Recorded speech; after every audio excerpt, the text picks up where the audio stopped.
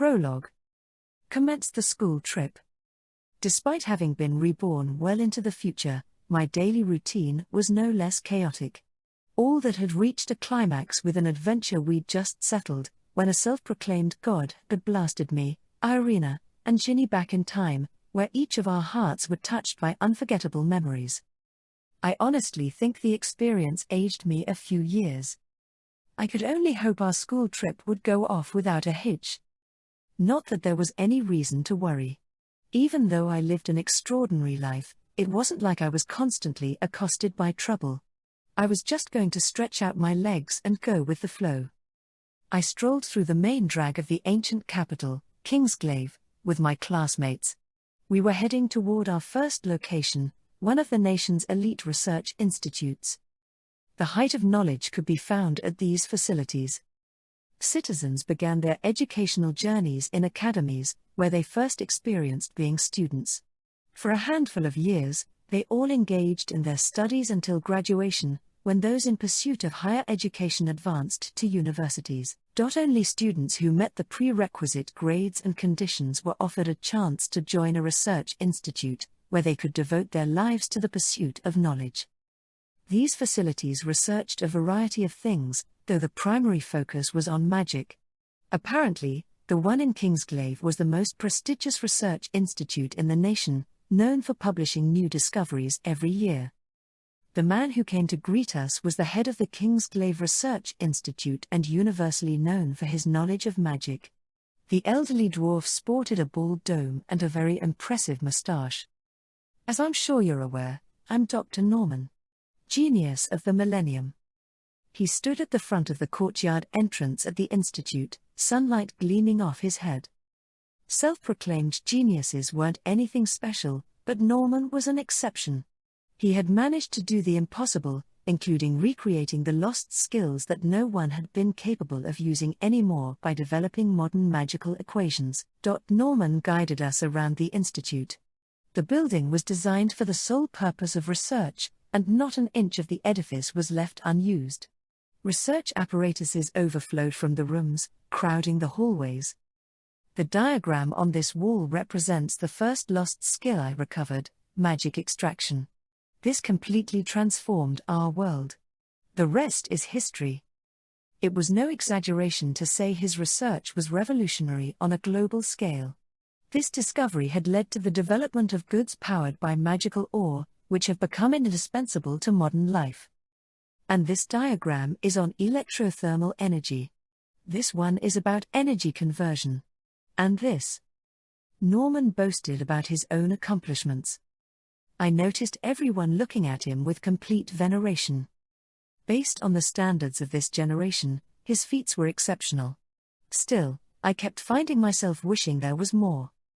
I must have been an open book, because Norman suddenly glared at me in the middle of his humble brag, his explanation.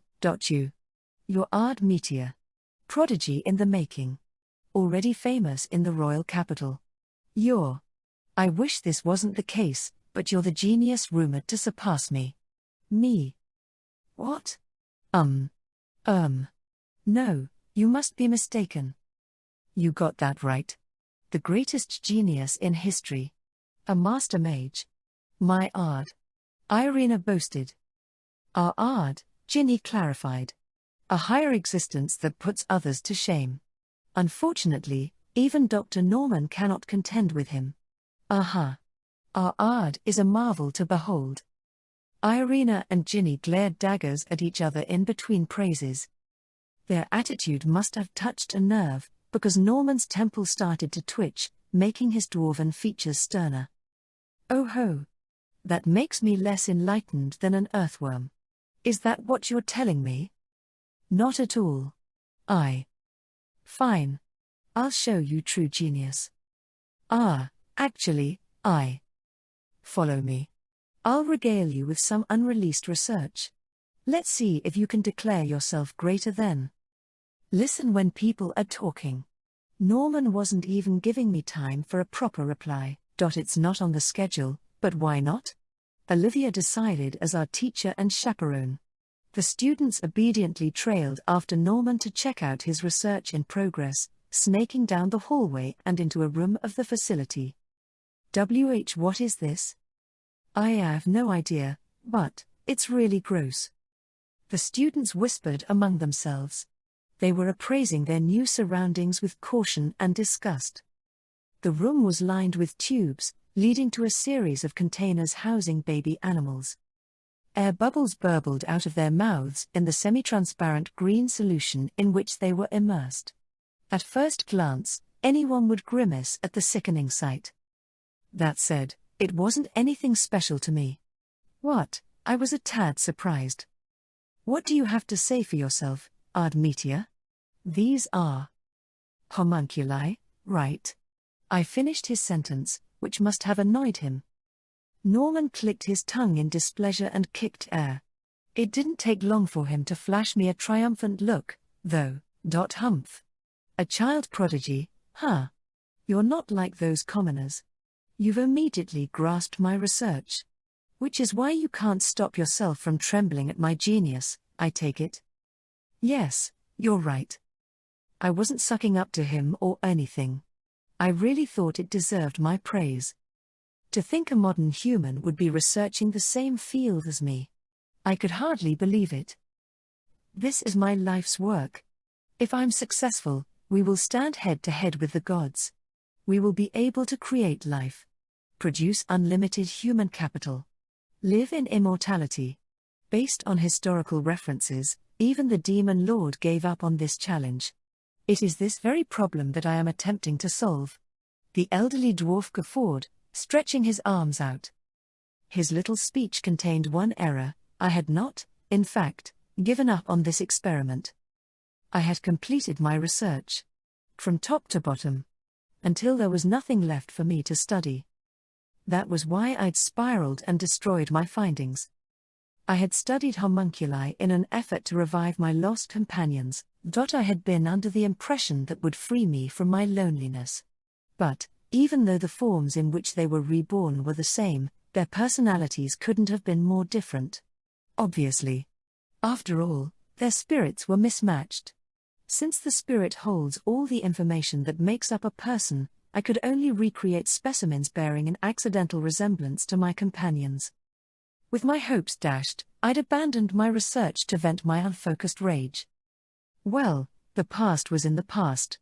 It was time to move on. The important takeaway was that Dr. Norman was an undisputed genius. According to a certain theory, anyone could create homunculi through the mastery of all magical subjects. It was the natural end point and took me over 100 years to get there. This man had achieved it in mere decades. He really was something else. Wahaha. Speechless? I don't blame you. Even though your brain is second-rate, I know you can see me for the genius I am. It didn't take me long to understand chaos theory, which, I might add, took the great Demon Lord years to develop. I've honed my magic and... Wait, chaos theory? I accidentally said out loud. You know, humans had a tendency to try and fix their mistakes. For whatever reason, they even went out of their way to right other people's wrongs. It was likely attributable to a particular sin, pride. That must have been what motivated me. Why bring up chaos theory? I asked. Homunculi are based on the third law of unpredictability. It only took me half a beat to realize I'd said something I should have kept to myself. Wait. The third law of unpredictability? That's, huh? Norman froze for a moment before looking down and clutching his head. No. Hold on.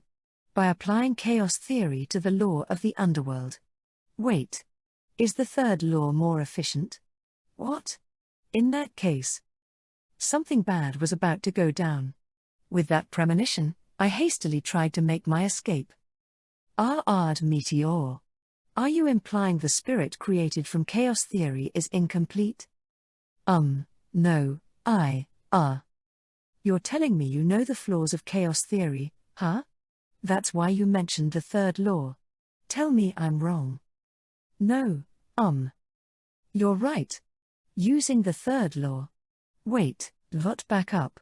If we apply the third law, the limit. Huh? Is it different from my hypothesis? The elderly doctor was a genius. A rarity. If he had been born in ancient times, we would have heard about him in myths. That was why he had managed to reach the same conclusion as me. Basically, he knew his life's work was more hackneyed than he'd thought. But that's only if you apply the third law. Then I'll just use another. No. There's no other theory to apply. In that case. No way. I can't believe it, he continued to mumble. Hair. He. He. He looked up at the ceiling with wide eyes and laughed. Hair. Hair. Wahahaha. I see.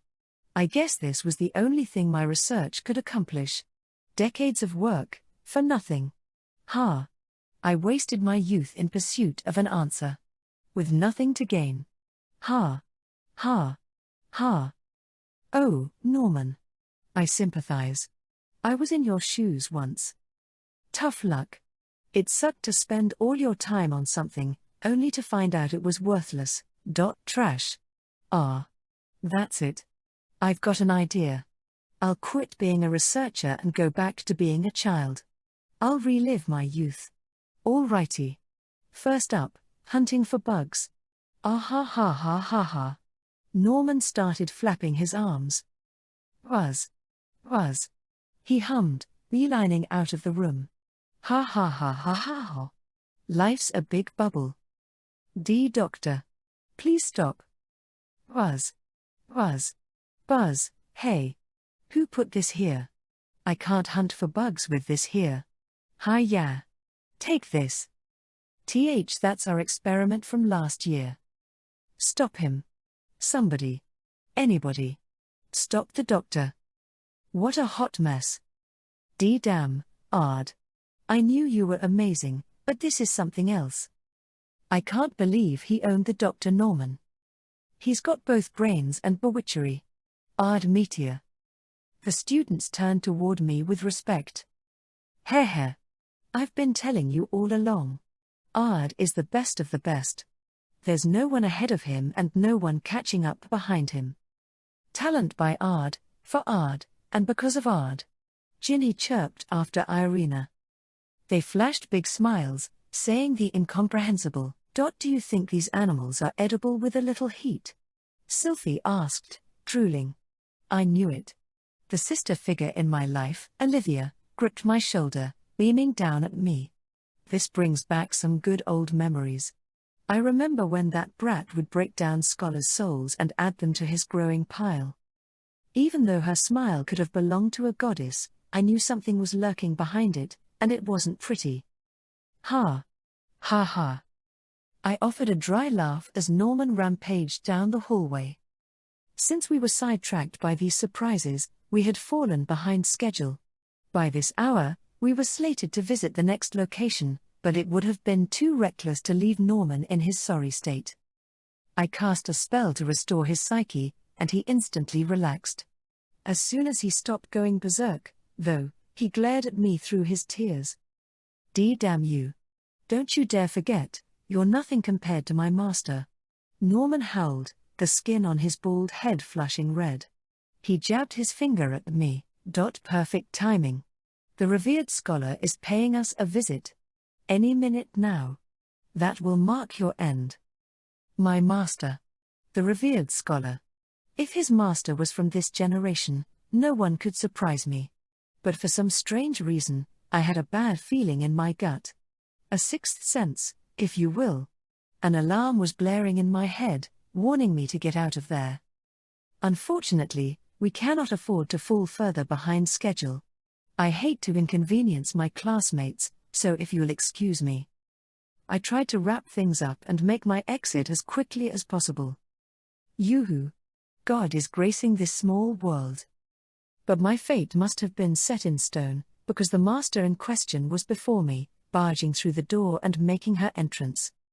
Though she had the form of a delightful girl, I could see a craftiness in her eyes that was beyond her years.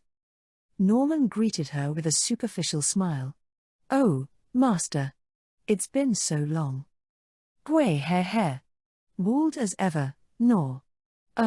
What's your name again? Norman. It shouldn't take you this long to remember it. She gripped her stomach in laughter, no clue what she found so funny. Her golden locks swayed, and Norman sycophantically rushed over to her. Well, Ardmetia, are you sorry now? This is my master.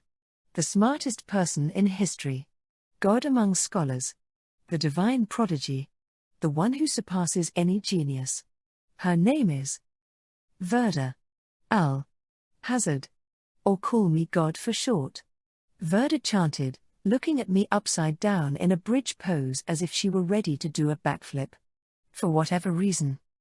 She flashed me a pearly smile. Verda al-Hazard. A genius. A natural disaster.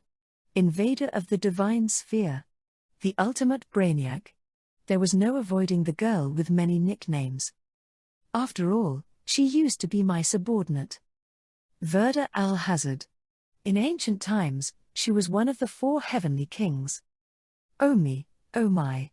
What do we have over here? Well, if it isn't Livy. It's been forever. How are you? Good, Olivia answered, looking like she'd aged a few years. Her beast ears were pressed flat to her head in irritation, but Verda smiled at her before gazing at us. Irina and Ginny jolted in place. After all, Verda had given them a hard time during our trip to the past. It was natural for them to be on guard against the same thing happening again. And look what the cat dragged in. Sylphie. A little reunion today, huh? Geez.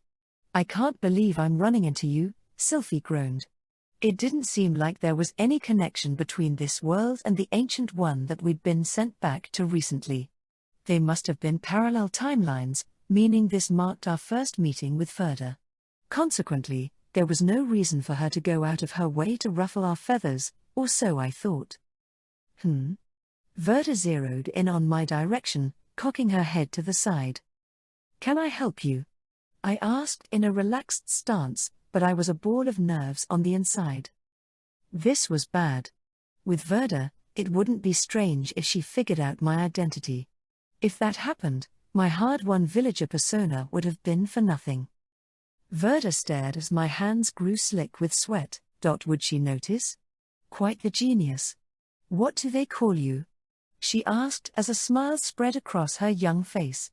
I haven't been busted yet. Huh. I let out a huge sigh of relief inside. Ardmetia. To be in the presence of greatness, Lady Verda, has been my greatest fortune. I bowed to her, and she didn't press me any further. Am I right to assume she didn't uncover my identity? I glanced at her face, sweating.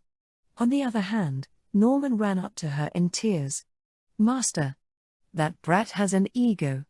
With my very ears, I heard him proclaim himself a god among scholars. Show this rude kid who's the true prodigy. Oh? I can't just drop that. Verda stared at me hard and smirked. Okay. I accept your challenge. No, please wait, Lady Verda. But not right now. I need a few days. Wait. I didn't. Heh. Enjoy the school trip to your heart's content. The final day will spell your end. Ha. Like master, like pupil. Neither listened to a damn thing coming out of my mouth. Hey. Did you hear that? Ard got in a fight with Lady Verda. He's really in for it this time. Nah. Ard's gonna show her a thing or two. Yeah. No one can stand against him. Nobody around me could have cared less about my feelings. Heh. This school trip is going to have us wired from adrenaline. Irina predicted. Taking down a heavenly king. Whoops, I'm drooling just imagining it, Ginny muttered. Do your best, Ard. I can't wait to see Verda get wound up. It's been a while, Sylphie cheered. I managed a dry laugh as they gazed at me expectantly. At this point in time, none of us knew Verda wouldn't be the only one who spelled trouble for me. I started to narrate in my head, pretending to foreshadow the events to come. I prayed in my heart my thoughts wouldn't become reality. Day 1. The spirit of Irina. I want to be a mom. Sunlight flooded the main drag of Kingsglaive, and Irina shouted this sudden declaration with her whole heart. Miss Irina? What brought that on? Hey! What's with that face? I see you cringing. No, well. You did just say you wanted to be a mom. I mean.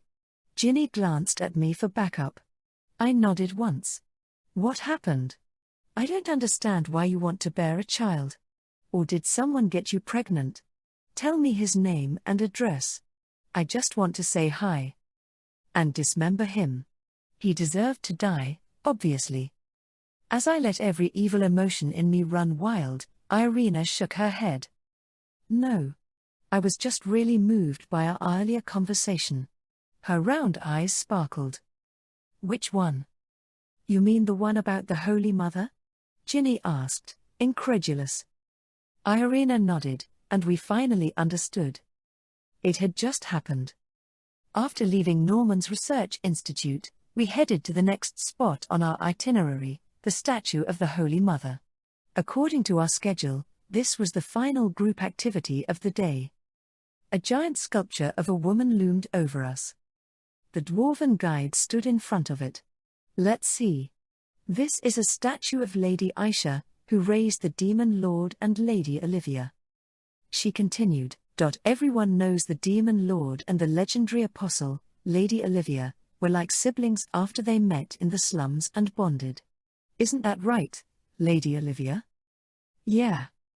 In the holy texts, the details of their difficult life are evident. Well, yeah. Left without parents, they craved affection. One day, Lady Aisha suddenly appeared and showered them with love as if they were her own children. You're not wrong. However, the evil gods found out about the Demon Lord's existence and set a wicked plan into motion, targeting the lives of the Demon Lord and Lady Olivia. Lady Aisha risked everything to save them, and they were set free, in exchange for her life. There, she met her tragic end. Tears streamed down the guide's face. When I looked around me, I saw all the students were in the same condition. Ah!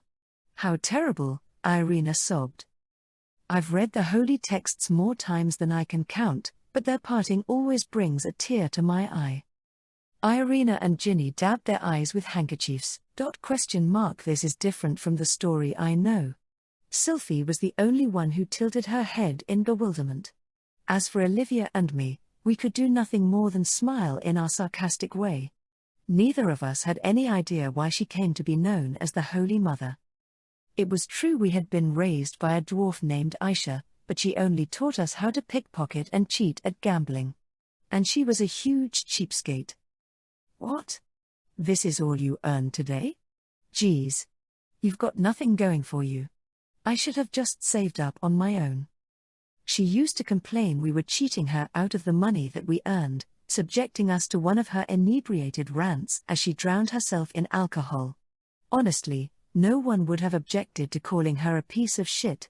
Obviously, I had no respect for her. Even the story about parting with her was complete garbage. Aisha didn't die. In fact, she didn't even protect us. She had used every means at her disposal to escape.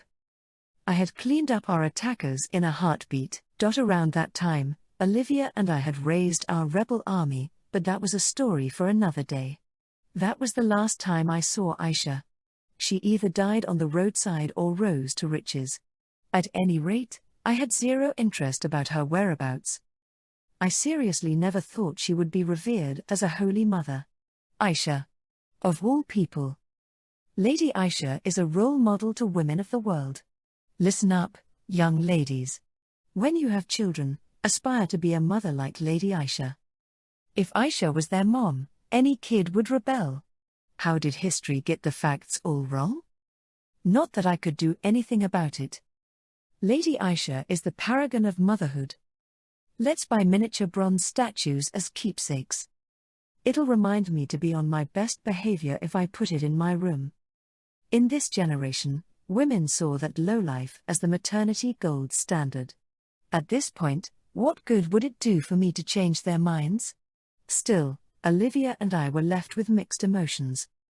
After listening to a series of fictions, it was time to break off into small groups. I was disturbed knowing those fake anecdotes would be handed down across generations. Irina felt otherwise. The story of Lady Aisha made me think of my own mom. Irina had a mother. As we all tended to. Not that I'd ever seen her. I always admired my mom. I think she's amazing, like Lady Aisha, which is why I want to be like my mom, too. I see. She didn't want to be a mother. She wanted to be like one. The tales about the Holy Mother must have ignited those dormant desires. I could see where she was coming from. It was like when my old creativity came back after reading books on architecture. It made me dream about building another castle. I'm not very confident I'll be a good parent to my children. I'm starting to doubt if I can even be a decent one, let alone one like my mom. Well, they say parenting isn't easy, but Miss Irina, I don't think you need to be concerned about that now. What do you mean? Don't you know where babies come from? What? Stop making fun of me. I obviously know where they come from. It's easy. Why you kiss the love of your life, and then, boom. Baby time. That's what Daddy taught me. Irina. Even I know that's wrong. Listen closely. Babies are brought by a stork. Heh, Sylphie chuckled. You're way off the mark, too, Ginny said. What? As I watched their exchange, I was thinking the same thing Ginny was. There was no reason for Irina to worry about parenting. Not now. I mean, she didn't even know how babies were made. I didn't have a problem keeping it that way. In fact, I wished she would never come by that knowledge. Even I knew she would eventually bear children, though. Imagining it made me want to murder the father. Irina was my best friend. She was almost like a daughter to me. There was no way I would let anyone touch her that way. Even though I wanted her to be happy, this was non-negotiable. I prayed she would never meet someone who would have children with her. I was in the middle of my thoughts. That was when the space near us fissured. All faces tensed as they witnessed the phenomenon, and not just the girls. Everyone in the area went pale. I get that the point of these incidents is they come out of the blue, but I sure do wish they would give us a break during our trip, I muttered, squinting to observe the sliver floating in empty space. It was slowly opening. Just as I heard a low thud, someone pounced outside. A person. An elf, based on the pointed ears. A girl. She seemed young, wearing our school uniform, even though she couldn't possibly be a classmate. The elven girl appearing before us looked like Miss Irina? Exactly. She looked like young Irina. Who are you? Irina hesitantly asked her mirror image, who looked back with a somewhat nostalgic expression. But that only lasted a second. Her bearing became determined as she straightened her spine. My name is Elis. A soldier from the future. We all gawked at her. Elis pointed at Irina. On this very day, something awful will befall you. I've come from the future to prevent it and protect you. If I fail, the world will be destroyed. A little girl had popped up unannounced and declared she was from the future. All eyes were on us. How should I say this? This was really bad. Elis.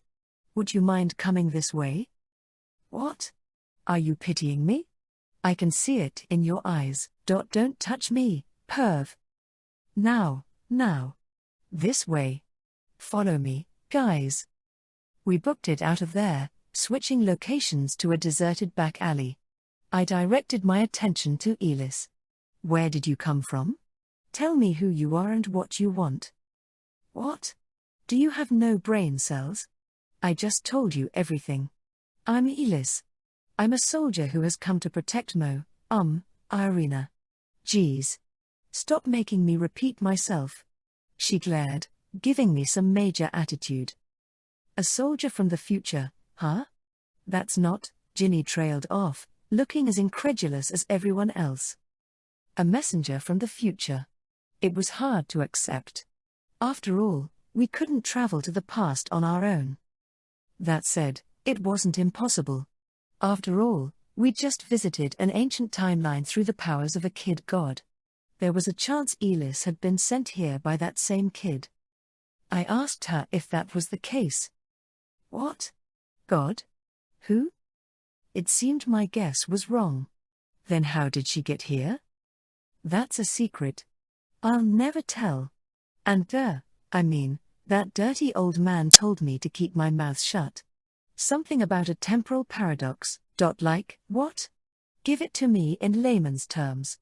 Elis pointed to me in anger for whatever reason. Ard, do you think she has any relation to the demons? It was definitely possible. But I couldn't figure out what their motive might be. If all this was connected to the suspect I had in mind. I cast a detection spell to investigate that possibility, procuring the location of a certain someone before casting a summoning spell. It only took a moment for a magic circle to manifest on the cobbled street. Smoke billowed around the summoned. The genius. The walking disaster. The magic scholar.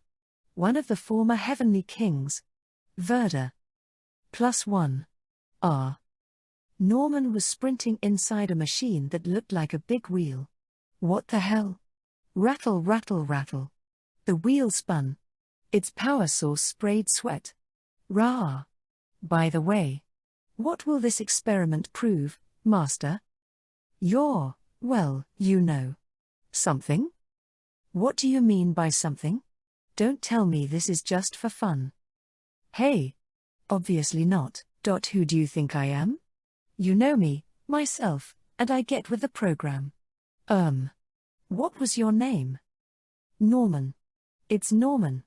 Could you please remember already? Oh, I suck at remembering the names of boring people. But I've been your pupil for decades. Seriously. What the hell was going on here? My cheek twitched. Pardon me, I called out to Verda. May I speak with you for a moment? Hey there. If it isn't Ard. What are you doing here? Oh. Looks like we're somewhere else. I guess you summoned us here. Yes. Let me cut to the chase. Time is of the essence. Is she yours? I glared at Verda, probing her for the truth. Elis had to be Irina's clone of sorts. I wouldn't put it past Verda to use her for some sort of stupid scheme.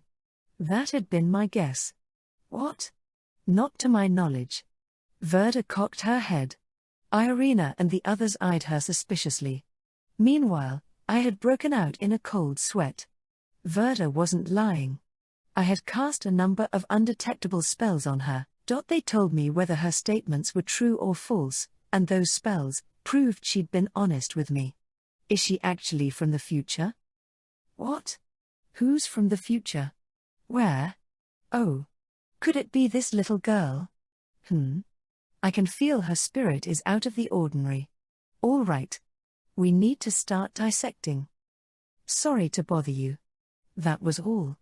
Please return to wherever you came from. I cast another spell and sent Verda and Norman on their way. Next up. Elis. Who are you? I said. I'm a soldier from the future, Birdbrain. She wasn't lying either. See, could it be true, Ard? Ginny asked. Yes. It seems safe to say she's from the future. That means. Irina started piecing things together. Something awful is going to happen. Sylphie yelped. We exchanged a look before staring at Elis. How on earth did this happen? There was no way around accepting it was the truth. Okay, Elis. And what might that bad thing be? No clue. Cool. And when will it happen? Beats me. Hey. Stop looking at me like that. It's not my fault. It happened out of the blue, okay? The world started collapsing out of nowhere, and when the pervert checked out the situation, he realized the world was gonna fall into ruin because an elf named Irina got caught up in some trouble. You're saying you don't know anything else? Uh-huh. and something about disturbances in space-time and some observations, but I tuned it out because I didn't get it. I see. I couldn't stop a long sigh from leaving my lips. My instinct is to lock ourselves away in another dimension. We can wait there until the day ends. How's that? That won't work. That's what I mean, that creep told me. Even if we isolate Mo. Irina, we can't alter the incident because of causality and facts, or whatever. Causality and facts, huh? Unless we rewrote destiny, any effort would be in vain. The incident would be set in motion, even if we resisted. Which meant we couldn't alter the danger set to befall Irina. Then there was only one solution. When it all goes down, we will take out the ones who intend to harm Irina. That's our only option. Great. Finally, something I can understand, Sylphie exclaimed. We have Ard with us, so I don't see an issue, Ginny added. Everyone except Elis seemed relieved. I knew Irina had more faith in me than anyone else. There wasn't so much as an ounce of fear on her face. In fact, she let her lips form a gentle smile. We'll wait until it happens. That's all we can do. We can't change anything by worrying. There is one thing we can do to pass the time, though, Irina suggested. Travel. And you're coming, too, Elis. Okay. For whatever reason, Elis warmed up only to Irina. With a huge smile, she buried herself in Irina's chest. We left the back alley and started on a new journey with Elis in tow. So this is what Kingsglaive looked like. Does it look different in the future? Yeah. Not as many people. This feels new. Elis's eyes sparkled as she eagerly took in her surroundings, like a typical tourist. Hey, Mo, Irina. I'm hungry. Ooh, I wanna eat that. Honey bread? Sure, I'll buy it for you. Yay. I love you, Mo, Irina. Irina and Elis trotted over to the stall. I watched this exchange feeling as though. Nom nom. This is great. Is there bread in the future? Yeah. Our time periods aren't too far apart. Huh. You seem to be enjoying it. Nom nom. That's because. Om nom. Eating is. Munch. My second favorite thing. Nom. Le. My throat. Here, have some water. Ah. I thought I was gonna die. Chew. Didn't your mother teach you that? Yeah. Sorry, Mo, Irina. You don't need to apologize to me. By the way, you just said eating is your second favorite thing in the world. What's better than eating? Spending time with Mo. Irie. I think I can say this. Spending time with my mom makes me happier than anything else in the world. Me, too. The two smiled at each other. It made me feel as though they're like mother and child, Ginny said. Well, that was true. They were basically doppelgangers and had immediately developed a bond that gave no indication they were strangers. On the outside, maybe Elis was just her doppelganger. It was still in the realm of possibilities. I wanna eat that one next. Please, Mom? Oh. Sorry. I meant. Ha ha ha. Don't worry about it. When I was your age, I accidentally said that to ladies in the village, too. Why, yeah. It was an accident. Sorry.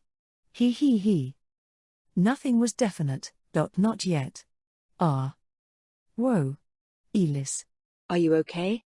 You need to watch where you're going. Otherwise, you'll trip again. Ah.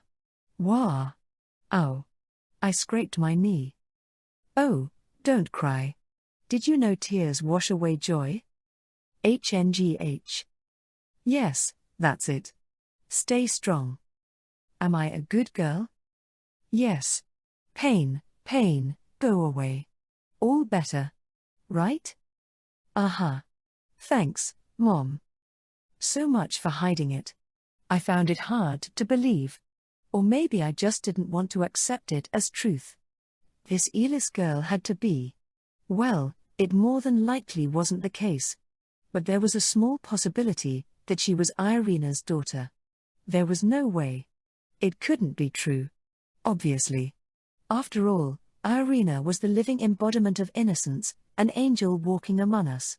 If she received some random guy and bore his CC child, it was absolutely inconceivable. I would never let that happen. If it did, I would never consent to Irina becoming anyone's wife. Never. Ever. Hey. What's wrong, Ard? You look so ogly, Sylvie observed. Don't worry about me, just planning to rip the limbs off an imaginary enemy, cough, future husband, cough. Now I'm even more curious. What's up with you? Ignoring her dubious stare, I let my imagination run wild for a long time. Day fell into evening. Under the darkening sky, Elis was no longer smiling and chatting exclusively with Irina. Ginny and Sylvie had managed to infiltrate her inner circle as well. It didn't take Elis long to open up to them. But even though Elis had warmed up to practically everyone, I was somehow the exception. Elis, careful where you're walking. You'll trip again. I don't need you telling me that. See example above. Elis, want anything else to eat? Geez. Didn't you just watch me shovel food in my mouth? And another case. Eli. Can it? Your breath stinks. Case. In. Point. Where did I go wrong?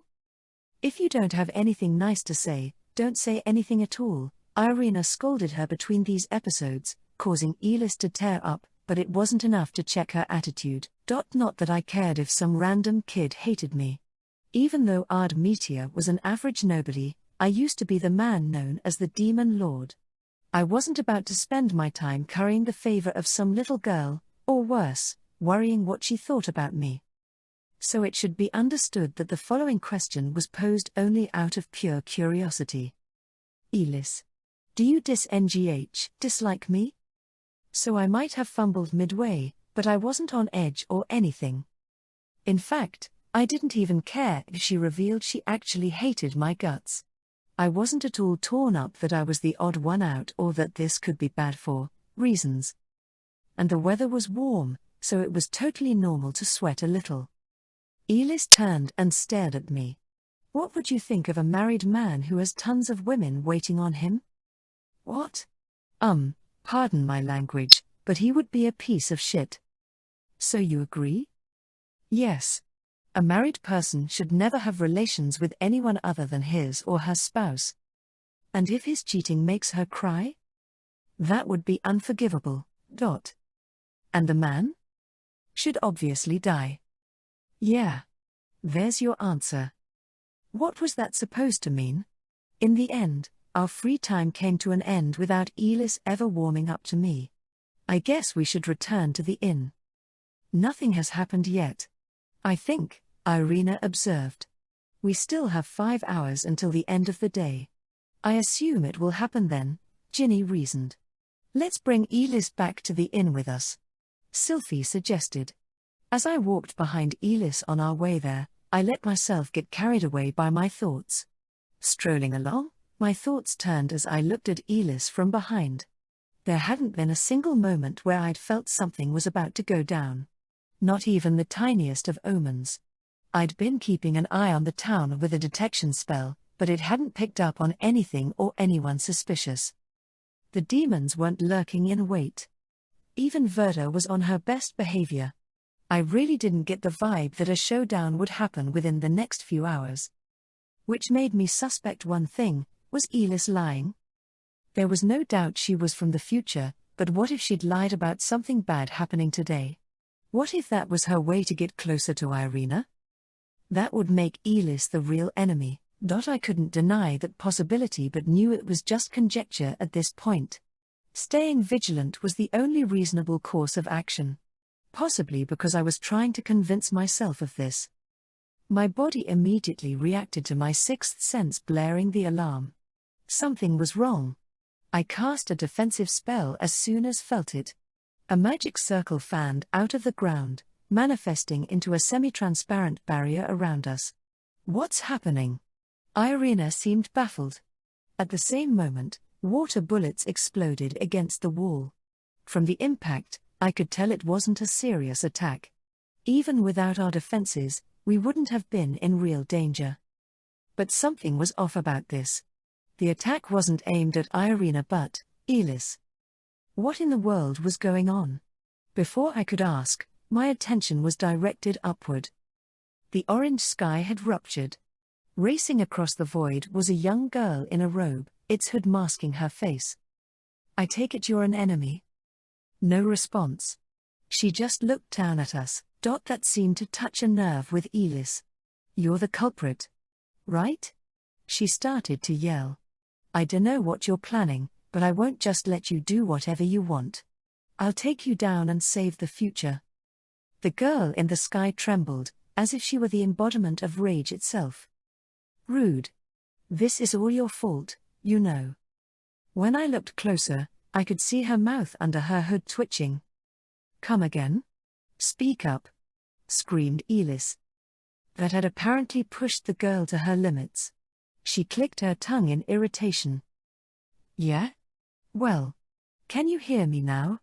My generation is in shambles. Because of you. There's been a shift in the space-time continuum, creating a paradox. Because you meddled with time. What are you talking about? Oh, come on. Did you have no brain cells when you were younger? Fine. I'll explain it in a way even you can understand. The young girl grabbed her hood with her hand and yanked it down. One look at her face and... I'm Iris. A soldier from the future to make you return to your own time. It's time to go back to the future, Elis. Iris was the spitting image of Elis and Irina. What do you mean, you came from the future? Elis was shell-shocked by this unexpected twist. The rest of us were more or less shaken. Hey, Elis. Is she your friend? I have no idea who she is. Elis started to perspire. Iris glared daggers at her. Duh. I'm from further in the future than you. What? This only seemed to confuse her. Meanwhile, I was beginning to get a grip on the whole picture. Iris, right? Can I ask you a few questions? What?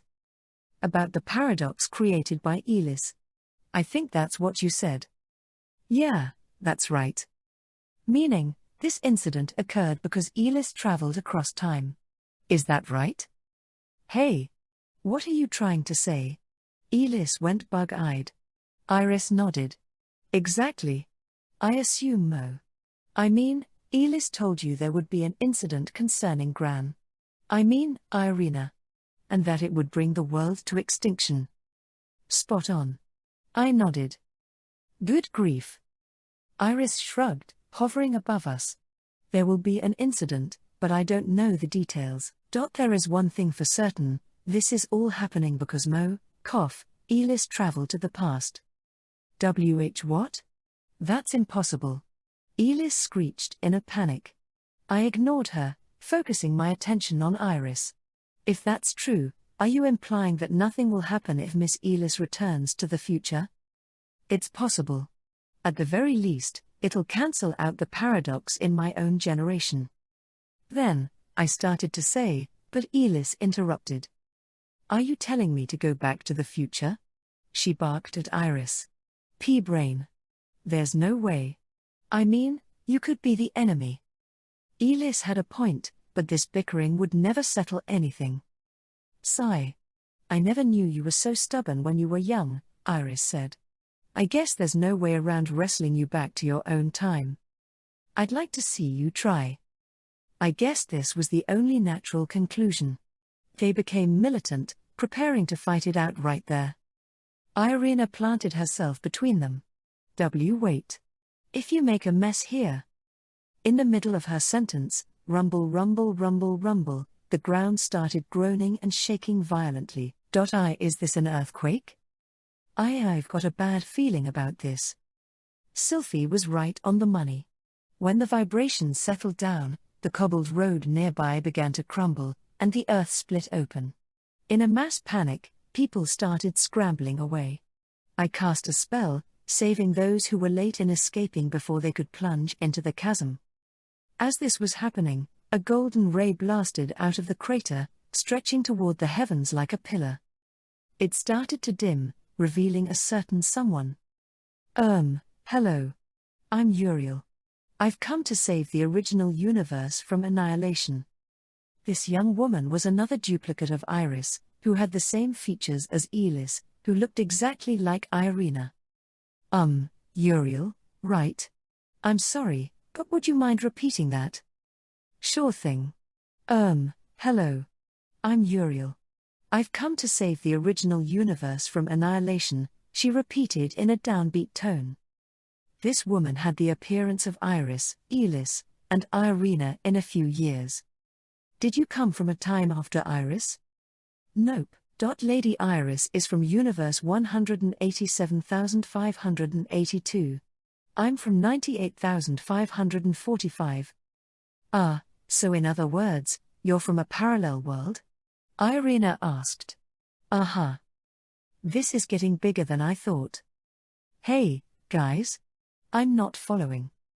I sympathized with Ginny and Sylphie, but somebody had to get the ball rolling. I must have looked like I was wasting away. And, what's your goal? Oh, right. I need to stop Elis and Iris from fighting. By engaging in battle, universes 84,858,817,422 to 108,548,758,445 will be annihilated. If you continue, all original universes will continue to die out, until every reality is destroyed. Including this one, Universe 487.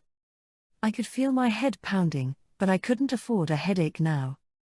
So basically, nothing will happen if Iris and Elis don't fight, and they return to their own worlds and their own time periods, I guessed. And that will save these original universes, or whatever, from annihilation. Exactly. If I was being honest, this talk about infinite universes was a situation all on its own. Velp. No use worrying about that now. There was a greater problem that needed my immediate attention. Who are you? I swear you popped out of nowhere, Elis exclaimed. You're suspect. I don't trust you, Iris added. This was an issue. This could be a problem. Yggdrasil was right. I can't stop the two without trust, so I'll have to resort to force. I was hoping we could end things without a scuffle, but, well, I suppose this is out of my control. In that moment, Uriel seemed thirsty for blood. Shining blades flashed behind her. This is going to sting, but please try to endure it, she suggested, facing Elis and Iris and raining down the blades.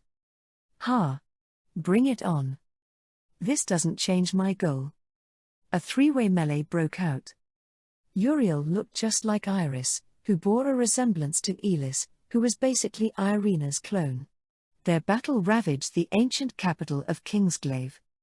I'm guessing this is Elis's dangerous incident, I murmured. I cast a detection spell to gather the status of the town and a defensive spell over any signs of life. This would prevent any casualties. As seconds passed, though, the surrounding buildings started to crumble. We were standing in the very center of the main road, observing the mayhem, but our view started opening up as more edifices were blasted into smithereens. We eventually ended up with a panoramic view of the vanishing city, even though we were on flat ground. Ard. We have to stop them. Oh, or else the town will. Ginny pressed. You're right. I crossed my arms, looking conflicted. I could have stopped them in about 2 seconds. But I actively chose not to intervene. Why? Because watching this capital burn felt so good. Obviously, Kingsglaive wasn't built overnight. It had taken a great deal of work, and I had grown attached to it. But this place was the source of my trauma. And it was all Lydia's fault. See example below. Ac. Watch out for the stage where the demon lord was once a jester. They were referring to the tiered stage in the middle of the road, destroyed just a moment ago. As the story went, the demon lord had dressed as a jester for the people's amusement, but they couldn't have been more wrong. It hadn't been of my own volition. I was forced into the role after losing a game. There had been a time when Lydia would frequently pop in to pick fights with me. Back then, I hadn't been used to her ways, so I was always the loser. That was where this stage came into the picture. I win. As your punishment, I order you to dress up as a clown and put on a show. Don't be ridiculous. A ruler would never. Bok bok. Chicken. I guess you're a ruler with no talent in the arts. My bad. I never would have guessed you didn't have a funny bone in you, since you walk around with that huge ego and… Who are you calling a chicken? I can do anything. She'd totally set me up. I had a stage constructed in the most crowded part of town and put on the performance of a lifetime. Lydia had been the only one in the audience who'd laughed. The general public had cringed at their king's desperate show. My heart had been crushed. At least now one of the reminders of that traumatic event had been destroyed. To be honest, I was feeling pretty good. Ac. Look out for the bridge where the demon lord streaked. Amazing.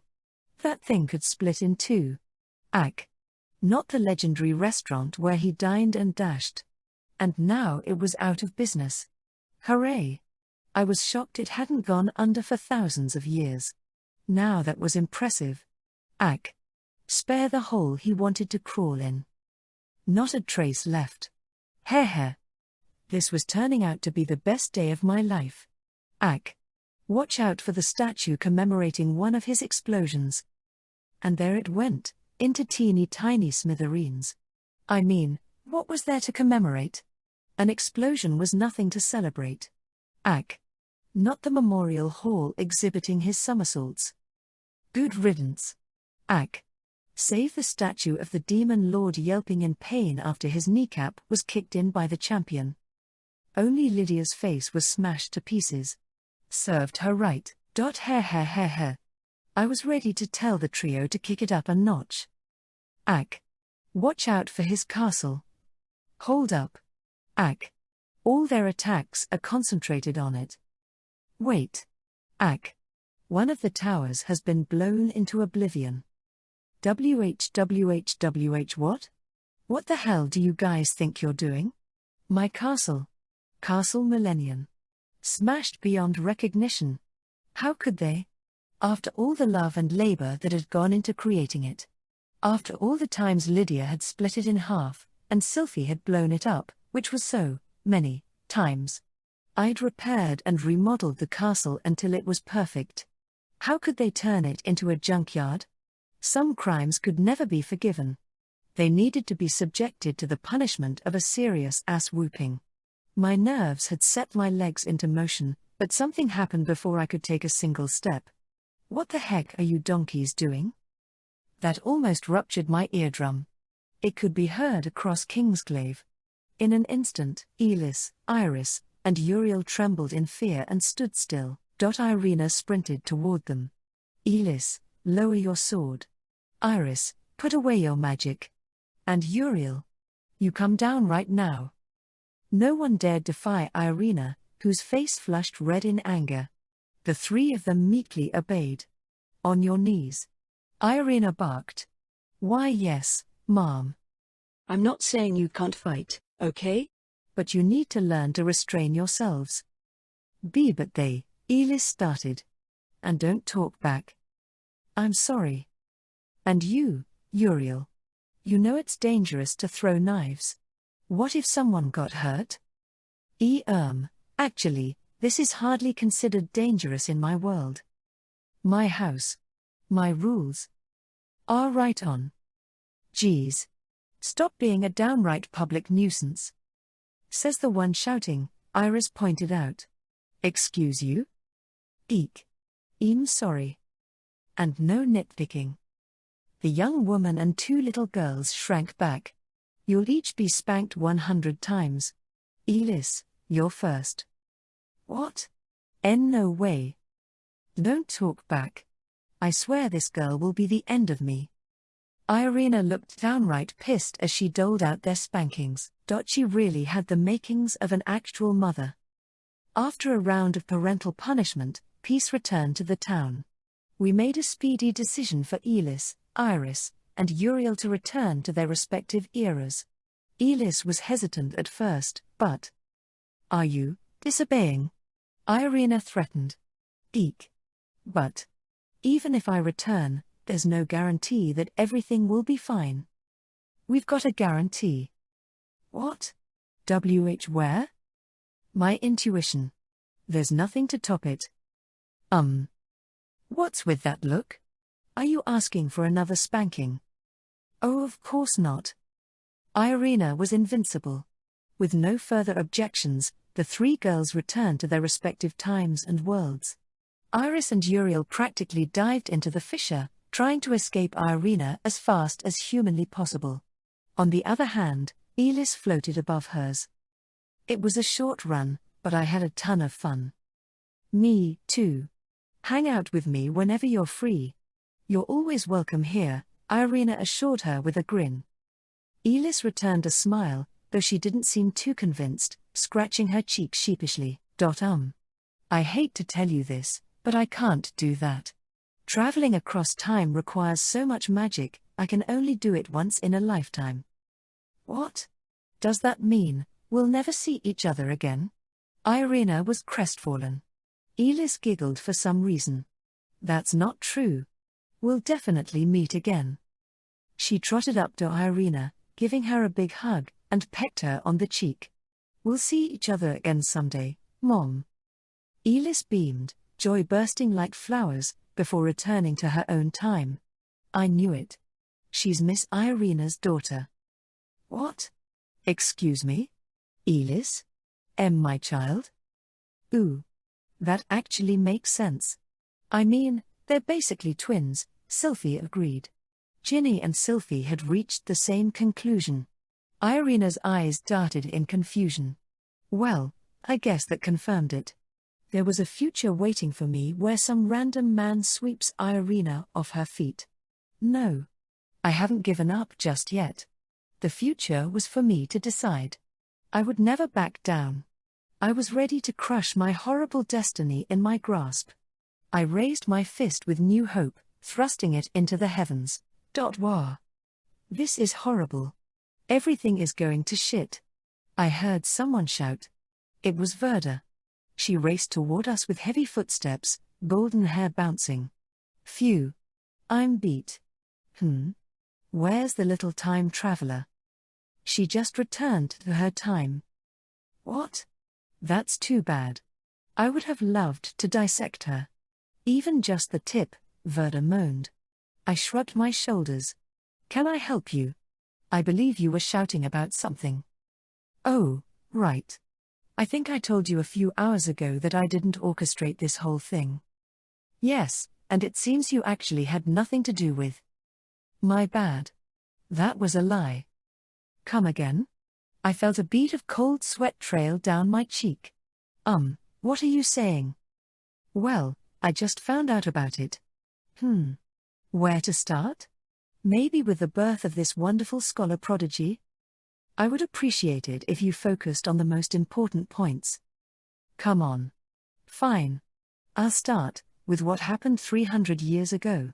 I was creating magical tools to interfere with parallel worlds, but I gotta say, it was pretty tricky. Even my divine intellect was having a tough time. And you abandoned your experiment? No way. A good scholar never knows when to give up. I trudged forward with my studies. I finally managed to figure out the prototype, but something went wrong, and the thing wouldn't work. I see. You were ready to begin the experiment, but it wouldn't cooperate. Aha. Even though I'm as mild as they come, I totally blew my fuse. I started screaming at it, why can't you listen to what I'm saying? Why do you make eyes at other people? Sure. But it wouldn't budge. So I reached the end of my rope. I was like, fine. See if I care. I never want to see you again. I kicked it to pieces and then found a new lover, experiment to help me forget all about it. This is about an experiment, right? Because you're making it sound like a love story. It's been 300 years. I've moved on. But one look at Elis, and all my feelings came rushing back. I thought I was over it. But it's been eating away at me. You are talking about some device, right? Because it's starting to sound a lot like an X. I went to go see it for the first time in a long while, and I found out it had turned on. While we were taking a break for all those years, it had started to operate. I had to ask if it was trying to toy with my feelings, but I got no response. I mean, it's an inanimate object. Just a magical tool.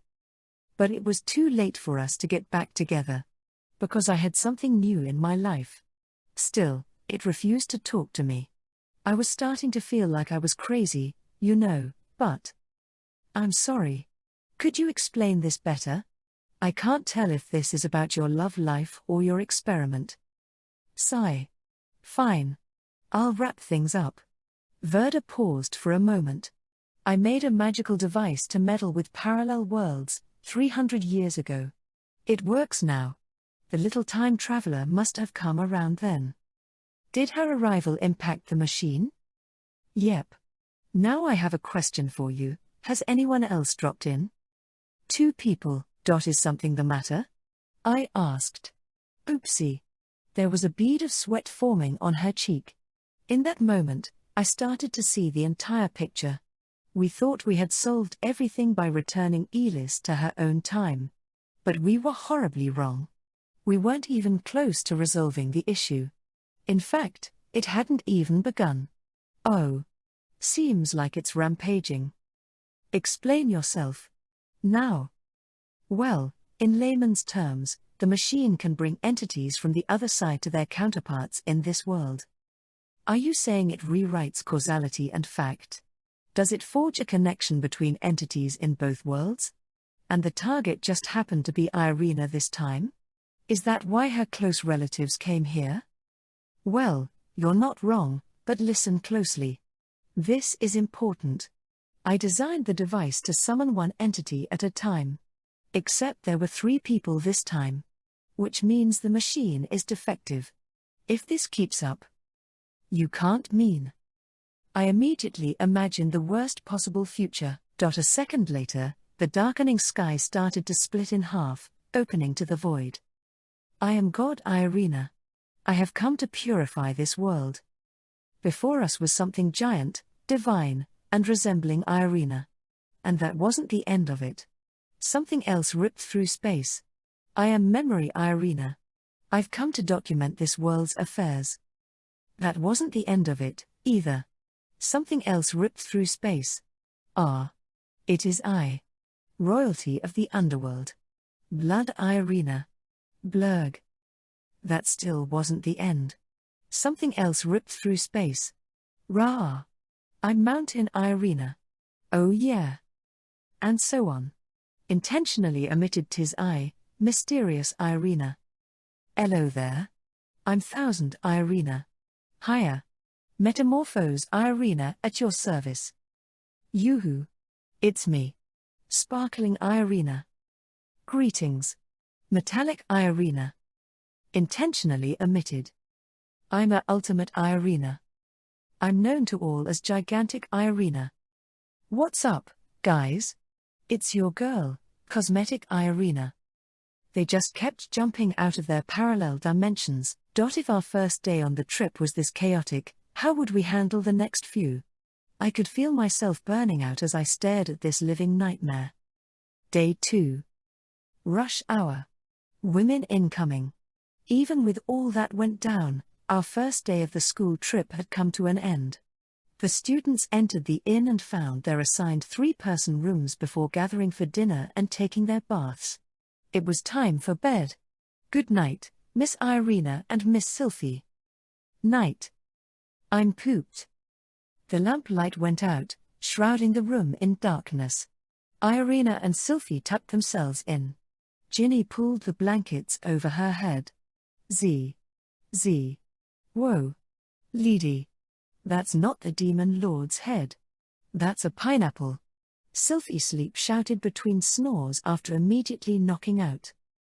Ginny could already tell this would be a sleepless night. Are you awake, Miss Irina? I don't think anyone can sleep through this. True. Should we try reducing the noise? About 15 minutes later. Gar, ah. Bar. Blurg. Yeah, no, dot. Nothing had worked, gagging her, blocking her nostrils, scribbling on her face. Everything had made the problem worse. Sigh. I guess we just have to deal, Ginny lamented. Let's stay up until we can fall asleep. They nodded and began to make small talk. Even though it seemed they were at odds all the time, they had no reason to get heated without Ard. Just as long as he wasn't involved. After 2 hours, there was nothing more for them to talk about, until Ginny finally broached the forbidden subject. Hey, Miss Irina. Do you have a crush on anyone? It wouldn't feel like a sleepover without that question, Irina chuckled sarcastically, falling into silence. She didn't need to say anything. Ginny made no attempt to press her. They started chatting about their romantic experiences that didn't involve the guy in question, everything from their first loves to their ideal partners. Eventually, though, it all circled back to him. I just can't find it in myself to co-sign your dream. Just the thought of a harem makes me sick. I doubt we'll ever see eye to eye on the matter. I just don't get it. How can you be okay with other girls hanging around your crush? I don't think one person is enough for him. Ginny had thought she was certain about this, but something in her heart made her unsure. Gosh. If you're actually okay with that, then I don't have anything else to tell you. Except for one thing, this is the one time I won't let things go your way. Right back at ya, Ginny replied. The conversation started to die out, leaving them heavy with drowsiness. Even with Sylphie causing a racket, they might have been able to sleep now. Let us save this for another time. Night. Irina and Ginny closed their eyes, and the commotion started fading further away, until Ginny let her consciousness slip away completely. When she came to her senses, Ginny was standing in a forest. There was a warmth that made her feel as if she'd landed in a fairy tale. The place was far from normal. The sun in the sky had a chiseled face and a smile that was way too bright. The bugs in the forest chirped in a peculiar way. Dum. Do-do-dum-dum. Dum. Do-do-do-do-do-do. Dum. Do-do-dum-dum. Do-do-do-do-do. Dum. This blaring chorus rang through the air as small animals danced madly on their hind legs. This is a new kind of nightmare. Ginny frowned. She just wanted to wake up. Despite trying every means available to her, though, she couldn't manage to rouse herself. Oh, geez. What am I supposed to do now? With the chorus of bugs and dancing animals in the background, Ginny crossed her arms. Hayuk, hayuk, hayuk. Hello, little lady. Would you like an apple? I'm good. Let me finish, buzzkill. Someone barked back, kicking the ground in rage. Surprisingly, it wasn't an old woman in a black cloak. Why are you in my dream, Lady Verda? Verda. One of the former heavenly kings and legendary troublemaker. Heh. Even though this seems like a dream, you aren't dreaming, Ginny, but I've entered your subconscious for a certain plot. Hey! Listen to me. Stop climbing that tree. I thought I might wake up if I jumped. Geez. I can't believe you'd even try. I mean, you barely know where we are. You should fear the unknown. Holy shit. Even I'm surprised. Modern humans are out of their damn minds. Says you. Anyway, how can I help you? Oh, right. I veered off on a tangent. Let's get down to business. Verda broke into the creepy smile that was constantly gracing her childish face. She lifted her right hand toward the sky, her palm facing up. It immediately began to shine. Whoopsie. Wrong one. Ginny watched as a sacred sword or something materialized and Verda chucked it to the side. Her palm began glowing again, and a few moments later, a tiny bottle appeared in her hand. It was filled to the brim with a clear liquid. What's that? Something you're dying to have. A love potion. Ginny raised a brow. A love potion? Don't need it. Oh, really? I can practically see your heart on your sleeve. What do you mean? Don't you want to be everything to Ard? Ginny went silent. If Verda had asked her earlier, she would have immediately retorted it was impossible. Now, though, something was stopping her. What was it? Verda seemed to be listening to Ginny's internal monologue, flashing a wide smile and answering for her. Because you finally found some confidence, Ginny. You used to be a negative Nancy before you met him. Even after you became acquainted, things didn't immediately change. You had a weird way of approaching things. Why that? I mean your harem. Ginny tried to argue, but realized she had nothing to say. After all, she couldn't refute Verda's assessment. It was all because you were dunking on yourself. You never thought you'd be enough for him. You didn't let yourself think you could be the only object of his affection. There was no way. You used to think backward, but now, things have changed. Verda pointed at Ginny. You've grown in body and soul. More than anyone else, but more than Irina, your rival. That's why you stopped hating yourself, and you've been freed from those strange thoughts. Verda approached slowly. You're not who you used to be, she whispered. That's why. You have the right to make him yours and become his everything. What a sweet temptation. It certainly didn't make her feel bad about herself. But, she just couldn't bring herself to admit this. I don't intend to make him mine. He should be a lover to everyone. And I think I'm most attracted to him when he's surrounded by other girls. It sounded like Ginny was just stringing random words together. None of it seemed to come from her heart. Verda gave voice to the shadows of doubt that she'd clearly recognized. The corners of Verda's mouth curled up, as if she could read Ginny's mind. The scholar held out the small bottle in her hand. Well, it's up to you. No harm in taking it. Right? Do I take it or not? Ginny hadn't made up her mind, but her body started to answer honestly for her. Before she could stop herself, her left hand went for the bottle as if drawn to a lure, and accepted the love potion.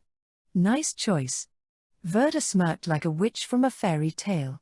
Okay. Now that that's out of the way, allow me to lay out the rules. What rules?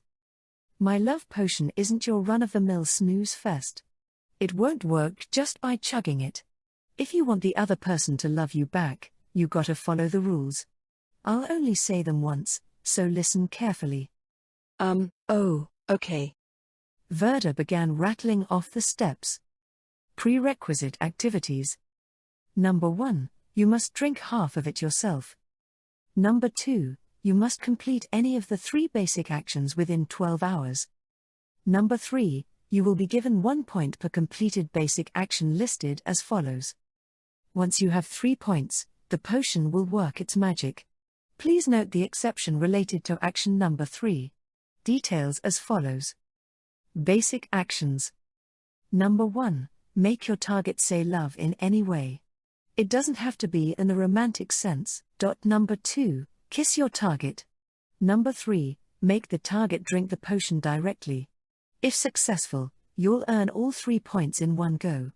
With that out of the way, we'll commence a fair fight.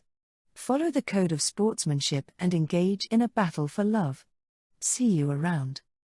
As soon as she started to wave, Ginny began feeling woozy. Verda knew it wouldn't even take 3 more seconds before she woke up.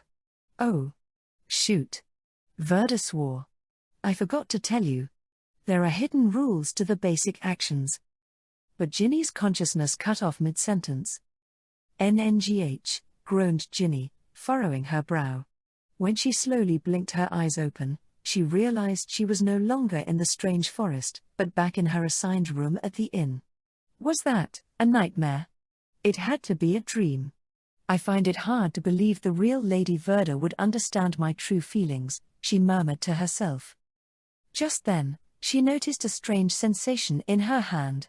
Ginny slowly withdrew it from under the covers. This is. Her fingers gripped the small bottle Verda had given her in the dream. The clear liquid swished in the darkness. Whispered Ginny, her voice melting into the night.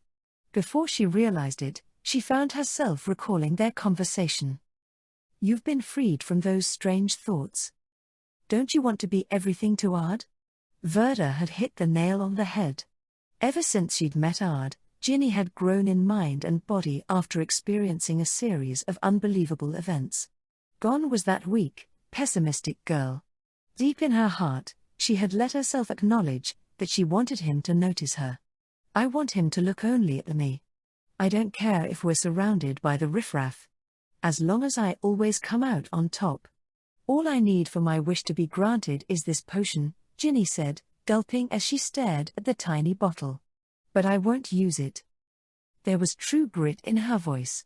If she used the love potion, it would be all too easy to steal his heart. Ginny wasn't weak enough to employ this spineless tactic, though. Her pride wouldn't allow it. She would use her own charm to capture his heart. It was part of her identity as a succubus, passed down for generations. Apologies, Lady Verda, but I need to decline your offer. Ginny got up to toss the potion away. NNGH, moaned Irina in the bed next to her as she slowly opened her eyes. For a few moments, Irina shifted under the covers before sitting upright. She must have needed to use the bathroom or something. Ginny didn't think anything of it, until… What's that bottle? This is… Ginny scrambled to come up with an excuse. Before she could think of something, Ginny's eyes caught a glimmer in the dark coming from Irina's hand. It was a small bottle filled with the love potion. Miss Irina. Is that bottle? I guess I wasn't the only one who dreamed about Lady Verda. For a few moments, all they could do was breathe and take in the situation before they sat down on their beds across from each other. Befuddled, they clutched their little vials. Silence hovered over them, until Irina nervously piped up. What should we do? After a little sigh, Ginny decided to share her thoughts. I'm getting rid of mine. Yeah? Obviously. What satisfaction would I get out of being loved this way? I hear you. I want him to choose me on his own. Don't you agree? I'm totally with you. Only a coward would use this potion to steal his heart. Exactly. I don't have anything else to say. Miss Irina. Let's throw these out together. No thanks. What did she just say? I must have misheard you. Which part? Well. I thought I heard you say, no thanks. What about it? What? Let's clear this up. I don't intend to use the love potion. It's the coward's way, after all. And you agree, right? Right. Then, you know what we need to do about these bottles. Are we going to use them? Let's say it together. No. Says you, and you have every right to choose that path. But don't force your decision on me. That's not what I'm trying to do. Didn't you just agree with me? Don't you think it's pathetic to use this potion? Yeah. And what would be the logical thing to do? Throw it away, I guess. You do understand. Okay. Let's get rid of them. Nah. Why not? Why wouldn't I use it? With this, Ard will only have eyes for me. That would be a huge weight off my shoulders. Nothing you dangle in front of him will tempt him anymore, and I won't have to be annoyed by you. It's perfect. Please wait just a second. Ginny's head was starting to pound. She pressed her temples. Don't you have any pride? Won't that break your heart? You just said you knew it would be pathetic. Then why would you choose to use it? Well, yeah, it would hurt my pride. And my heart. I wouldn't want to use it if I had another choice. But, Ginny repeated. Irina sighed, forming a belligerent smile. If this crushes your plans, my pride can go to the dogs. Ginny's cheek twitched involuntarily as she processed this challenge. Right. This had always been the case. Such was the nature of their relationship. They weren't necessarily on bad terms, but they refused to compromise once their minds were set on something. Until this issue with Ard was resolved, nothing would change. Hey, Ginny. I don't know how you feel about me, but I think. Oh ho. Don't bother. I feel the same way. They snarled at each other, sharing the same sentiment. She's my enemy. Miss Irina. I've always hated you. After all, you've always been his favorite. You're lounging in the place that I want to be. Yeah? Well, I hate you, too. You keep wedging yourself in between me and Ard. You're the most annoying person in the world. Heh heh heh. He he he. Though chuckles poured out of their lips, their eyes shot death glares at each other. I'll take you down, Miss Irina. I'm gonna crush you, Ginny. The curtains rose, commencing a bloody battle between two maidens in love with the same man. Early that morning, the students started waking up and filling the inn with chatter. Ginny and Irina each held their love potion to their lips, downing exactly half of it. Ready? Start. A dialogue box popped up above their heads. I hope you won't regret the next 12 hours. Oh, please. I'd bet my life I'll beat you. Victory will be mine. Both girls wore the stern look of a general heading to war. After that, they shook Sylvie awake and headed for the cafeteria side by side. The other students had already made their way to the dining hall. Good morning, Ard. Irina dashed forward as soon as she caught sight of him, like a happy puppy welcoming her master. Good morning, Irina. You're in a good mood as always. Aha. Because I'm with you. Irina grabbed his arm with a smile as bright as the sun, and pressed up against him. His arm was squished and squashed between her breasts, as if she was trying to show off to Ginny. This is normally where I'd grab his other arm and turn up my charm, but not now. Miss Irina. You've made a poor choice. Ginny intentionally kept her distance from Ard as they ordered breakfast and brought full trays back to their table. Even as they went to put them down, Irina remained glued to him. Hey, Ard, can I sit next to you? Of course. Yay. Thanks. Irina planted her tray, inching close enough to rub shoulders with him. Then she looked at Ginny and snorted. She's clingier than usual. She's trying to provoke me. How pathetic. The race has just started, and she's already made major miscalculations. Ginny sat across from Ard with Sylvie. Is something wrong, Ginny? What? Nothing. It's just that you usually. Ard must have picked up on the fact that she wasn't sitting next to him. She answered him with a smile. Oh. I just want to sit here today. It gives me the perfect view. Because she could respond appropriately to any situation. If she were on the offensive, she would glue herself to his side, too, because it would give her an advantage to catch him saying love, kissing him, or making him drink the potion. However, offense wasn't the only part of the game. Defense was just as important in this equation. In that case, Ginny was in a prime position. By maintaining a moderate distance, she could keep an eye on her opponent. Ginny could react instantly if Irina exhibited any suspicious behavior, and she could switch to the offensive if the opportunity presented itself. The biggest downside was that she couldn't go in for a kiss, but this was part of her elaborate scheme. I'll start with basic action number 1, and focus on getting him to say love. My opponent will let her guard down if it's obvious I can't kiss him. That's when I'll go for a surprise attack and plant one on him. Even though this distance doesn't make things easy, I have my ingenuity.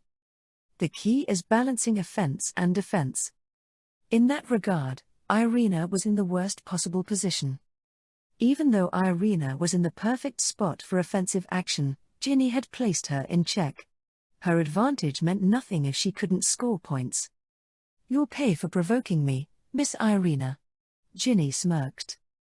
Something about her attitude must have touched a nerve, because Irina immediately made her move. "Hey. Ard. Look." "At what?" Ard asked, turning away. Irina immediately yanked the bottle from her cleavage, and in one fluid motion, she popped off the lid, ready to dump it on his plate. Basic action number 3. She was going in for the kill. But Ginny refused to let that happen. "Oh. A fly." With a small smile, Ginny grabbed a knife, and threw it at Irina's fingers without hesitation. Irina managed to dodge it on instinct, but she didn't succeed in drugging him. The knife whizzed past the students across from them, lodging into the wall with a zing. They went pale, but Ginny couldn't care less. Irina? What did you want me to see?" "Hello?" Earth to Irina. "Are you listening?" Ard asked. Ignoring him, Irina glared at Ginny. He. "Maybe it was a figment of your imagination," Ginny suggested. "I don't think you got a wink of sleep because Miss Sylphie was snoring all night." "Huh? Why was it that bad?" Sylphie whimpered. The vibe was still mild, but something was brewing between Irina and Ginny, something violent and murderous. A cycle unfolded of Irina trying to drug Ard and Ginny wedging herself between them. It took about 8 attempts before Irina seemed to realize this endeavor was fruitless and switched tactics. "Hey, Ard. Wasn't yesterday just the worst?" "Yes. The world was nearly destroyed, after all. But you saved all of us. You were so cool. I got goosebumps when you delivered your finishing line to healing Irina. Can you say it again?" What did I say?" "Come on. Don't you remember? You looked at her and said you were going to yank her by her hips?" "Nope. Here's a hint, it starts with the letter L." "An L? Oh," I said. "Lower back, right?" Ginny interrupted. Irina slammed her head on the table. Irina? It's nothing." Ginny remained perfectly composed even as Irina glared at her. After all, she'd just given the wrong answer. The correct response was love handles.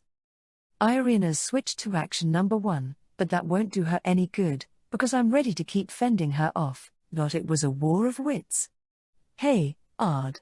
I know it's early to start thinking about winter break, but do you have any plans?" Irina asked.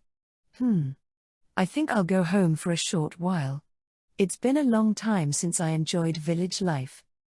"I think I remember hearing it's surrounded by mountains," Ginny added. "I used to hunt in those mountains all the time." "If it's snowing, won't you get cold?" "Well, then I can just wear a pullover." Irina screeched, clinging onto Ard for some reason and cutting him off. What's wrong?"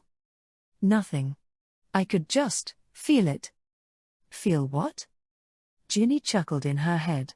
"You're so obvious, Miss Irina. You were so close to making him say pullover." But Ginny had seen through Irina's plan and tried to seize it for herself. Even though she'd failed, Ginny had figured out the trick to completing action number 1. He. "You don't understand a thing about action number 1, Miss Irina. The key is predicting your opponent's next steps, finding out where they want to take the conversation or how you can catch them off guard. It tests your deduction and improvisational skills. That's the name of this game. The strategy is easy: be a closed book and weaponize her topics to get him to say it. It's about being resourceful, and that's my forte." Ginny's lips curled as she planned her next move. "Oh yeah. Did you hear the news about that actor, Ard?" Ginny asked. "About Reborn?" "Yes. Weren't you shocked? I never imagined the esteemed performer basically lived in a pigsty." Irina's face lit up when Ginny broached this subject. She knew her next move. What an open book. "Totally. I was stunned," Irina exclaimed. "I didn't peg Reborn as Slove." "Slove," Ard started. Slovenly, Sylphie shouted. Sylphie, you're getting spanked later. Why? Enough of that. Anyway, I was floored. He may have been a mess in his personal life, but his performances were stellar, Ginny said. Tell me about it. As an actor, he's Belav. Plera. Irina dove at Ard like a wild animal and used her entire body to cut him off. WH What's with you, Irina? Oh, you know. I saw a feral plera and got startled. What in the world is a feral plera? Ard asked, understandably confused. Irina broke out in a sweat. Ginny was the only calm observer. Oh dear. I almost had him. He was just about to say beloved, but she thwarted me. She hasn't gotten a good read on me, though. Her panicked responses prove that. As long as I keep trying to get him to say the unexpected, she'll fail sooner or later. And then I'll score my first point. Ginny skillfully employed the art of conversation to mess with Irina. The succubus intentionally dropped hints for the young elf but kept shifting the topic away when Irina got too close. The fake-outs were starting to drive Irina crazy. Blurg? Oh ow. I don't think my elbow joints can take that, Irina. Irina had started injuring Ard. Everything was going according to Ginny's design. At this rate, she would score the first point. Confident in her approach, she continued pestering Irina. Ayo. Ouch. That soup is burning hot. And Irina's behavior was starting to border on the extreme. Hi-ho. Yow? You got pee-pee pie in my eye. Meanwhile, Ard was beginning to hate his predicament. She's a tenacious one. I didn't expect Miss Irina to be this stubborn. Ginny needed a final push to give her an edge. Irina scraped chunks of pie off Ard's face, wiping him down with a handkerchief. All better. I'm sorry, Ard. Irina gave him a big hug for whatever reason. It's all right. That aside, Irina, you're acting. Something rocked Ginny's entire body. Time stretched on forever. One phrase flashed in her mind. Lovey-dovey. Damn it. Ginny whipped around toward Irina, who stared back at her. Her smirk was enough to tell Ginny this had been her plan all along. It suddenly dawned on her. She got me. It was all an act. She wanted me to block her attempts at action number 3. She toyed with me for action number 1.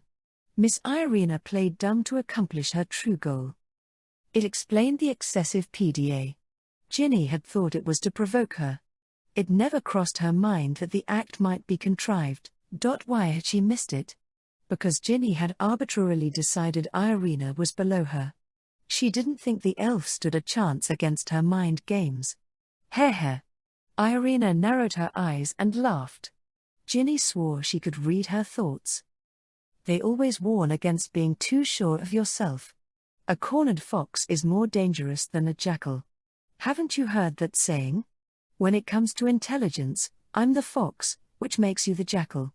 But even a fox will rack its brains when it's cornered.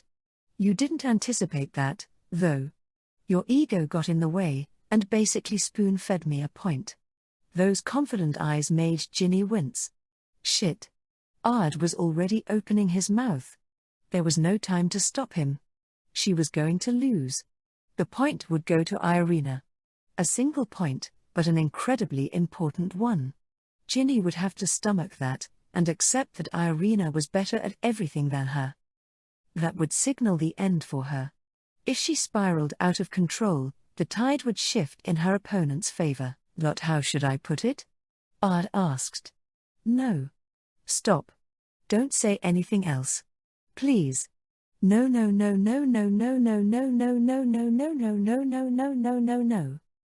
You're acting very assertive. It felt like the silence would never end. Uck. I've had it. Irina slammed her fist on the table with tears in her eyes. She was the first to accept the reality of the situation. What's wrong, Irina? Did I say something? Ard worried. As Ginny watched Irina take her frustration out on the table, it finally hit her. He. Justice prevails once again. She had no idea why she said this. At the moment, though, she was euphoric. Ginny sipped a spoonful of soup. Delicious. Divine. Want some, Ard? Miss Irina? Though I suppose we have completely different tastes. Ginny did her best to suppress a giggle. Grr. Irina bit her lower lip. It was the anguished cry of failure. Her expectations had been crushed, and neither of them had managed to score any points. What an amazing feeling. Is the soup that good? Ard picked up his spoon, startled by Ginny's mood. She watched him from the corner of her eye. Phew. The luck of the draw. I never thought he would call her assertive. Seems the demon lord is on my side. The fate of this battle lies with me. It'll take Miss Irina some time to recover from that one. She'll find no fortune this time around. There is no way she could possibly recover from. Ginny was certain of her victory. Ard spooned the soup into his mouth. Action completed. Irina scores 1 point. The dialogue box appeared above their heads. What? Are you all right? Ginny? Ginny? Can you hear me? Hello? Anyone home? Ard waved a hand in front of her, but Ginny couldn't see him. How did Miss Irina score that point? When? Miss Irina. Ginny barked, facing her enemy. What did you do? Did you plan to fail earlier to get this point now? But Irina didn't look triumphant. In fact, she appeared downright confused. Even the victor had no idea what had just gone down. Was this part of her act? She wasn't that good of an actress. Then, how did this happen? How did Irina earn that point? This mystery was starting to chip away at Ginny's psyche. The end of breakfast meant the official start of the second day. They kicked it off with group activities, the same structure as the previous day. Each class visited their assigned sites to enjoy Old Kingsglaive. During these activities, Ginny and Irina were still locked in battle, but they weren't attempting to complete any more actions after the morning's events. Instead, they were theorizing what had happened, and both were absorbed in their own thoughts. As quickly as they'd started, the group activities for the day came to an end, which meant it was time for them to break off into smaller teams. It was just before noon. 6 more hours left. Sorry, guys. I need to take care of some business, so I need some alone time, Sylvie announced, hurriedly trotting off on her own.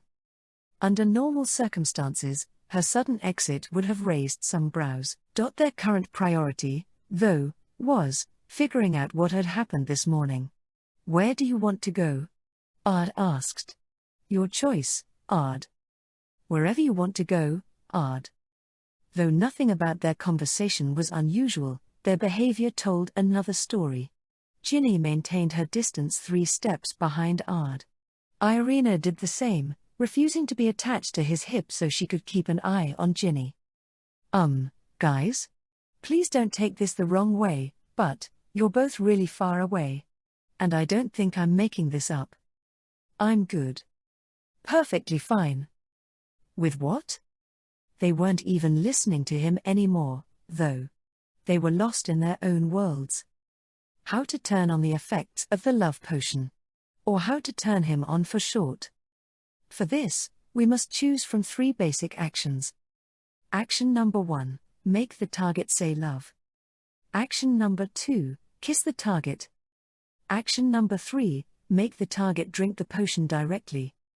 For the first 2 options, we must successfully complete them thrice. The last option is the only exception, but it's also the most obvious, which means Miss Irina can block all my attempts at it. But when Miss Irina scored, she didn't fulfill any of the necessary conditions. What happened? Ginny recreated her conversation with Verda. Just as she was waking up, Verda had said, there are hidden rules to the basic actions. Miss Irina must have completed one to get that point. What was the hidden rule? Ginny started replaying the events in her head. Irina had earned the point when Ard sipped his soup. I'm curious about that soup, and his spoon. I imagine it has to do with the latter. Just before he took a sip, Irina was slamming the table. That must have mixed up their spoons. As a result, Ard gave her an indirect kiss, which must be the hidden rule. Irina must have reached the same conclusion. Gone was her antagonistic glare. Even though I've discovered this loophole, nothing has changed if she's realized it, too. It means she knows to block any indirect kisses. I guess I shouldn't bother trying this method. I thought this game was all about strategy and deception, but I guess it comes down to creativity. The one to puzzle out and weaponize these secret advantages will win. All the other mind games are the cherries on top.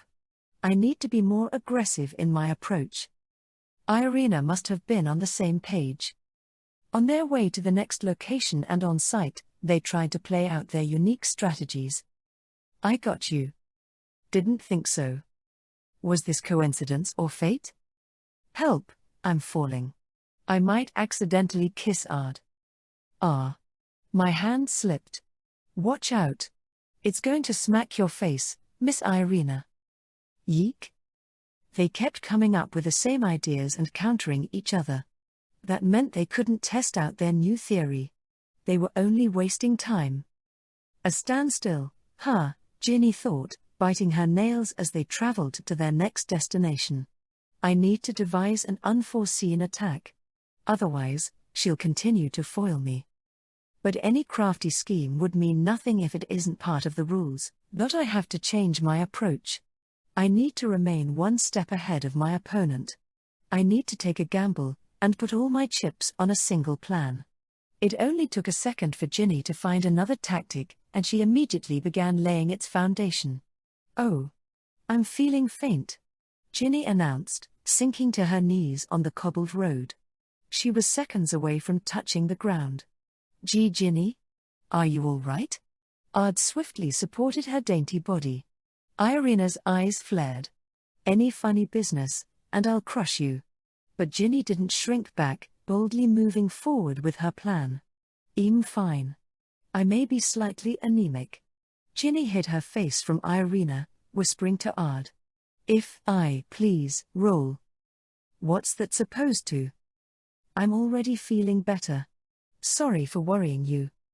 Ginny separated herself from Ard, flashing him a bright smile. Irina seemed to have her suspicions, but it was unlikely she'd guessed Ginny's intentions. The groundwork is done. All I can do is wait, Ginny prayed, re-engaging in their battle of blockades. Even though they'd discovered this new rule, the two girls were focused on tripping each other up, and no one had succeeded in scoring another point. This, however, was still part of Ginny's plan. It's about time. She's starting to lower her guard to my earlier actions. It's now or never. Ginny closed the distance between them. She was aiming for a kiss, but not on the lips. Her target had a greater surface area, his torso. Action number 2 says to kiss your target, but with no specified location. Meaning I can score a point with any area. That could be another hidden rule. But a simplified plan with reasonable doubt allowed the enemy to get one step ahead. Did you think I'd let you? Irina asked, easily blocking her. Just as the succubus drew near her target, Ginny was hammered by a gale of magic that blasted her away. An unforgiving attack. But exactly what Ginny wanted. Irina? What are you doing? Ard shouted. I felt something gross in the air. What does that even mean? Ard turned his attention on Ginny. Are you all right? Are you hurt? I'm fine. With a smile, Ginny looked into his eyes, then promptly glanced to the side. Having fun, Miss Irina? Yeah. I had a flash of inspiration. Irina's arms were crossed, and her feet were planted firmly on the ground. Ginny's eyes narrowed as she crawled along the earth. What's with the tension? Why are you looking at each other like that? They both ignored Ard. What do you mean by a flash of inspiration? Could you please answer my question? I'll tell you since you're dying to know. I found a certain way to win. Wait. Irina. Win what? They froze him out of the conversation. What is it? I used to think the same way as you, that the one to turn him on would win. Turn what on? But I was wrong the whole time. Hello? Can you hear me? You're not listening at. I'm not like you, Ginny. I've got two options. As the cold shoulder treatment continued, Ard started feeling self-conscious. Not that the girls noticed. What two options? Ginny asked. Your only choice is to turn him on first. But I can just wait out the clock. Huh. And this is your strategy? Cool. It's been hard to turn him on with you in the way. If time runs out, you'll have succeeded in stopping me. But, Ginny giggled when she saw the triumphant look on Irina's face. What's so funny? Hee hee. You just have no clue. I find you so hilarious. You're pathetic, Miss Irina. Irina frowned, twisting her lovely face. Ginny smirked at her. You're the one who challenged me, yet you consider running away a victory? It's as if you've admitted your defeat. Irina's face flushed. Ginny's smile seemed to widen. Oh, Miss Irina. You realized you couldn't beat me, hence this choice. You only want to play this game while you're ahead, and now that things are looking bad for you, you're ready to call it quits. How sad. Hee hee, she chuckled haughtily. Irina's cheek twitched, but she managed to hold back her anger, electing to straighten her back and proudly cross her arms instead. Who cares what you think? I win regardless. Too bad, so sad. You'll never beat me, Ginny. Ah ha ha ha ha ha ha. She let out a fit of laughter. She knew how this would end. All she had to do was wait. I'll prove you wrong right now. With a crescent smile, Ginny turned to Ard. Hey, are you ready to start? Can you see me now? Have you stopped ignoring me? Light returned to Ard's sad eyes. Irina looked nervous. She has no idea. She's studying my next move. Ginny thought to herself. Nonetheless, Irina's eyes were bright with the confidence that she could put a stop to anything. Except there was one thing she couldn't have guessed. Okay, Ard. Come here. Like I told you before. Ginny wasn't the actor in this situation. It was Ard Meteor. Ginny waved him over, and he got on the ground too. Roll over? Oh no. By the time Irina realized this, it was far too late. Ard reached Ginny's feet. Action completed. Ginny scores 1 point.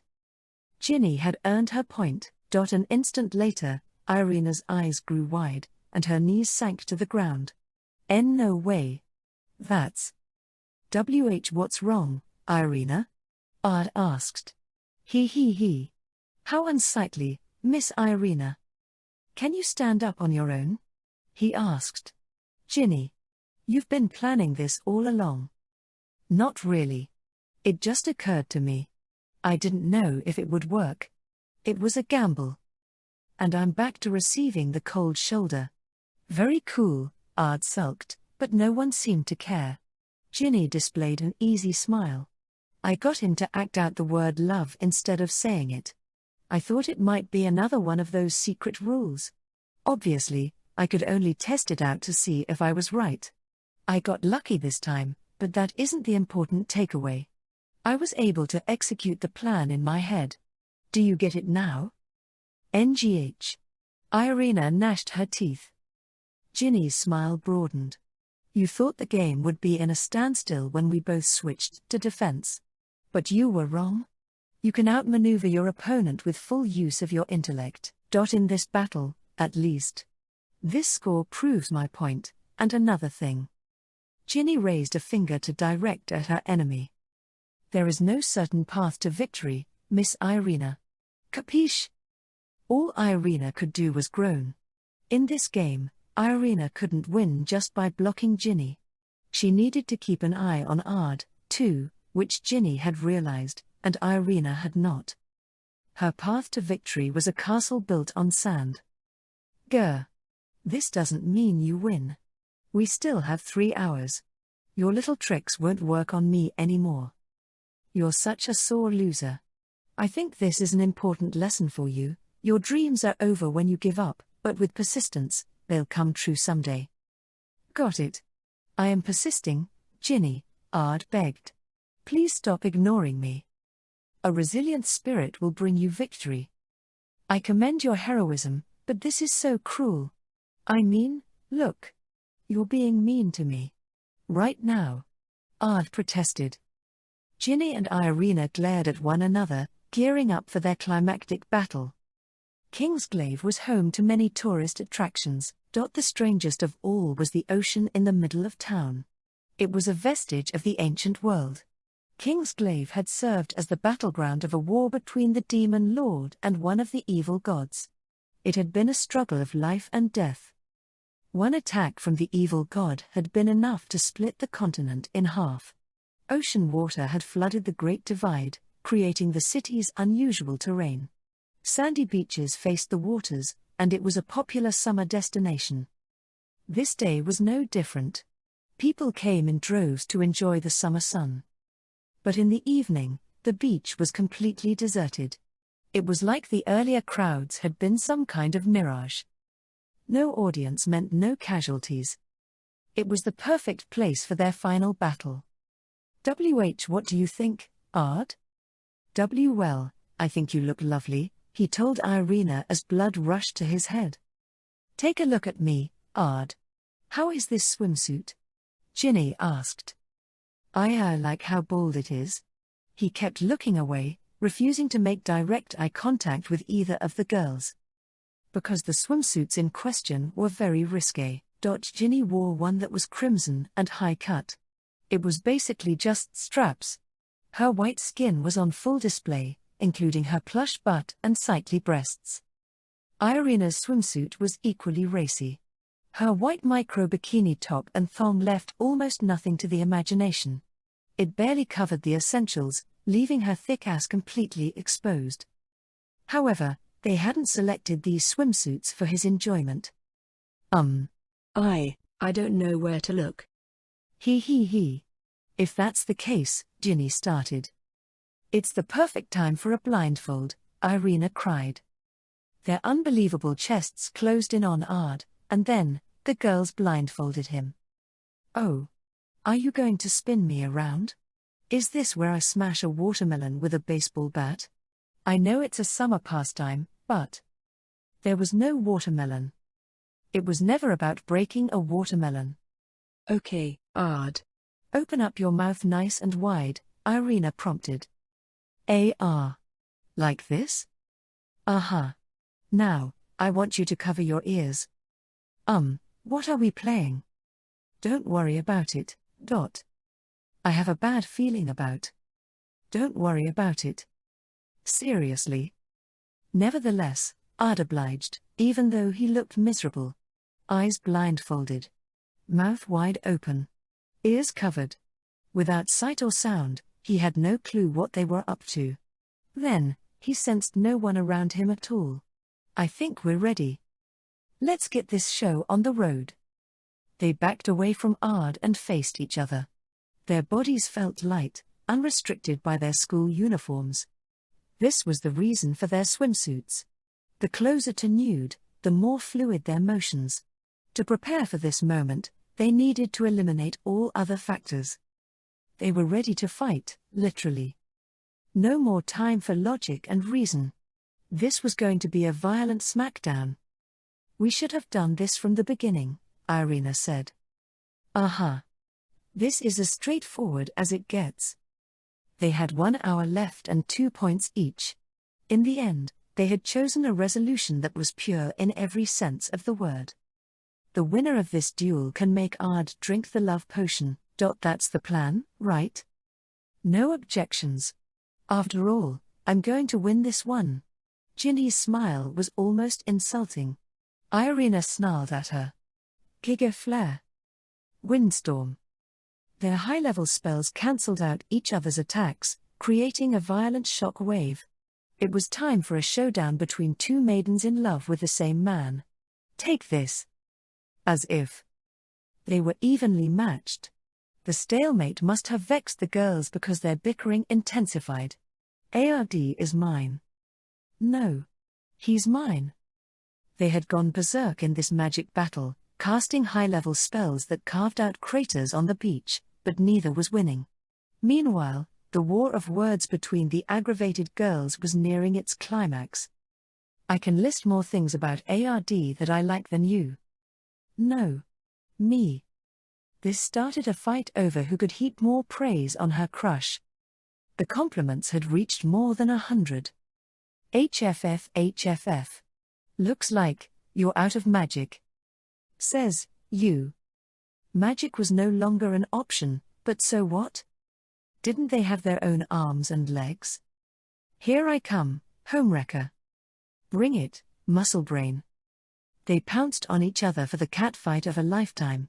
These were budding young ladies, though.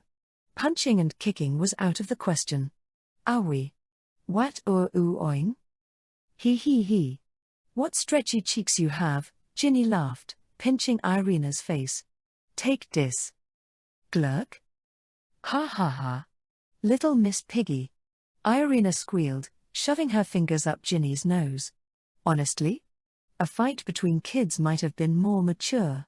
Still, they were bound to get exhausted after a protracted period of this. Huff, HFF. Why don't you just give up? No. You. Both were pushing their limits. Even their catfight had failed to give either of them an edge.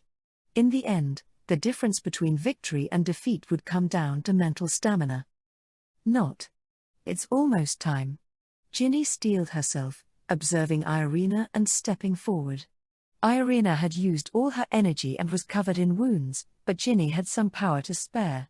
This wasn't coincidental. It had been her plan all along. Ginny crouched to execute her leg sweep, sending Irina tumbling to the ground. She didn't even have the energy to pick herself up. Ginny saw this window of opportunity and fished something out from between her boobs. It was the love potion. What? No way. You can't possibly? Oh, but I am. Ginny popped off the lid and launched it toward Ard's open mouth with her last shred of energy. Hey! Sage cheater! Irina barked. According to who? Call me a strategist. This was the final phase of Ginny's scheme. No self-proclaimed intellectual would agree to participate in a barbaric duel. The whole altercation had been an elaborate ruse to deceive Irina and clear Ginny's path to certain victory. Action number 3. Miss Irina. You can't even move. Which means we don't think this is over yet. Irina broke past her physical limits, cutting short Ginny's verbal victory lap. She leapt to her feet. Who could say where this energy came from? Irina whipped out her vial from her cleavage and yanked off the lid. Hair. Don't even bother, Ginny said. Even if you throw it now, it would never reach him in. Higher. Irina belted, letting go of the bottle. Ard, however, wasn't her target. The vial dropped in front of her foot, which she drew back to deliver a kick. What? Oh. Our legs are 3 times stronger than our arms. Ginny observed. But mine will still reach him before yours. And that's a fact. Nah. See for yourself. Every last shred of ardor was directed at their projectiles. Come on. The vials went whistling through the air and entered Ard's mouth at the same time. Blurg? Ard gasped as the foreign objects flew in his mouth. In the next moment, he gulped. His Adam's apple undulated up, then down. Who made it in first? The girls looked on with bated breath, until the judge handed down the verdict. Both contestants have completed an action. This game is a draw. The contest is null and void. Null and void. In other words, there was no winner or loser. The two absorbed this news. He. Ha ha ha ha ha ha ha ha. Irina and Ginny howled with laughter. Who knew who started laughing first? They had depleted all their energy and were left without an ounce of strength in their bodies. That was why huge smiles settled on their faces even after they'd fought to the bitter end. Ginny. Miss Irina. Their battle had been a desperate one. Now that it was over, they had newfound respect for each other. There's no messing with you. Right back at you. I'd expect no less, Miss Irina. They stepped in for a hug, gushing over each other's strategies. Phew. I'm getting hungry. Me, too. Want to buy something from one of the food vendors? Ginny suggested. Under the glow of sunset, the two beamed as they walked along the beach.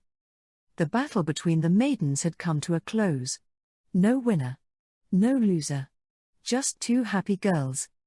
Can someone please tell me what's going on? No one was around to hear Ard beg for an explanation on the empty beach. Day 3. The silly Sylphie March. Boo-oo. Peace had no place on our school trip. Half of it was Verda's fault. The other half could be attributed to Sylphie. Where the hell are you? You heard that right. It was morning of the third day. As all the students chatted over breakfast, an explosion came from the kitchen. The damage was extensive. It basically turned the entire into rubble. In the middle of the crumbling cafeteria, Olivia smashed Sylphie's skull with a clenched fist. What the hell were you thinking? I want to know why you thought it was a good idea to set a magic trap in the kitchen. Well, they had a handle with care sign near the knives. Uh-huh. And? I thought the knives might be magical weapons in disguise. Wouldn't it suck if a demon got a hold of them? What sucks is this situation. Why would you think knives would be magical weapons in disguise? They didn't even have those in the ancient world. Even if they were, why would you set an explosive next to them? What if it went off from the heat and impact? Your comeback is too long. And too boring. Excuse you? Eek. I'm sorry. The vein on Olivia's temple was starting to pulse in anger. Sylphie flung herself to the ground. Olivia's beast ears twitched in irritation. It's your fault the inn is a mess. Who sets a trap in the kitchen? Now all the potatoes are ash. How could you? They only use potatoes from my garden at this inn. And you go around. Ooh. Things are adding up now, Sylphie muttered to herself. What's that supposed to mean? Sorry, my tongue slipped. Forget it. Why won't you look at me? Hey. What's adding up? I promise I won't get mad. Tell me. Do you promise you won't get mad? Pinky swear. Okay. Let me take a breath. I was wondering why the potatoes sucked at this inn. I guess it makes sense, though, if they're using your potatoes. That's what's adding up. Ha ha ha ha. I see. Ha ha ha ha. Ha ha ha ha ha ha. I'm going to kill you. But you promised. Sylphie whined, booking it out of there as Olivia brandished her sword. This was their modus operandi.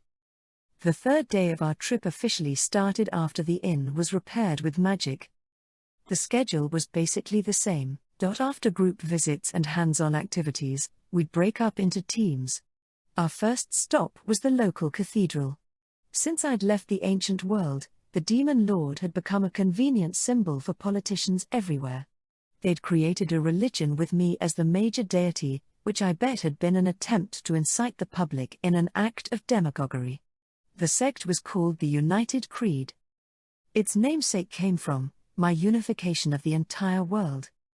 It boasted the largest following on the planet, which was fine and all, but their main deity had some issues. And thus the demon lord bestowed great wisdom unto his subordinates. Their movements were as undetectable as a shadow in the dead of night. I hated that my most embarrassing lines were passed down verbatim as proverbs. The priest wore a look of reverence as he preached about my cringiest moments. I wanted to die. The demon lord stood atop the hill and shouted to the refugees, to the innocent, there is nothing to fear. Why? For I am here with you, and nothing in this world is more fearful than me. Please. Have some mercy. I mean, it had been the right time and the right place for bravado. I also knew my ego had gotten the best of me, but I swear I would never say those things sober. Wow. It's just like I remembered. He was always so cringy. Leedy and I used to laugh at him behind his back. He looked so serious. PFFT. Still gets me every time, Sylvie chortled. Cut it out. He was dealing with a lot back then, Olivia snapped. Like what? Coming up with those cheesy lines? No. He was going through puberty. Gotcha. Yeah. That was a rough time. I was mortified that they had been there. But what did you expect? Everyone goes through an awkward stage. I couldn't have been the only one who had a tough time with it. All adolescent boys have a tendency to be sarcastic, refer to their vision as demon eyes, name their spells Ultimate Thunder, and rebrand themselves as the Destroyer. Right? I'm sure we all had a time in our lives when we unironically said, "Don't mess with this guy," or "You don't want to piss me off." So why was I the only one facing public embarrassment? I knew I only had one choice, to reveal humiliating secrets of my subordinates. Maybe that would shut the priest up. Except, then Olivia would know I was the Demon Lord. And the Demon Lord said, "Hair. This world is becoming an extension of me." Bwee hair. There it is. Cringe. And the Demon Lord said, "This eye patch has taught me that losing sight in one eye lets me see much more." PFFFFT. What? He just thought the eye patch was cool. I mean, I watched him sizing up his subordinate, the one-eyed dragon, and heard him say he was gonna try it out tomorrow. And the Demon Lord said, "These eyes are red from sin. As I fall farther from heaven and commit acts of valor, they will become even redder." Yeah, right. He was changing them with magic. Even Leedy thought he should stop because it was so embarrassing. Did he think it made him look cool or something? You know what? I was starting to think exposing my identity wasn't such a bad idea after all. Then, I could shut up the priest and Sylphie. Nothing else mattered in this world. What was the point of this ceremony anyway? Did they want us to be touched by the words of the Demon Lord? Did they want us to take a good, hard look at ourselves? How could I possibly reflect on my actions when I had to relive a compilation of my worst memories? And the Demon Lord said, "Bwee hair. I remember that one. That was good." Sylphie rolled around in laughter. I haven't said anything yet. The priest cast her a displeased look. I've been wondering what's wrong with you. What are you trying to do? How can you roar with laughter at the sound of his word? He is to be revered. This will send you straight to hell. A typical clergyman comment. Who would send someone to hell for laughing at some random nonsense? Well, I would do it if I could, but I knew when to restrain myself.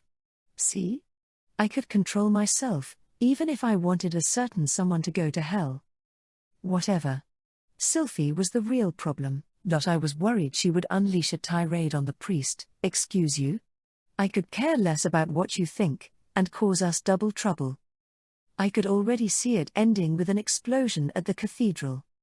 To prevent that from happening, I was ready to admonish her. Humph, Sylphie sulked. What's so great about the Demon Lord? But, I'm sorry. You have to forgive me now that I apologized. She wasn't acting respectful, but she was expressing some remorse. I was honestly surprised. I even managed to catch a glimpse of Olivia's eyes widening. Hey, Sylphie. Do you have fever? What?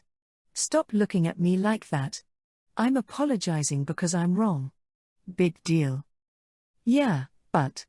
Olivia didn't look entirely convinced.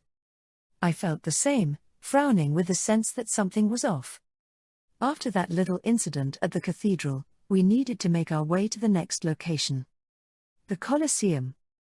An untamed battle was unfolding in the huge stadium. Every seat was occupied, and the crowd was roaring. We were among them. Wow. This is getting the crowd going. It's been this way since ancient times. Really? Didn't the Demon Lord build this arena? I nodded, listening to Irina and Ginny's conversation.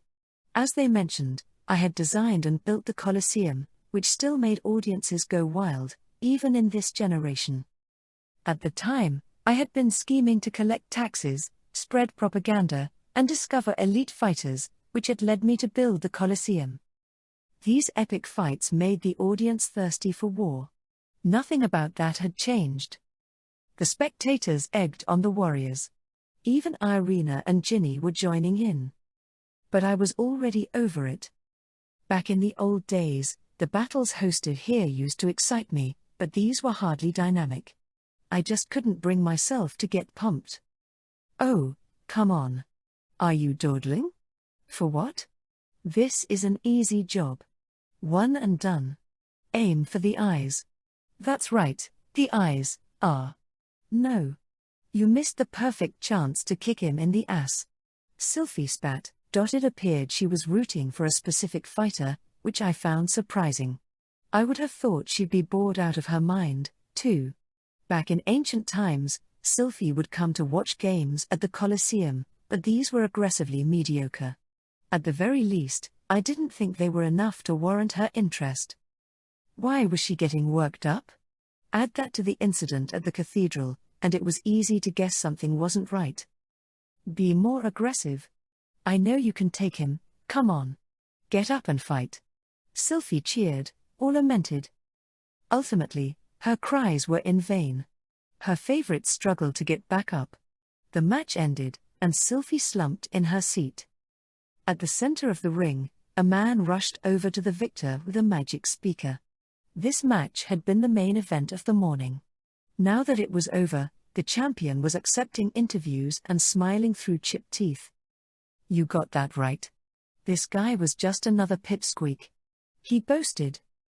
Either he was playing up his role as a villain or this was his true character. The warrior didn't show an ounce of respect for his foe, openly criticizing him. This earned him a long boo from the crowd, but he laughed off their jeers. If you've got a problem with me, I'll be happy to take you on. Come one, come all. Get your ass down here and fight me. I'll give you my prize money if you can take me down. He crowed, surveying the audience smugly. He was brimming with confidence. No one dared challenge him. In truth, there was no one who could. I can't stand him. I'm gonna smack him down a few pegs. Sylphie practically jumped out of her chair, her face flushed. What does she think she's doing? Irina yelped. If Miss Sylphie participates. Ginny screamed. Their fears were about to become reality. Eek. Help. The fool had lost all control, rampaging with her holy sword. Predictably, after a huge commotion, the Colosseum had turned to a pile of rubble. Somehow or another, we managed to survive the maddening events and approached our free time. Sylphie was acting suspicious again. I just remembered. I need to take care of business. I need some time to myself. Go and enjoy the sights. Later, she announced, dashing off in a hurry. We watched with narrowed eyes as she sprinted into the distance. How should I put this? Her behavior has been really fishy lately. Lately, as in since we'd arrived in Kingsglaive. Something had been up with her. Even though she was never far from chaos, this was distinctly strange behavior. She didn't sound like herself at the cathedral. She had a tantrum at the Colosseum. Now, she'd run off 2 days in a row. Do you think she's up to something? Ginny asked. Maybe, the demons brainwashed her? Irina speculated. Unlikely. But she has to be hiding something, I said. There had to be some sort of reason for the way she was acting. We couldn't just leave this alone. Let's spy on her. We collectively agreed, hurriedly readying ourselves to pursue her. Maintaining our distance, we sneaked along behind Sylphie, taking note of her whereabouts. She had trotted off to an orphanage, I think? Irina asked. Seems that way, agreed Ginny. The building was visibly run down and decrepit. It was one of several orphanages in Kingsglaive. Sylvie entered the lot and gave the door knocker a few quick raps. After a moment, someone came to the door. It was a withered old woman, likely the headmistress. "I'm back. And I brought presents." "Oh. Welcome. The children will be happy to see you." Sylvie slipped into the facility. What should we do?" Irina asked. "Sneak in?" Ginny suggested. "We can use mirror magic," I offered, redirecting my energy and casting a spell. It manifested into a large object that was reflective like a mirror, displaying an image of Sylvie as she walked through the building. Sylvie and the headmistress made their way toward the children. "Look. It's Sylvie." "Hey, Sylvie." "Ah ha ha ha. You're all balls of energy. Glad to see it, Gwek." The unruly children closed in on Sylvie, beating her up. It was a little hard to tell whether they were playing with her or downright bullying her. After she enjoyed spending some quality time with the children, she called out to them. "I need to talk to the headmistress. Adult business. Go off and play." Okay. "Tiny tits. Adult, my butt." "Who just called me tiny tits? I'm watching you. I'm gonna kill you later." As soon as everyone left the room, Sylvie turned toward the headmistress. "What do you need to talk to me about?" asked the headmistress. "Like I said, I brought presents." Sylvie fished through her pouch and took something out. It was prize money. She'd earned it from beating the crap out of the fighter at the Colosseum. "This is all for you." "Oh. Where did you get this?" "I'll have you know that I used honest methods. Nothing shady. This money is clean." I doubted any money could be clean if it was earned by turning the Colosseum into a disaster zone and threatening an opponent. Sylvie pushed the bag of gold coins onto the headmistress. "But I think this will be enough to cover your costs. If anything, you can upgrade your meals." "You aha. This would certainly help, but are you sure, Sylvie?" "Obviously. What other use would I have for it? I'll be happy if I can see all the kids. I mean, if I can see you smile." "Oh, Sylvie. Thank you so much." Hee hee. "I'll come back when I have more. I promise to make this the world's best orphanage." Sylvie smacked the headmistress's back when the woman started to cry. "I've gotta go," she announced, leaving the orphanage. Sylvie looked like she was walking on air, but we had no idea where her feet were taking her. This is it." Sylvie halted. Before her was a single shop. Based on the sign out front, I guessed it was a cheap restaurant. "Maybe she's hungry?" Irina asked. As if to answer, Sylvie entered the building. I cast the magic mirror, and she appeared on its display again. She wasn't trying to find a seat among the other customers, electing to call out to a worker instead. "Hey. I want to speak to the manager." "One moment, please." The worker headed to the kitchen looking puzzled. It took no time for a dapper man with a suave mustache to greet her. "Can I help you? What do you want with M?" "Wah," Sylvie sobbed. Her behavior was eccentric. As soon as she saw his face, she burst out into tears, and buried her face in his chest. "Blee. Hey. Oh ow. You're hurting my back. You're seriously gonna snap my spine." Before she could cause fatal damage, Sylvie seemed to get a grip on herself. Sorry. I got too excited." "Do you always snap spines when you're excited? Are you out of your damn mind? What do you want from me?" Well. Do you have any worries in life?" "Yeah. One thing. And she's standing right in front of me." Sorry. Anything else?" "I guess we have too many customers." "Do you want me to stab them?" "What? In what world?" "I meant I'm short-handed with staff." "Damn. What's wrong with you?" "Ooh. No problem. I'll help you out." Obviously, the manager was reluctant, outright refusing her offer multiple times. When push came to shove, though, Sylvie was relentless, and the manager finally caved in and hired her. Boo. Well, what did you expect? After a string of events, the restaurant was in flames. In the mountain of rubble, the charred manager turned to Sylphie and offered her two final words. You're fired. No surprise there. After Sylphie left, I returned the restaurant to its previous state. The manager wept tears of joy, which upset me even more. Sylphie continued causing trouble wherever she went, and I had to run around cleaning up after her every time. Geez. What's the point of living? Gee, good work, Ard. Ginny tried to cheer me up. Hey. Chin up. We figured something out by following her. And now we know what she's after. Irina was right. Sylphie was hitting up spots that had been in the area for generations. In other words, she wanted to support the community. Nothing strange about that. Kingsglaive was her second home. I couldn't blame her for trying to volunteer, but that didn't explain the incidents at the cathedral or the Colosseum. Was she acting on a whim? Even as I tried to gather my thoughts, Sylphie was stomping across town. She must have been hungry, because she stopped by a vendor and bought a bunch of honey bread before continuing on her way. When she arrived at her next destination, all our previous theories were turned on their heads. Sylphie wasn't trying to contribute to the neighborhood.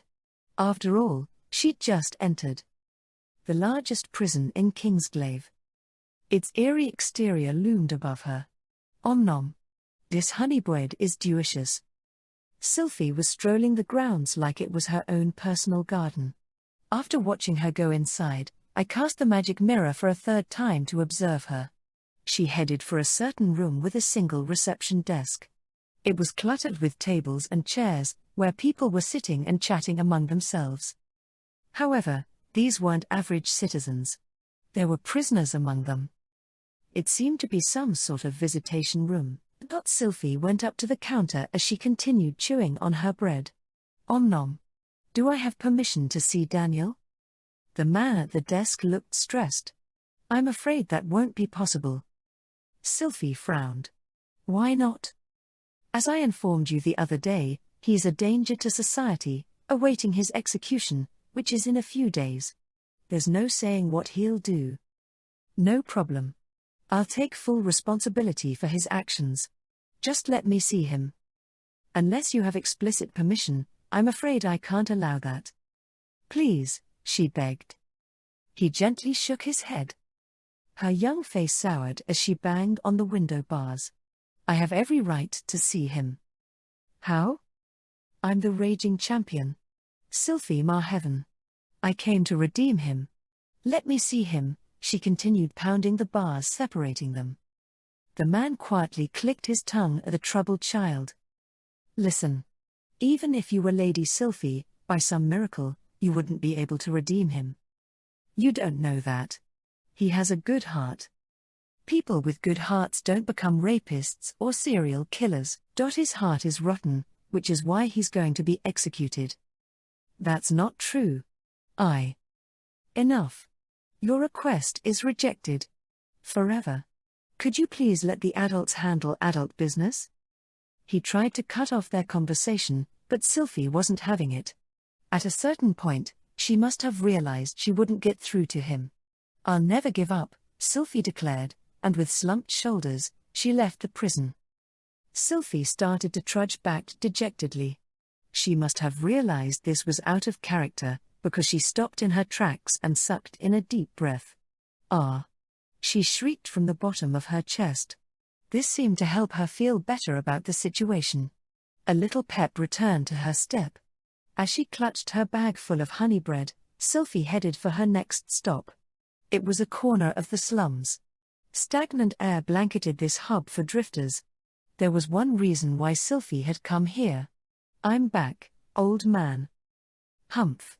You're a weird one. It was an elderly man with white hair, a white beard, and white eyebrows. Sylphie joined him, sitting on the bare ground. Here you go, old man. I got you some grub. Honey bread? Thank you. He accepted it from her outstretched hand and sank his teeth into a piece. You know, you should stop coming around these parts. 'Cause it's dangerous. Uh-huh. Hee hee. You don't know me. I'm super strong. You don't look it. You seem like a weak little girl to me. Something about you reminds me of my wife. She. Aren't you gonna eat your bread? Yes. Thank you. You know, my wife. Aren't you gonna eat your bread? Uh-huh. 1 second, where was I? Yes. My. Aren't you gonna eat your bread? Hey, you're not going to let me talk, huh? Guilty as charged. Sylphie stuck her tongue out playfully. The old man shrugged his shoulders and took another bite. HFF. I don't have many years left. Let me tell you an old tale or two. Sorry. No can do. I don't feel like listening to any sad stories. But if you want to tell me your dreams for the future, I'll be happy to lend an ear. Hair. My dreams for the future. The old man cleared his throat, stifling his laughter. It was self-deprecating. I can't say our conversations are boring. I've never felt this way before. Are you some sort of pedophile? Hell no. I just get nostalgic when I'm talking to you. Huh. Well, I guess it's weird for some brat to remind me of the good old days, he chuckled, opening his eyes to get a good look at Sylphie. Did I ever tell you I used to be a knight? Yeah. I see. Hair. I don't want to get any older. You stop remembering the things you said yesterday. But there are some things you'll never forget even when you die, your feelings of pride and longing. Hey. You said you're Sylphie Marheaven, right? Yep. The real Sylphie Marheaven? Yep. In that case, please grant me one wish. Won't you kill me right here? Sylphie didn't answer. The old man chuckled. I became a knight because I admired Sylphie from the holy texts. But, look at me now. A great knight has become a beggar on the streets. Hey. If you're the real deal, I want you to put yourself in my shoes. My ego won't let me waste away and die a failure. I'd rather be killed by someone I admire, he explained. Are you stupid? Sylphie jumped to her feet and glanced down at him. An ego that eats you up from the inside isn't worth shit. Listen. It takes pride to live. You don't need pride to die. Lady agrees with me, too. Sylphie stared into the old man's eyes. Play dirty. Be ugly. Struggle until the end. Keep on fighting, and then you can die. A smile played across Sylphie's lips. And when that time comes, I'll laugh over your death. That's right. The raging champion will see you off with a smile. Sunlight shone down on the slums, illuminating Sylphie, who looked the image of a knight worthy of her title. Hair. I see. You'll see me off, huh? I couldn't ask for a better end. Hee hee. Quit talking about shit and live. Hold on to it for dear life. I promise to visit from time to time. With this, Sylphie started to walk off, turning away from him. Her cherubic face instantly became crestfallen. Without looking back, she spoke to the old man, offering him the entreaty of a young child. I hope you're cursed with a very long life, old man. Sylphie continued her trek until it was dusk. There seemed to be no connection between the stops. We had initially suspected her of revitalizing the local community, but we had completely abandoned this theory, with no other leads. Our free time was wrapping up. I imagined this would have to be her last stop. When she stepped closer to the edifice, I suddenly realized her intentions. She had come to a stone mausoleum surrounded by graves. I was the one who had this place built.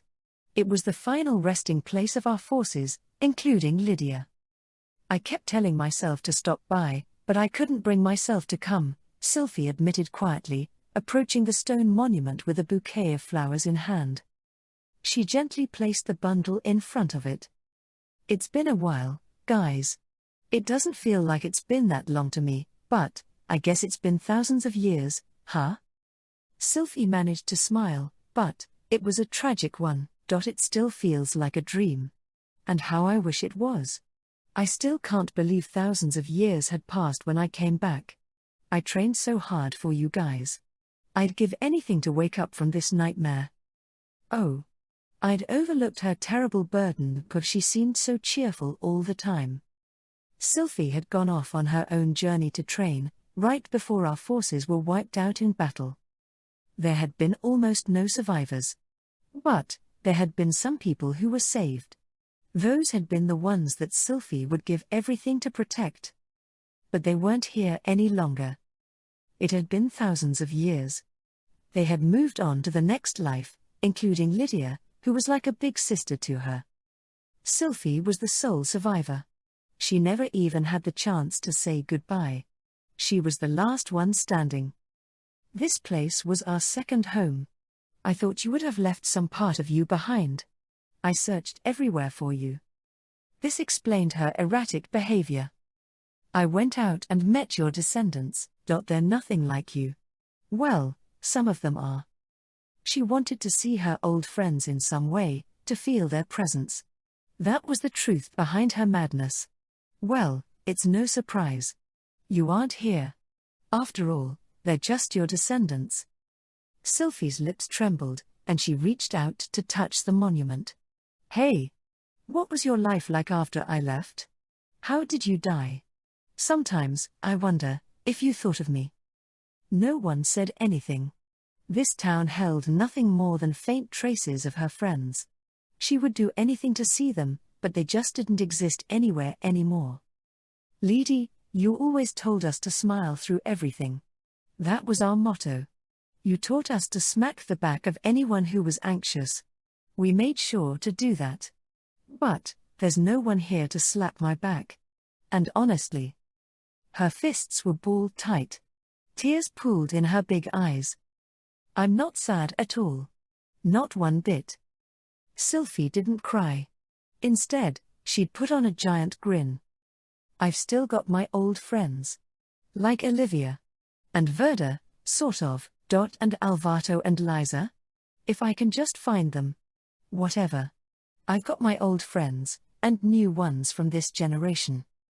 Sylphie rubbed her eyes and beamed. And that's why I'm not sad at all. I know you must miss me, but I'm not ready to join you.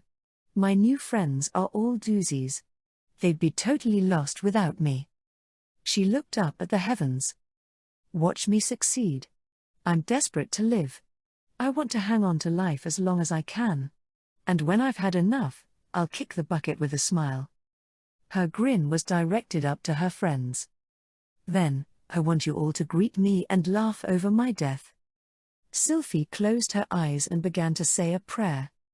I knew we couldn't leave her like that.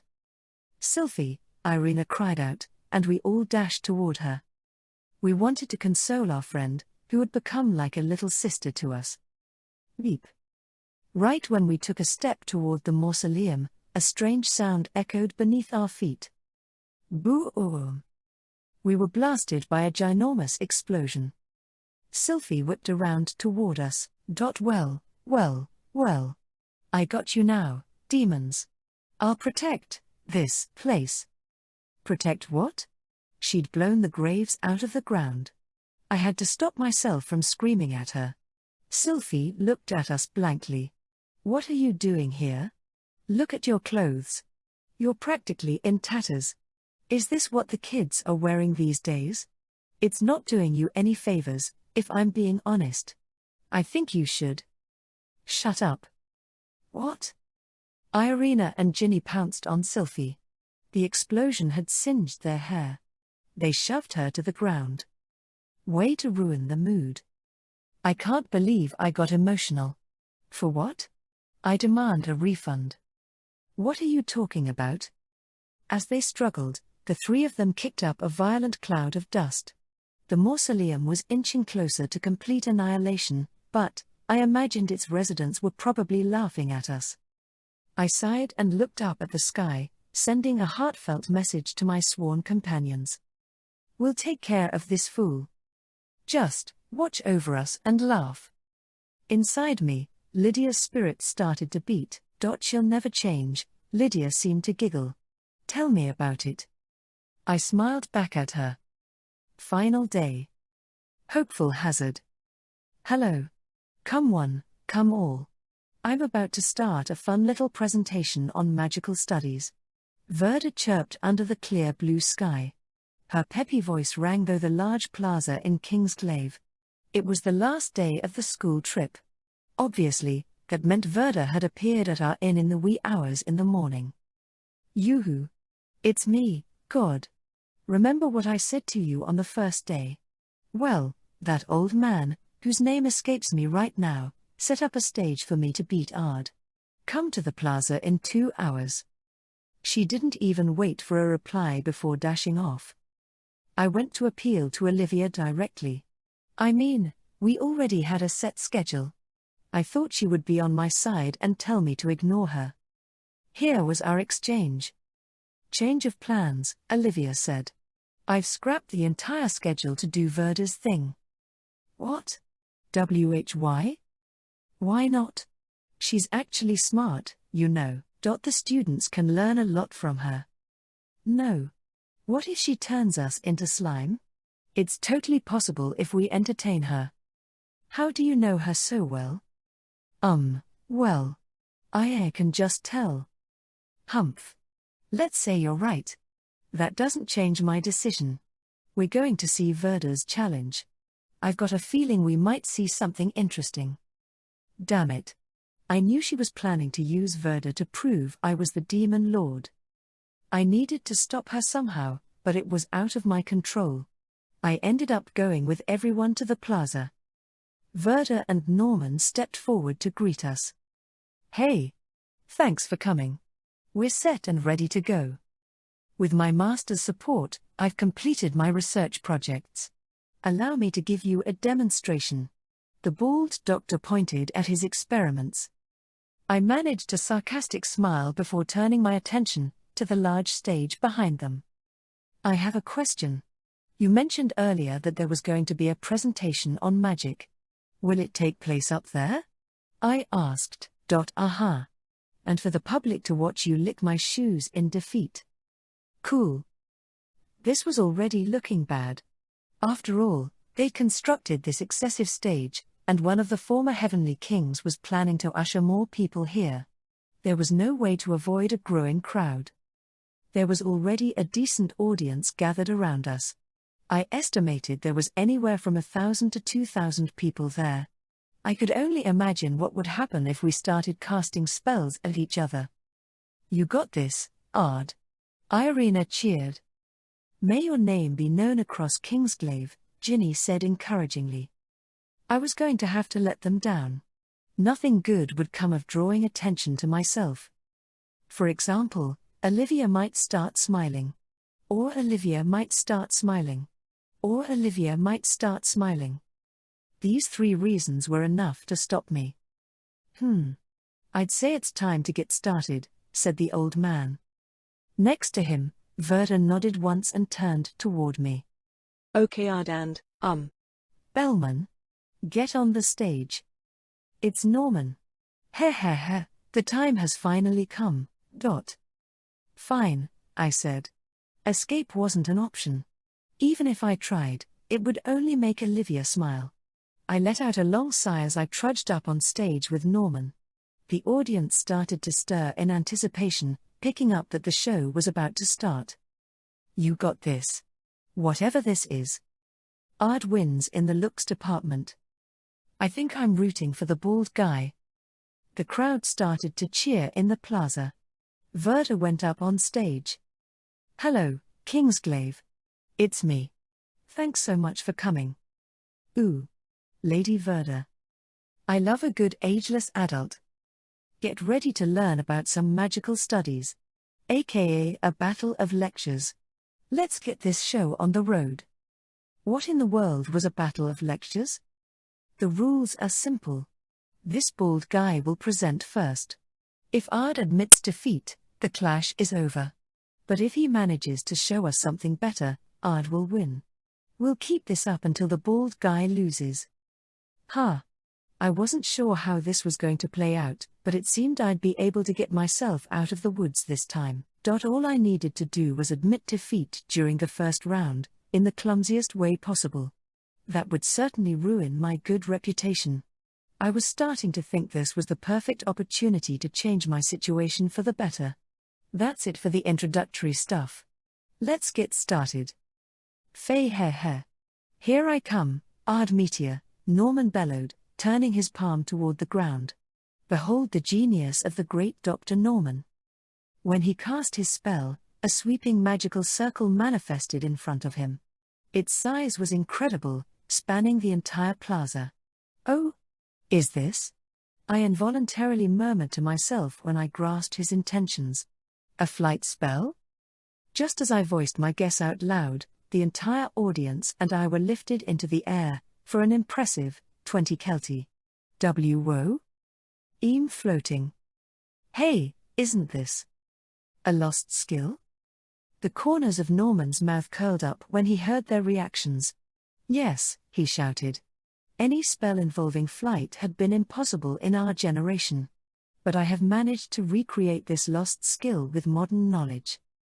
He was almost looking up at the heavens in pride. It's not perfect. But the future is here. It won't take long before we all soar across the sky. When that happens, you can thank me, Dr. Norman. He roared with laughter. If I was being honest, this was not a big deal. I would have expected a wow factor if Verda was backing him up. I could basically beat him in my sleep. Nevertheless, I was going to admit my defeat, falling to my knees. I've lost. I would cry with tears streaming down my face. I was ready. Watch out. I had picked up a thing or two for that performance at the school festival. I embodied the image I'd conjured in my mind. Wow. Dr. Norman. Now, I needed to fall to my knees. But then the unexpected happened. Your presentation was weak. I couldn't stand to watch it. Huh? What was that? You call my work weak? Hold up. Hold up. Hold up. Don't get mad. I didn't mean that. I needed to explain myself. You heard me. That spell was garbage. Sloppy. Third rate. What the? Why was I saying stuff I didn't want to? Oh no. This stage must have been the source of my problems. I glared at Verda, looking visibly annoyed, but she must have read my mind because her lips curled into a satisfied smile. Oh yeah. I forgot to tell you. That stage is a magic device made by yours truly. All lies become truths. No losing on purpose. Damn it. I'd screwed up. I'd let myself go soft, thinking this generation offered no real obstacles. I should have known no amount of caution would be enough when dealing with Verda. Ard Meteor. How dare you insult me? Garbage? Sloppy? Third rate? Come over here. Norman screeched. Wait. Just give me a second. This was all a misunderstanding. I want to admit defeat. That was what I'd wanted to say. I'm merely stating the facts, I quipped instead. My body wouldn't listen to me. I involuntarily flashed him an arrogant grin, pointing at Norman. As you know, the study of magic relies on three main components: conceptualization, construction, and application. We test the propriety of a new spell by using magic to construct it and applying it in a practical setting. Basically, it's about getting the spell as close to the original concept as possible. It's just how it works. But your spell, Dr. Norman, is riddled with holes. NGH what? What are you talking about? You speak of a future where people can fly, but your spell only lifts people 20 Kelty off the ground. You shouldn't talk big when this is your limit. I mean, it's just stupid. And crap. Abort. Abort mission. I needed to shut up. I couldn't stop myself. My body was moving on its own. I'll show you my vision for the new generation. This sucked. My body cast magic on its own, working up a flight spell that seeped out to encompass the entire audience. Whoa. I'm flying through space. They had vanished from sight, whizzing into the air. I controlled them from the ground, making them do a lap around the continent before returning them to the plaza. Holy shit. What just happened? It was incredible. I was the wind. I was a bird. I was a bird in the wind. The crowd was euphoric, gushing about their experiences. I just needed to comment while watching their reactions. I'm floored this would even surprise you. You must not have interacted with magic much. Is he? I mean, am I an idiot? Acting all high and mighty. For what? Oh no, don't ruffle your hair and close your eyes. Don't sigh with ennui. I was starting to make myself sick. I'd had enough. I needed to die. Someone needed to put me out of my misery. That was what the heart wanted. I hope you don't think you've won. I've got plenty more where that came from, bellowed Norman. Hair. Do you think you can top me?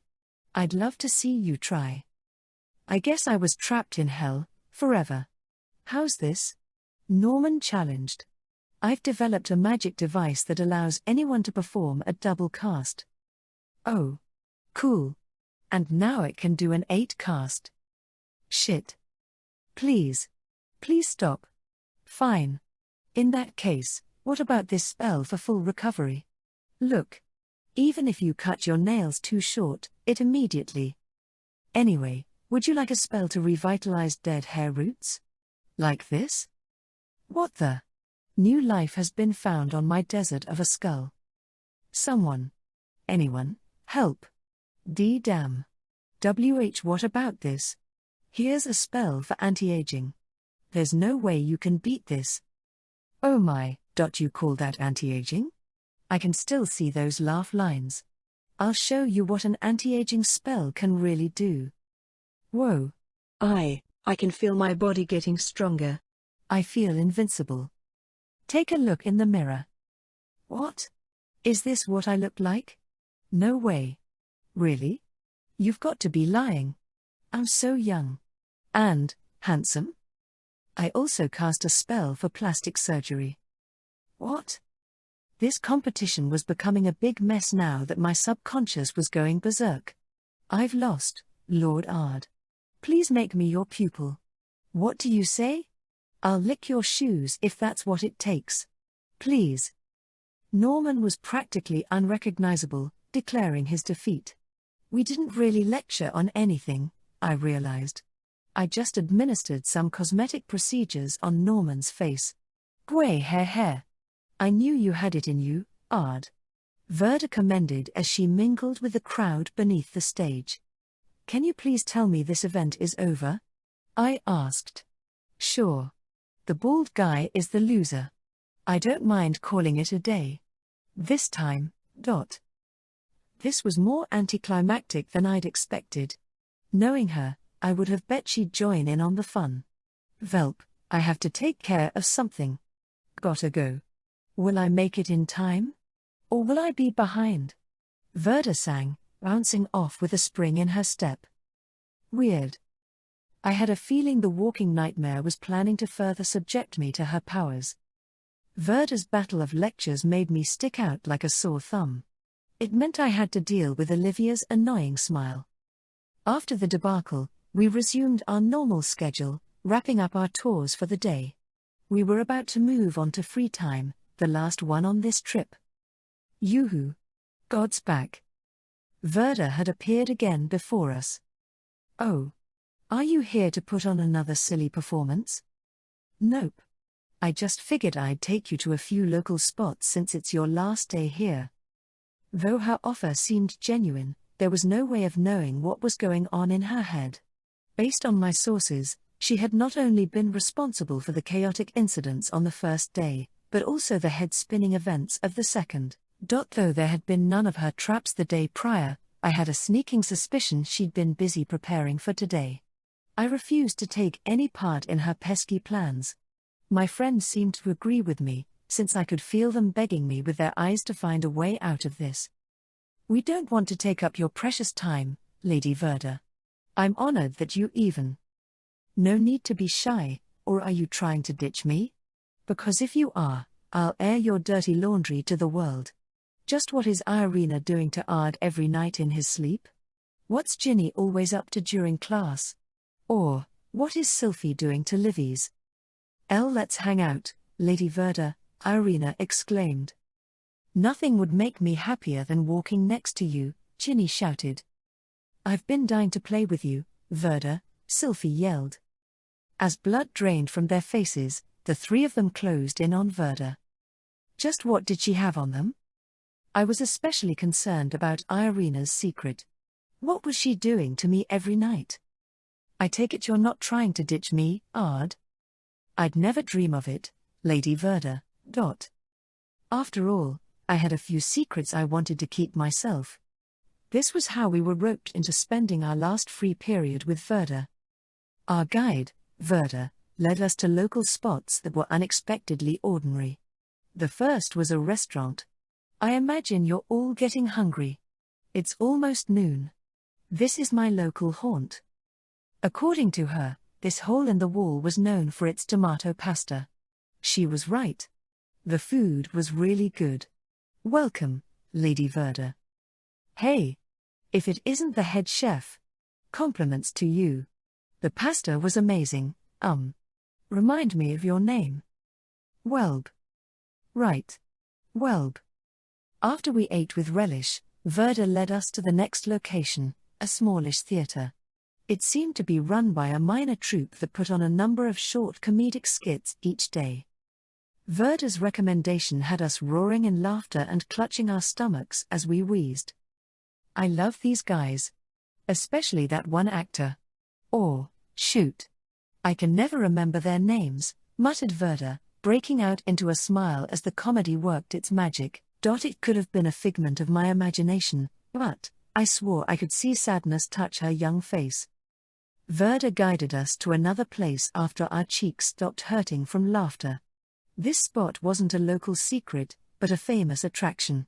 I had purposefully tried to keep my group away from here. The National Museum of Kingsglaive.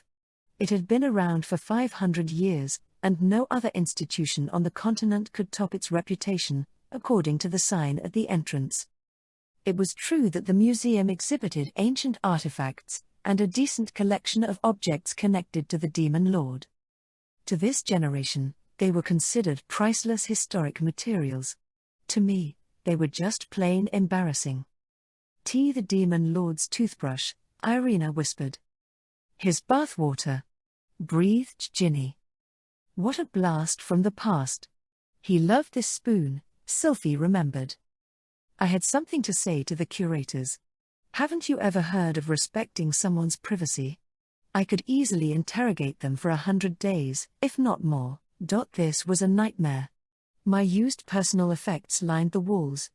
I wouldn't have cared this much if I were alone, but I was with Irina, Ginny, Sylphie, and Verda.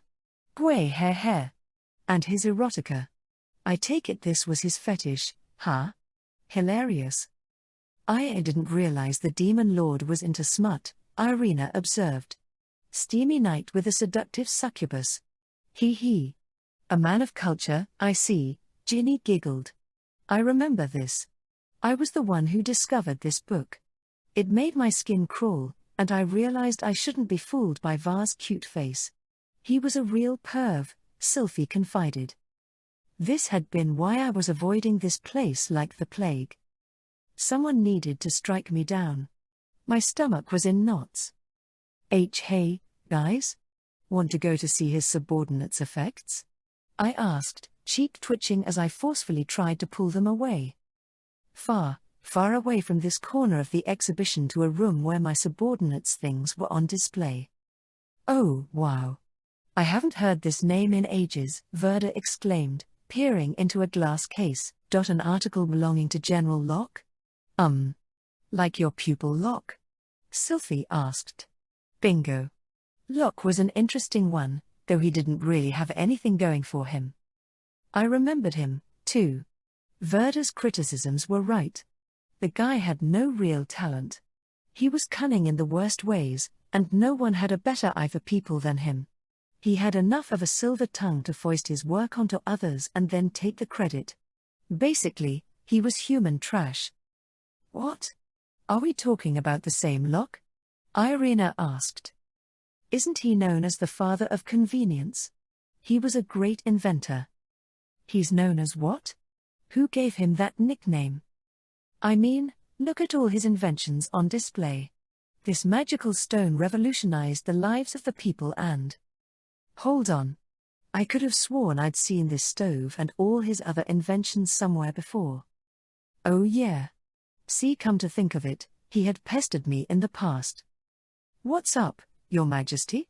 So I was thinking I'd like to leave my mark on history. That's random. It's all I've been thinking about lately. Like, you're all cool as shit. I want my name to go down in history, too. Which is where you come in. Can you help me come up with a plan? Pretty please? Like, oh, I don't know. Maybe an idea for a sick invention? You're so short-sighted. If you don't come up with it yourself, what's even the… Could it be you're out of ideas? Ha ha. I guess our ruler is only good on the battlefield, huh? Just another meathead. I guess that makes you the same as Lady Lydia. Pause. Did you just say I'm on the same level as that dipstick? Yeah. But I might change my mind if you give me a list of new inventions. Fine. How about a magical stove? Ooh. Nice. Another one? A magical fireplace. You never let me down. You're the greatest inventor in the world. I knew you were nothing like Lady Lydia. Hair. Told you so. You could also invent a magical staircase and a magical printer. I'll take it. Take what? Just talking to myself. Another one. He had taken all my ideas. I could almost see him smiling. I guess he managed to leave his mark, even though he contributed nothing to the world. Is something wrong, Ard? You seem frustrated. You know, Irina, I used to wish I'd experienced defeat, but it seems I've lost without realizing it. My emotions were all jumbled together. Oh. This brings me back. I thought I lost it, but I guess it's been on display the whole time. Verda chirped, bringing me back to earth.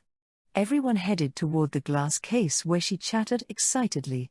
There was a painting on display that Verda had commissioned in ancient times. It had been painted by the finest artist in the nation. Our first and final group portrait. Lydia was next to me. The key members surrounded us. The 4 heavenly kings. The Council of 7. The champions, Sylphie included. All my irreplaceable companions. It's like going back in time. Sylphie managed to say, tears streaming from her eyes as she faced the images of the dearly departed. I could feel the tiny seed of nostalgia blooming within me. I was the most surprised to see Verda gazing at the painting with a far-off look in her eyes. Those were the good times. You know, I think those were the best years of my life. She didn't have on her usual eerie grin. Her young face went somber as she tried to piece together her emotions. I used to think I stuck by Var's side to satisfy my own intellectual curiosity. That I was happy as long as I could experiment. That I didn't care about anything else. But, Verda sighed a little, narrowing her eyes. I finally realized the truth when he was gone. I didn't stick around to perform my experiments. I wanted to hang out with my friends, who had also been rejected by society. Friends, huh? I never thought I'd live to hear Verda say it. I'd only ever thought of her as a mad scientist who saw everyone else as lab rats. Whenever we used to see each other, she would try to slice through my guts or make me stick around to watch her weird experiments. But I thought she hung around me merely as a means to an end. But I guess it had gone deeper than that. I was a loner before I met Var. Not that it ever bothered me. All I needed were experiments to satiate my inquisitive nature. After he was gone, though, it suddenly hit me. I was lonely. Irina and Ginny weren't sure how to respond. They just exchanged a confused look. Meanwhile, Sylphie and I were shocked by this revelation. Our eyes were as round as saucers. With Var gone, we basically disbanded. Livy blamed herself and wandered off. Even Liza claimed to have lost faith in Var and went off on his own. Al took it really hard. I mean, Var was his whole life. Without him, Al had a breakdown. It was the same for all of us. Even I was an empty husk. You? I asked without thinking. Verda offered me a strained smile. Yeah. And you know, I finally realized something. That I loved Var from the bottom of my heart. After all, he was my best lab rat, and my best friend. Best friends, huh? I couldn't stop myself from staring at her in wonder. I never expected her to say that. I found it hard to believe, but her expression was dead serious. Var gave me some of my best years. Never in my life had I felt so alive. I got to hang out with my strange friends. But that's not the case anymore. I can't even remember names now. I can't manage to find anyone interesting. That's why I've become a loner again. Desolation settled in Verda's eyes. She almost resembled me when I'd been crushed by the weight of my solitude as the demon lord. She sighed and looked at me. Hey, Ard. Are you enjoying your life now? Verda managed a sad smile. I nodded. Yeah. I'm having a good time, thanks to Irina and Ginny, Sylphie, and Lady Olivia, and everyone else. Cool. I'm jealous. I'm not having fun at all. I didn't realize life without friends could be this boring. Things might have been different if I'd figured that out when Var was still here. Lady Verda. If that's the case. It was a decision even I found hard to believe. My past self would never have let me say such a thing, but this was something I needed to say to Verda right now. I needed to ask her to be my friend. Just before I could.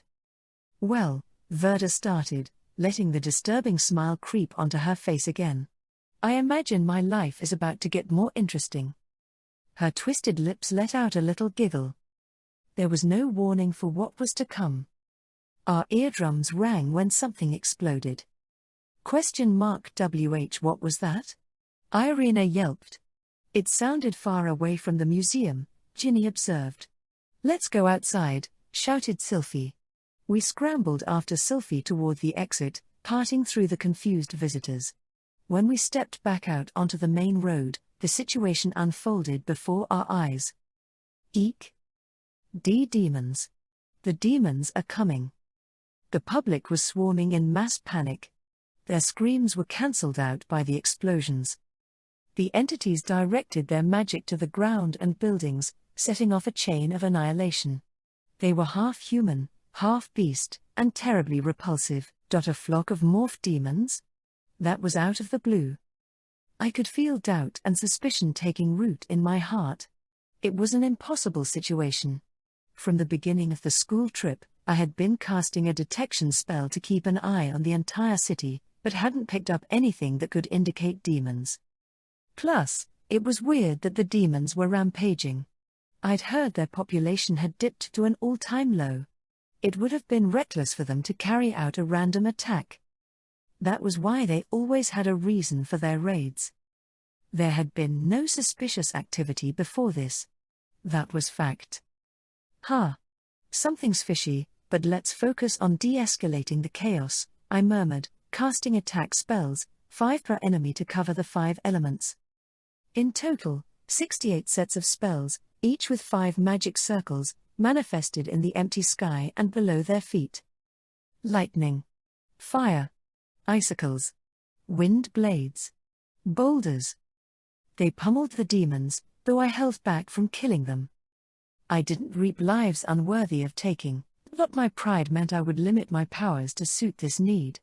When the magic touched my targets, though, their bodies practically disintegrated into shiny dust. What? Oh? What's going on? All I know is the demons disappeared. It was like, schling. And then bam. Gone. Sylphie explained. I placed my hand on my chin, thinking through this unexpected phenomenon.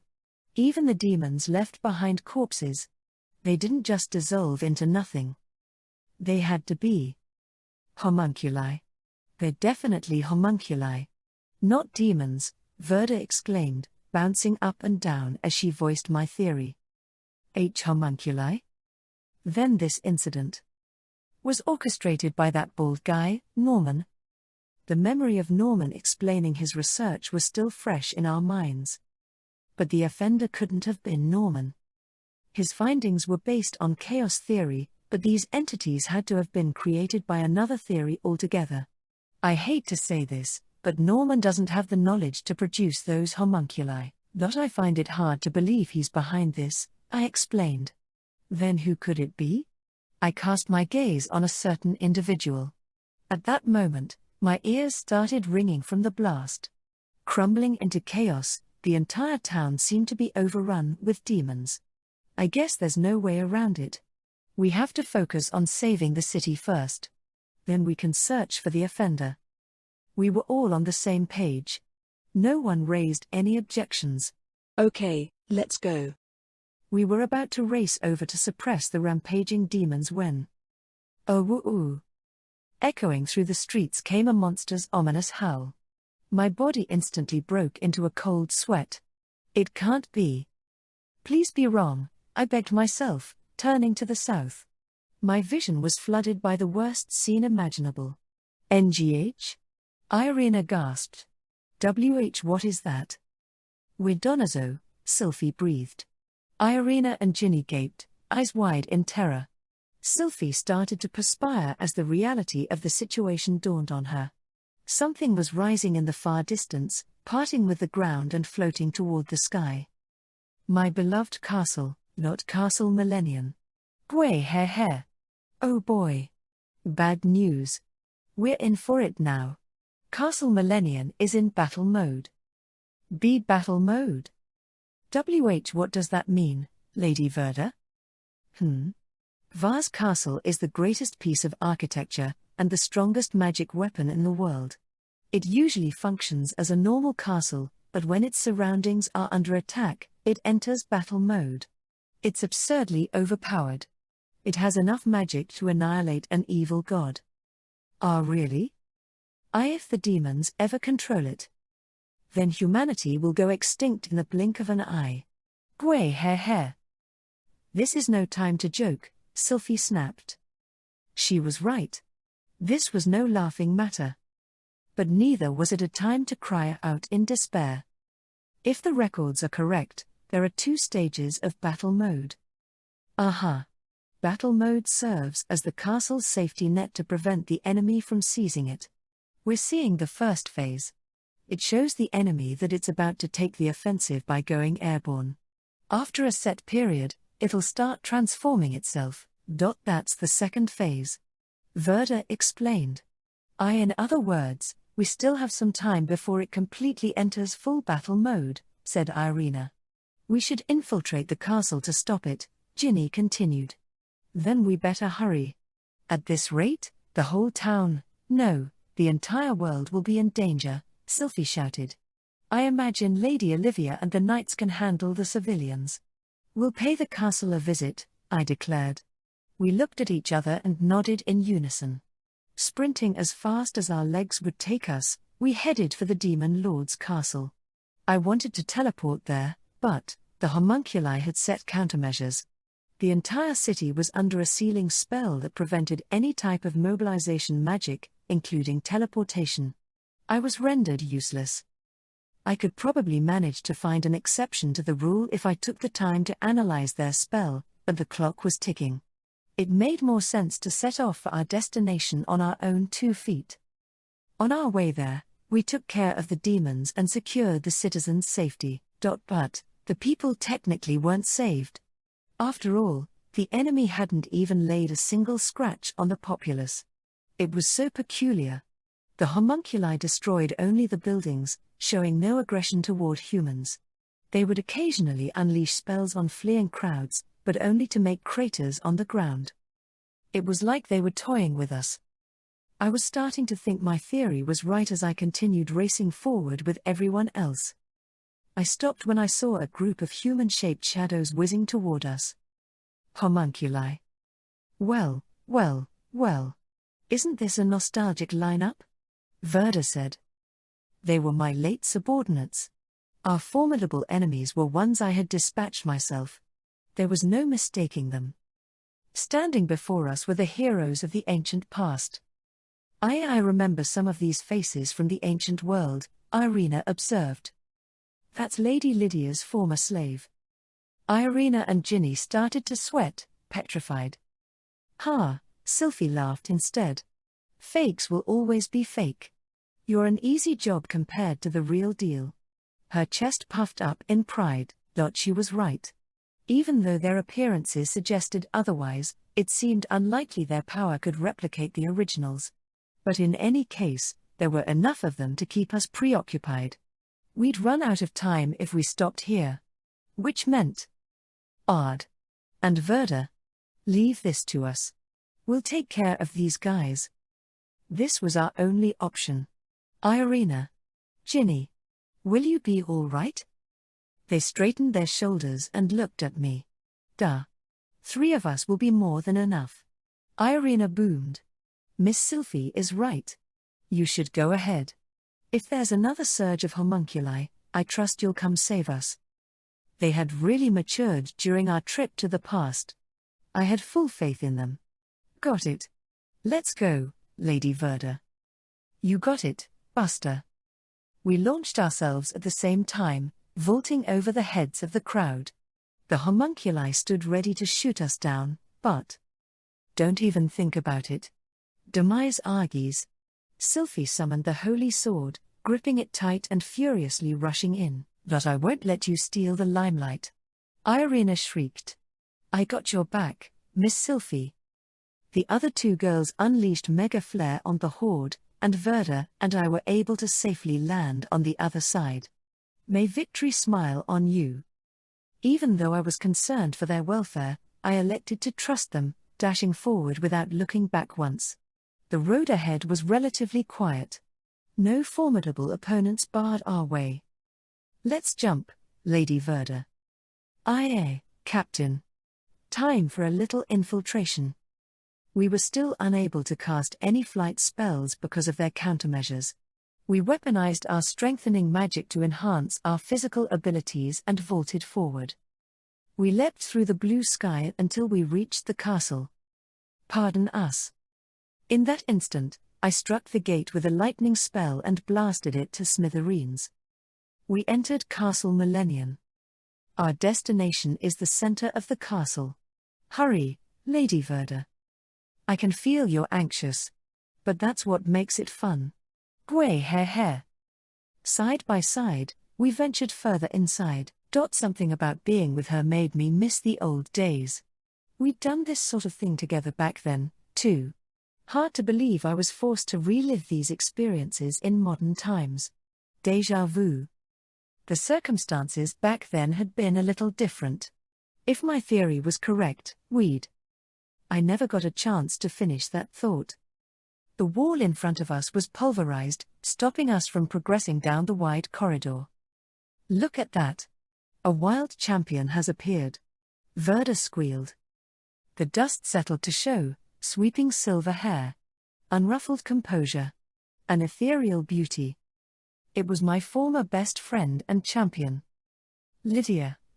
She remained wordless as one hand gripped her special weapon. The holy sword Vald Galgulus, or at least a perfect replica.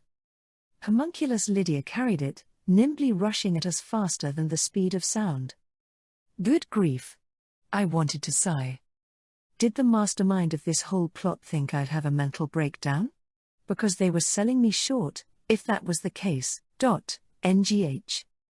When I was within her range, Homunculus Lydia swung her sword over her head, crashing it down on me. I stepped slightly to the side to dodge her supersonic slash and quickly returned the favor, striking her delicate chin. She stumbled back. I took her powerless arm and snapped it at the joint. She was so feeble. No clue how to fight. Real Lydia would have headbutted me before I had the chance to go for her joints. This one was nothing more than a cheap counterfeit. Pardon me. I took the sword that had fallen from her broken arm. Return to the dumpster. Without hesitation, I slashed homunculus Lydia diagonally from the shoulder, splitting her in two. She instantly burst into dust. Let's go. Gway hair. You never let me down, Ard. Looked as easy as pie. Verda gripped her stomach, practically crying from laughter. We hustled farther into the castle, running up to the second and third floors until we finally arrived at the very top. We made our way to the inner sanctum, and flung open a large door leading to a certain room. It was Castle Millennium's mode control room. The open space only contained an altar-like device at the very center and nothing more. In the utilitarian room stood an earlier visitor. As I suspected, Castle Millennium changed modes because of a homunculus made in his image. It wasn't really my place to say this, but the form silently staring at us was beautiful. Pure white hair cascaded down his back. Skin nearly translucent. Beauty forged by heaven. God must have spent extra time on him. With every step, flowers bloomed from the ground. Any eye contact that lasted longer than 3 seconds was sure to make anyone swoon. He was a homunculus of the Demon Lord, which made him a homunculus of myself when I was Varvatos. According to the texts, only the Demon Lord can control Castle Millennium. Only he would have the rights necessary to switch to battle mode. I suspected his homunculus might be operating the castle. Home run, baby. Do you think we can take this guy? Verda's query sounded like a challenge. I smiled at her. What a silly question. Our opponent stuck out his right palm in our direction, manifesting a magical circle that surged in crimson. Red swirls gathered together to form a serpentine dragon that rushed us. From a modern point of view, this was top of the line. Special class magic. It was right up there with the magic of my current parents, the great mages. From the perspective of those born to this generation, this attack was close to overpowered. This should be easy if this is all you can manage. I cast the low-level wall, summoning a semi-translucent shield in front of us. Its large barrier put a halt to the flame dragon. The fiery monster opened its maw and crashed into the wall, creating cracks in our defense. Still, that seemed to do the trick. The dragon burst into red dust and vanished. I believe it's my turn, I announced, and a magic circle appeared beneath my enemy's feet. If he was real or possessed the power of the real Varvatos, he wouldn't move an inch. After all, he'd evaluate that my attack wasn't even worth dodging. The homunculus before us didn't lift a finger. Not because he was so formidable. Because he couldn't react to my counter. Radiant retribution, I chanted, and a brilliant white light shot up from underneath him. It blasted toward the sky like a pillar, scorching a hole through the castle ceiling from its heat. I didn't want to harm my precious castle, but this would be a simple enough fix. The pillar seemed to thoroughly annihilate our enemy, leaving us with a gentle breeze in the newly ventilated room. Not even his particles were left behind. It must have snuffed out his existence entirely. Phew. I guess a counterfeit can't compete. I sighed a little and approached the magical altar device. If I could take control of my Castle Millennium and return it to its usual setting, things would settle down for the time being. First, though, I was dying to confirm a certain theory that had formed in my heart. It seemed there was no need. My opponent had already proved to be one step ahead. I shrugged at the presence trembling right behind me. So, you were the mastermind, I said, looking over my shoulder. Lady Verda. Her childish features perked up to form her eerie smile. A shadowy hole swirled directly above her small body. You plan to attack me if I touched the device, right? Gway hair. Guilty as charged. Bummer. But I'm stoked. This is how we play. If I may ask, why? You shouldn't need me to tell you. You already know. But if you insist. I wanted to test out which would win, my divine gifts or your untamed power. Well, I guess the experiment is still going. She boomed. More black holes opened up with Verda serving as their epicenter. My heart started racing as soon as I laid eyes on you. Even though I was a loner for thousands of years, I finally had a new lab rat to toy around with. So, that's why you took an interest in us. Or should I say, me? You worked your roundabout ways for the first 2 days, and now, you're ready to make direct contact. Bingo. You were a riot. I loved seeing you get dejected over Irina. You were a hoot when they messed with your head during the Battle of Love Potions. Show me more. Let me play with you until I'm bored. I could feel Verda's entire body playfully dripping with bloodlust. She was like a small child giggling as she pulled the wings and legs off a bug. She rushed at me with her innocent smile.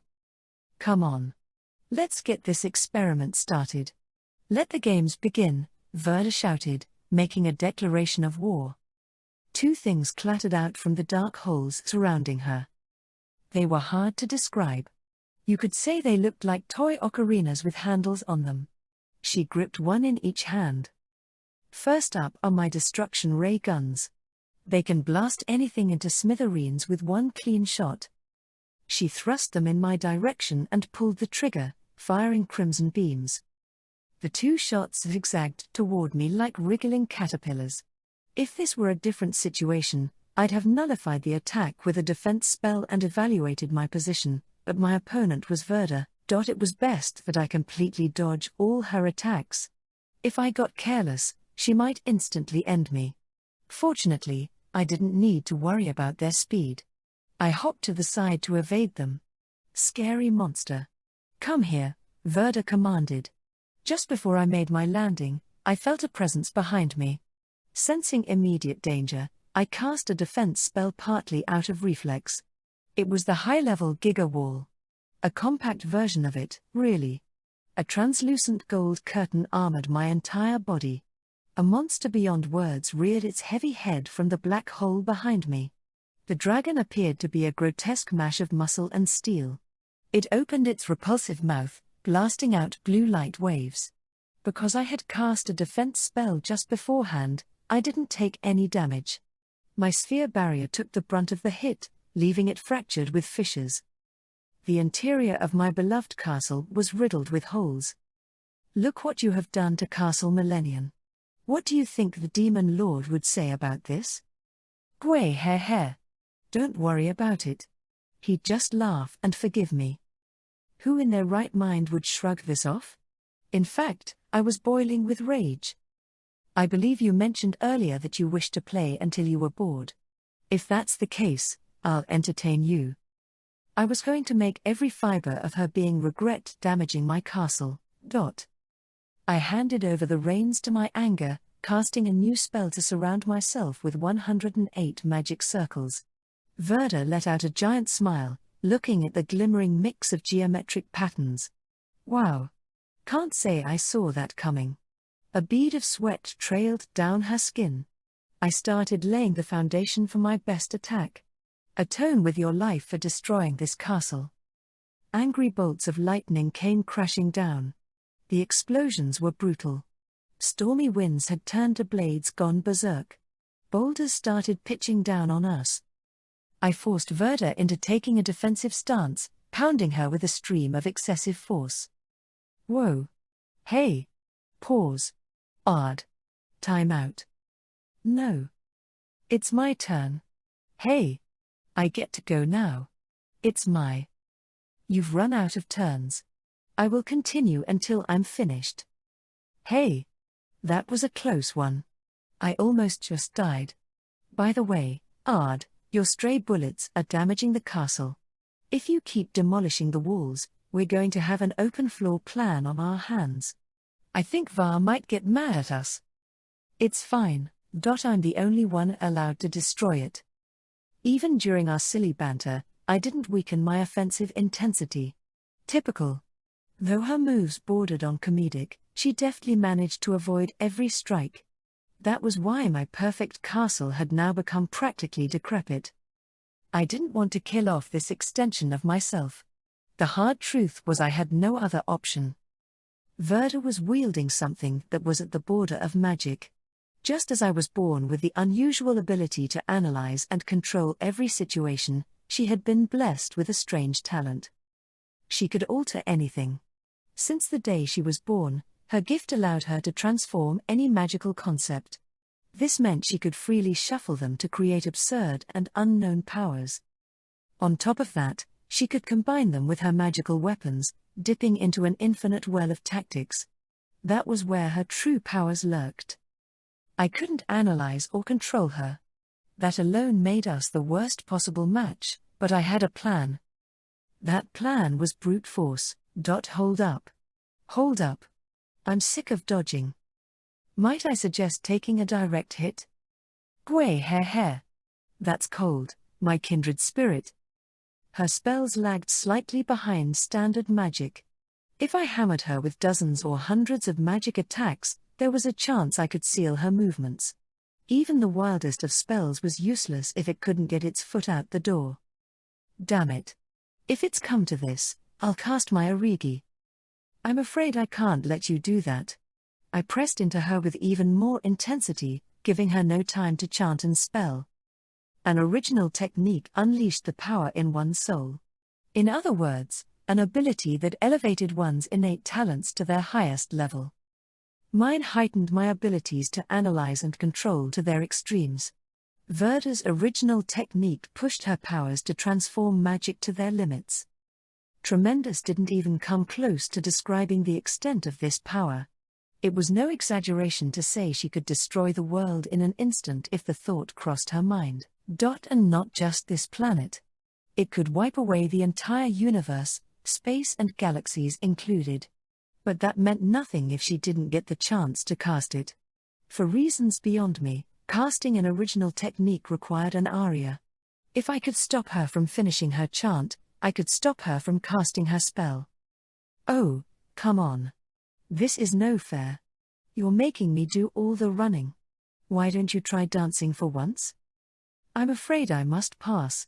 These awkward moves suit you. NNNNNGHHHH. You're nasty. You are the last person I wish to hear that from. You know what? Fine. Nothing will be settled at this rate. Verda stopped in her tracks. I hate to waste things, but this body has got to go. With both arms raised, Verda took on the swarm of magic and was absorbed by one of the whirlpools eating away at the castle. Within an instant, her petite figure was no more. Normally, this was where things would end. But I knew better. Da-da-da-da-da-da-da-da-da-ah.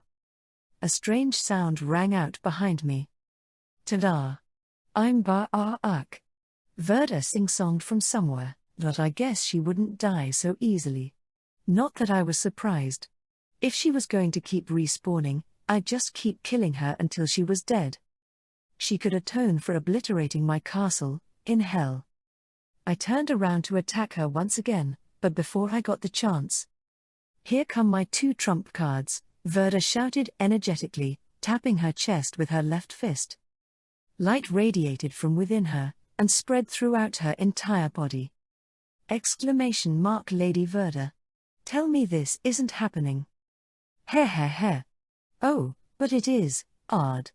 She cackled, even though sweat broke out on her forehead. It was a suicide mission only she could carry out. You're altering your spirit. If you do that, you'll be effed, if I'm honest with you. But, Ard. She beamed like she was having the time of her life. Anything to beat you. As you can tell, I'm the sorest of losers. Gway heh. As she gave a crazed laugh, she laid hands on the magic device nearby. This was bad. Her spirit began transforming into a version of something equal to my own. In other words, no outsiders allowed. And, time to pull off an old switcheroo.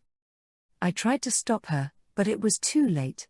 Before I realized it, I'd been thrown outside. As I floated through a sea of clouds, I stared at my beloved castle. For goodness sake.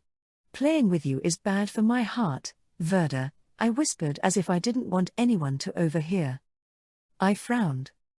Right before my very eyes, Castle Millennium was transforming into the final phase of battle mode.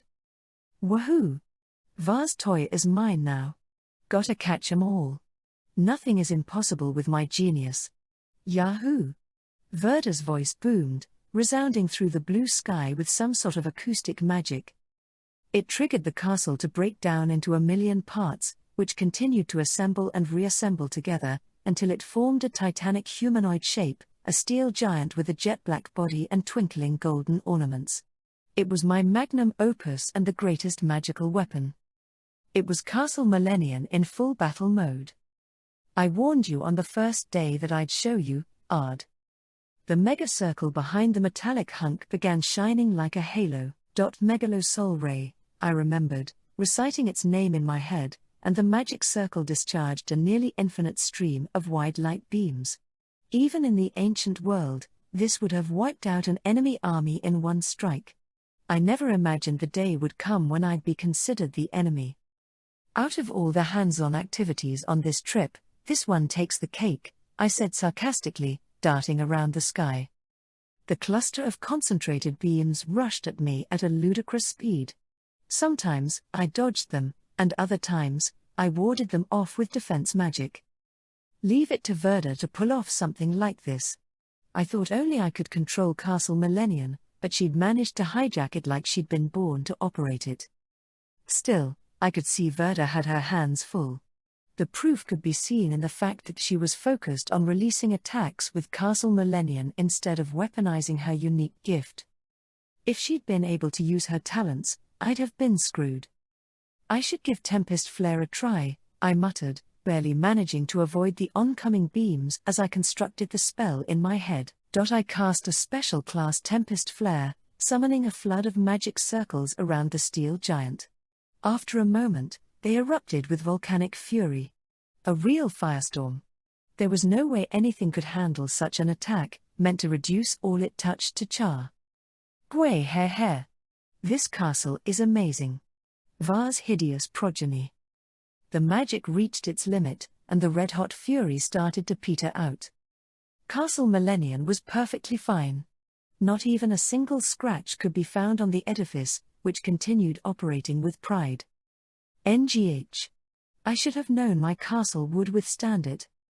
Despite the severity of the situation, I found that I was happy. My castle was incredible. Time for round 2. Verda chirped. We were getting ready to resume the escape theater featuring me and a million light beams. It looked like she was casting another spell this time. The piece of armor covering the castle's knee propped up, revealing a magical circle that dispatched a throng of gold rings. Negative happy ring, a binding spell. Once caught in its clutches, even I would be frozen for all eternity. Both beams and rings tore through the air, trying to capture me. I tried to fend them off with a number of counterattacks, but in the end, that meant nothing. NGH. I can't believe I'm happy about being driven into a corner. I felt something like parental pride for a dear child. But at this rate, I would never succeed in toppling it. Which meant I was out of options. If I wanted to turn the tide in my favor, I'd have to use something else. I prepared to chant the aria to cast the ace up my sleeve, but something happened before I could finish. What's wrong, Ard? Already at your limit? Maybe. I didn't really think anything of my answer. It was just what popped into my head. But it seemed to signal something more to Verda. Wait, what? Are you joking? All her attacks stopped. You can't be serious. You're not throwing in the towel yet, right? There was fear in her trembling voice. She'd never spoken like that before. At least, not to me. What was she scared of? I frowned. But I finally got to meet you. But you're trying to just. Now she sounded angry, and her attacks resumed. It was the first time I'd ever heard her this emotional. Thinking back on it, she always had a smile on her face. In my memories, Verda was always snickering, with a creepy little smile plastered on her face.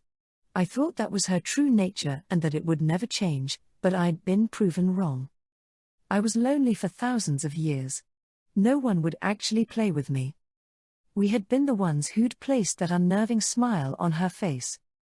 Me. Olivia. Monsters of the ancient era. We were the ones who had kept her smiling. But now that those monsters were essentially all gone, there was no longer anyone in this world who could make that happen for the beast known as Verda. When I saw you, it was like I'd traveled back in time. Are you still planning on betraying me? A lonely behemoth. No other words suited her. I see. It finally hit me that she hadn't changed. Neither had her feelings of isolation. Please, don't leave me here all by myself, Verda shouted, her voice thick with emotion. I had finished preparing the answer I knew I had to give. All roads lead to despair. That is the way of life for a pitiful man. I began my original technique through the deluge of her attacks, beams and rings blasting toward me, but I managed to hedge them. My heart went out to Verda. In complete solitude is he. For there are those who follow his lead. But none to rule together with him. She was just like me. Rejected by society. A strange monster like no other.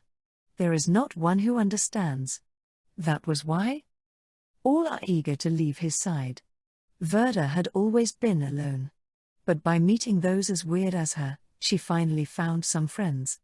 And I had unknowingly taken that from her, by reincarnating, which only benefited myself. Cast away by his one and only friend. He sinks into a sea of madness and isolation. Verda, you can rest at ease now. Rest without peace. Drowning in anguish and despair. You'll never be alone again, I thought. I won't allow it. That which guides this tale. As a flood of emotions welled within me, I vocalized the last stanza. Private Kingdom, the story of a lonely king. Even if this meant I'd have to live a more isolated life, if I could just save her. I'll play with you until you get bored, I shouted, obliging her as dark particles covered my right arm. They twined around into a chain and formed a large black sword. Lydia. Phase 2. Understood. Switching to stage 2 of full body transformation. Activating Brave Demon. The snaking light beams and whizzing rings all closed in on their target, me. I glared at them as my body began changing. Shadowy armor shielded me, and my hair turned white. My transformation was complete. I hummed with absolute power.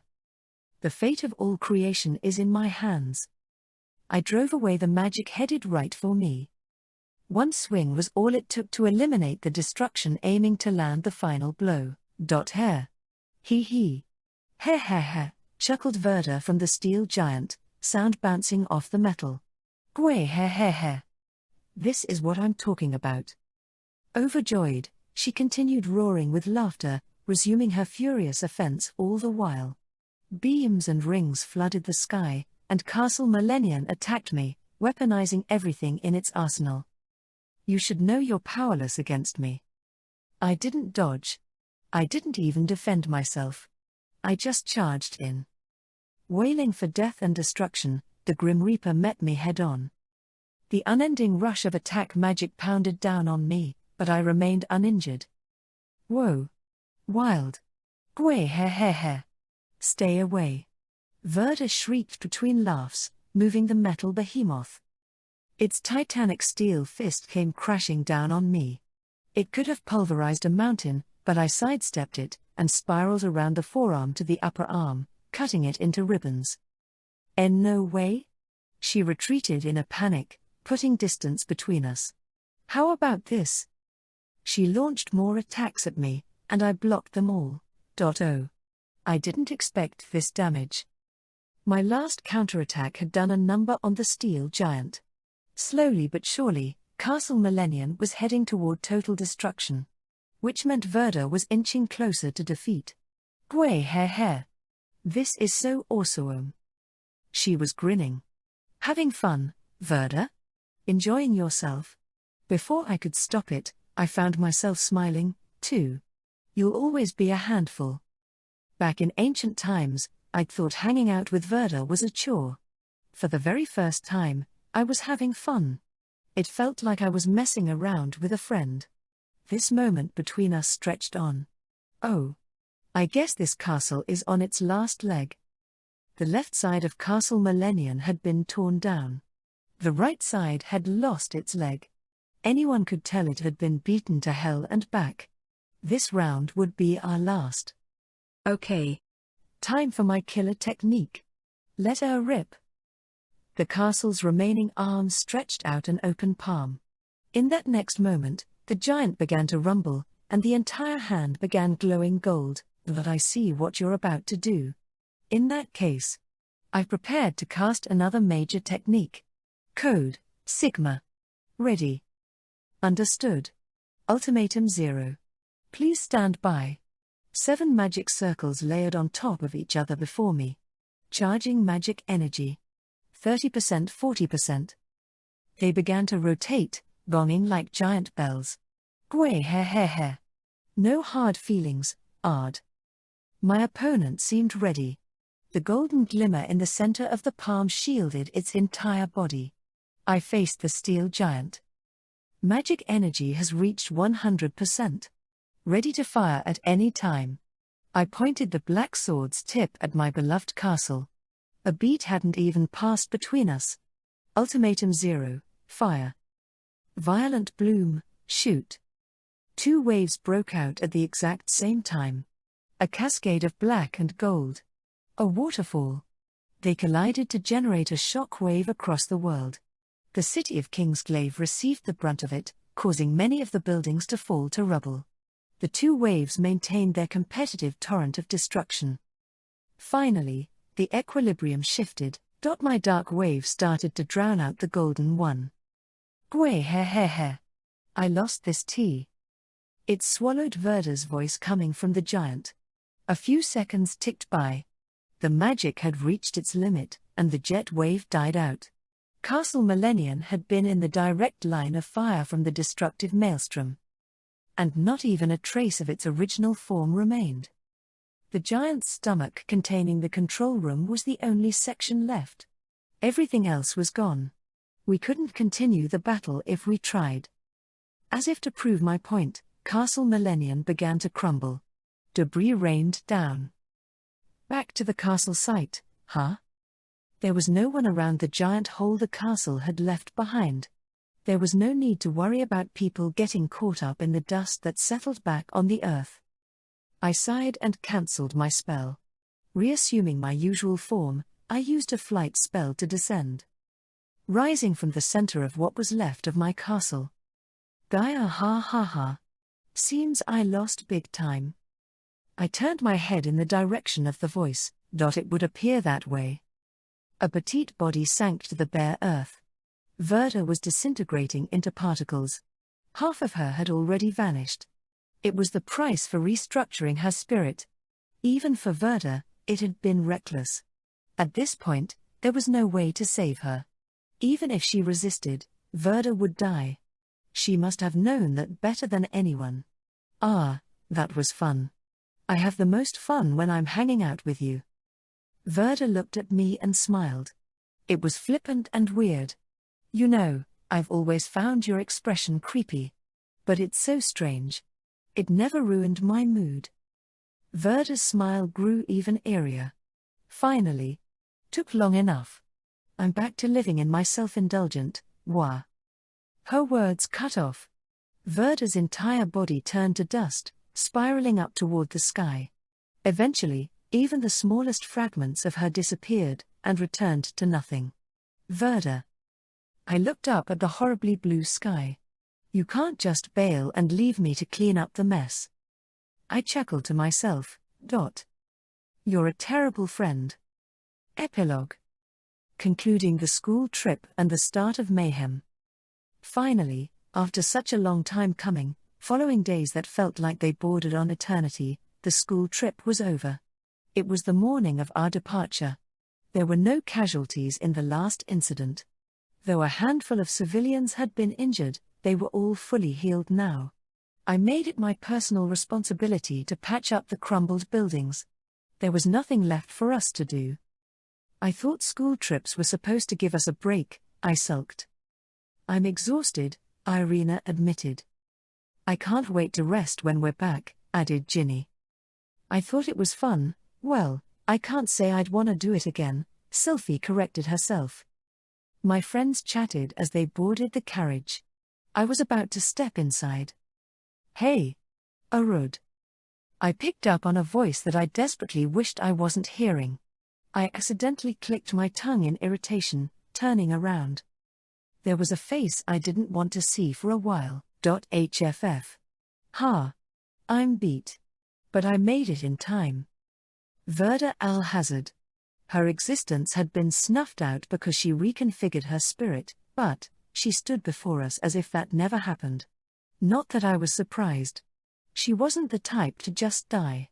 If she was weak, she wouldn't have become a heavenly king in the first place. In fact, she was more persistent than even the most stubborn parasite. Thank you for coming to see us off personally. Gwe he. You don't look thankful. Verda clutched her stomach as she laughed. It didn't take her long to straighten her back. Hey, Ard. Do you believe in fate? Not sure. But I accept the idea of strange coincidences. I see. Well, I believe in them. That's why, I don't think it'll take much time before we meet again. Can't say I know what our next reunion will look like, though. She broke into an hair-raising grin, drawing close to me and standing on her tiptoes. It was fun playing with you for the first time in forever. Then she whispered into my ear, See you around, Va. With these parting words, she padded off. I was busted, huh? Now I had another problem to add to my list. Well, I guess this was my lot in life. Not that I wanted to accept it. I had gained a friend from all this, though, so I figured I'd come out even. I climbed into the carriage, thinking over Verda's fixation on fate. A week after we returned to the royal capital, things were back to being calm. We had eased away our exhaustion from the trip. Well, calm, I guess, in air quotes. Where are you, Sylphie? Eep. The fools were back at it again. I don't think Sylphie will be able to go back to the dorms anytime soon, Irina noted. Why don't you wait for Miss Sylphie? You're basically her big sister, Ginny suggested. I would, but I'm busy keeping an eye on a homewrecker, Irina snapped back. They fumed. Nothing had changed between them. Classes were over for the day. We had left school as the sun set, returning to the dorms on campus. Excuse me. Are you Ard Meteor? And are you Baroness Irina? He stood out like a sore thumb on the school grounds, covered from head to toe in armor. The crest of the royal family was engraved on the chest plate. Are you one of the knights who serves under the direct orders of the Queen? Indeed. She has summoned both of you. Please come to the palace immediately. Irina and I looked at each other. I gotta say, there hasn't been a dull moment since we got here, she said. Yes. I long to have too much time on my hands, I replied. We shrugged our shoulders. We'll visit post-haste. Will you guide us? I asked. Of course. Let us go. We braced ourselves to get mixed up in more chaos. Afterward. Readers of the third volume, it's been a while. New readers. I don't suppose anyone would start at volume 4, right? I'm Myojin Kato. What did you think of this volume? I tried my hand at a new style and structure. If I could have it my way, I would like to deep dive into explaining all the tiny details about the events leading up to the fourth day, but I only have, 3 pages to wrap up this section. Instead, I'll attempt to summarize my 10-page explanation into one sentence. Oh, what I would do to write a dark comedy about the divine prodigy. Okay. This is the part where I make my closing remarks. But before that, I'd like to share some news. Following this section is a short story that was published in Dragon magazine. It was my first time writing one. To put it simply, and keep it spoiler-free, it's like a one-shot manga that you'd find in Shonen J.M.P. It's about 30 pages, which isn't exactly short, but I hope you enjoy it. On to the next matter of business. Drumroll, please. The Greatest Demon Lord is getting a drama CD. It'll go on sale on August 20, 2019, and accompany the next volume. I think. The cast is made up of some A-listers. I almost wanted to ask if they were serious when they told me. It'll feature exclusive content, and I hope you'll pick up a copy. That wraps up my personal news. It's finally time to express my gratitude. To my editor, I only have words of apology to offer. I seriously think I deserve a written detention. To Sal Mizuno, I thought Verda's design was stellar. Out of this world. I know I sound like a broken record, but allow me to say it again. Professional artists are on another level. To all the readers who have picked up this book, thank you. I'm putting pen to paper and praying we'll meet in the next volume. Myojin Kato. Special short story. From Dragon Magazine. Presented by Myojin Kato and Sal Mizuno. I want to experience defeat. I didn't even know when this thought first materialized in my mind, but I'd been going through life desperately clinging to this wish. I'd wasted most of my earlier days freeing humanity from divine beings and their devout followers. It seemed conflict trailed after my every move: raise the army, seize the country, slaughter the heroes, spread my influence, exterminate the gods. And by the time I'd reached the end of that journey, I was known as the Demon Lord, treated as though I was a monster straight out of a fairy tale. The general population and most of my underlings didn't see me as human but as an understudy for a god meant to be revered. After all those years, I had only loneliness to show for my efforts, which was why I'd started to wish for my own defeat. If I pathetically fell to my knees, I figured someone would see me as human, too. At least, that had been my line of thinking. But my greatest wish was never to be fulfilled. There were no enemies left to defeat me. It was inevitable that my life would reach a checkmate. But I couldn't give it up. In the end, I knew that the demon Lord Varvatos would die a lonesome beast. He'd been born to carry out this fate. But I could make up for it in my next life. I could chuckle in good company and live out my days in silly merriment as I'd done in the past. It was still possible. When I couldn't bear the idea of spending another solitary moment, I'd scramble to create a reincarnation spell and left a will behind for my underlings. Then I'd let myself be whisked away. Yep. And now we're here. I was a brand spanking new baby with tears rolling down my face. With my brilliant technique, I'd reincarnated far off in the future as a normal human. I was no longer the demon Lord Varvatos, but Ard Meteor, just your average villager. How time flies. I was 3 years old in the blink of an eye. I'd retained my personality and intelligence from my previous life, which made acquiring language easy. And I'd been blessed with a great constitution. In fact, it didn't take long after my birth for me to stand and walk around, and by 3 years old, I was already helping my mother with farm work. Mommy needs to go out for a bit. Will you be okay on your own? Yes, I will watch the house for you, Mother. My mother in this new life was stunning. She smiled and nodded. All right. Be right back. Don't worry too much about the fields. Be careful not to push yourself too hard. With these considerate words, she waved and walked off somewhere. After I watched her depart, I continued tending to the farm, turning the soil with my hoe. This made me feel like a real nobody out in the boonies. I couldn't hold in my chuckle. Nice. I'm just a typical villager. You could find someone like me anywhere. Even if I slip up in the worst way, I won't be able to blow away an entire continent anymore. Nothing about me will charm or frighten others. With this body, I was sure I could make 100 friends, which was a plan I'd come up with just before I died. But before that, I was going to focus on developing the essential skills to live. First, I needed prowess for battle. At present, my abilities were unreliable. Though this village hadn't been ravaged by war, that didn't guarantee there wouldn't be an attack in the coming days. What would be the point of making friends if I couldn't even protect them?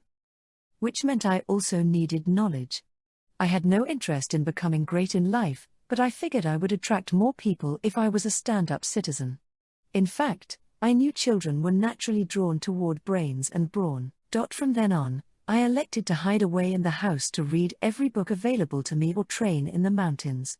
I would begin making friends as soon as I was satisfied with myself. There was no need to rush. It was better that I took my time. Easy now. My mother had returned as I swung the hoe, absorbed in my own little world. "Oh, welcome back, Mother. That was fast." "Well, I just needed to run a little errand?" Why was my mother looking at me like she couldn't believe her eyes? Hey, Ardy. Did you take care of this field?" "I did." "Oh, gosh. I must have plowed it wrong." "I'm sorry, Mother. I'm not used to this work." "That's not what I meant. How did you cover such a large area so quickly?" My mother spoke so quietly that I couldn't really hear her, but she didn't appear to be angry. I breathed a sigh of relief. Heh. "Oh, to be thankful that your parents weren't angry with you." That seemed to fit the bill for a nobody. I couldn't wait to be raised like an average person. Fast forward some seasons. I turned 10. As I'd planned, I had spent that entire time either holed up in my house or training in the mountains. I was sufficiently pleased with my strength and intelligence. But naturally, I hadn't made a single companion. I sat up in bed one morning, thinking that over.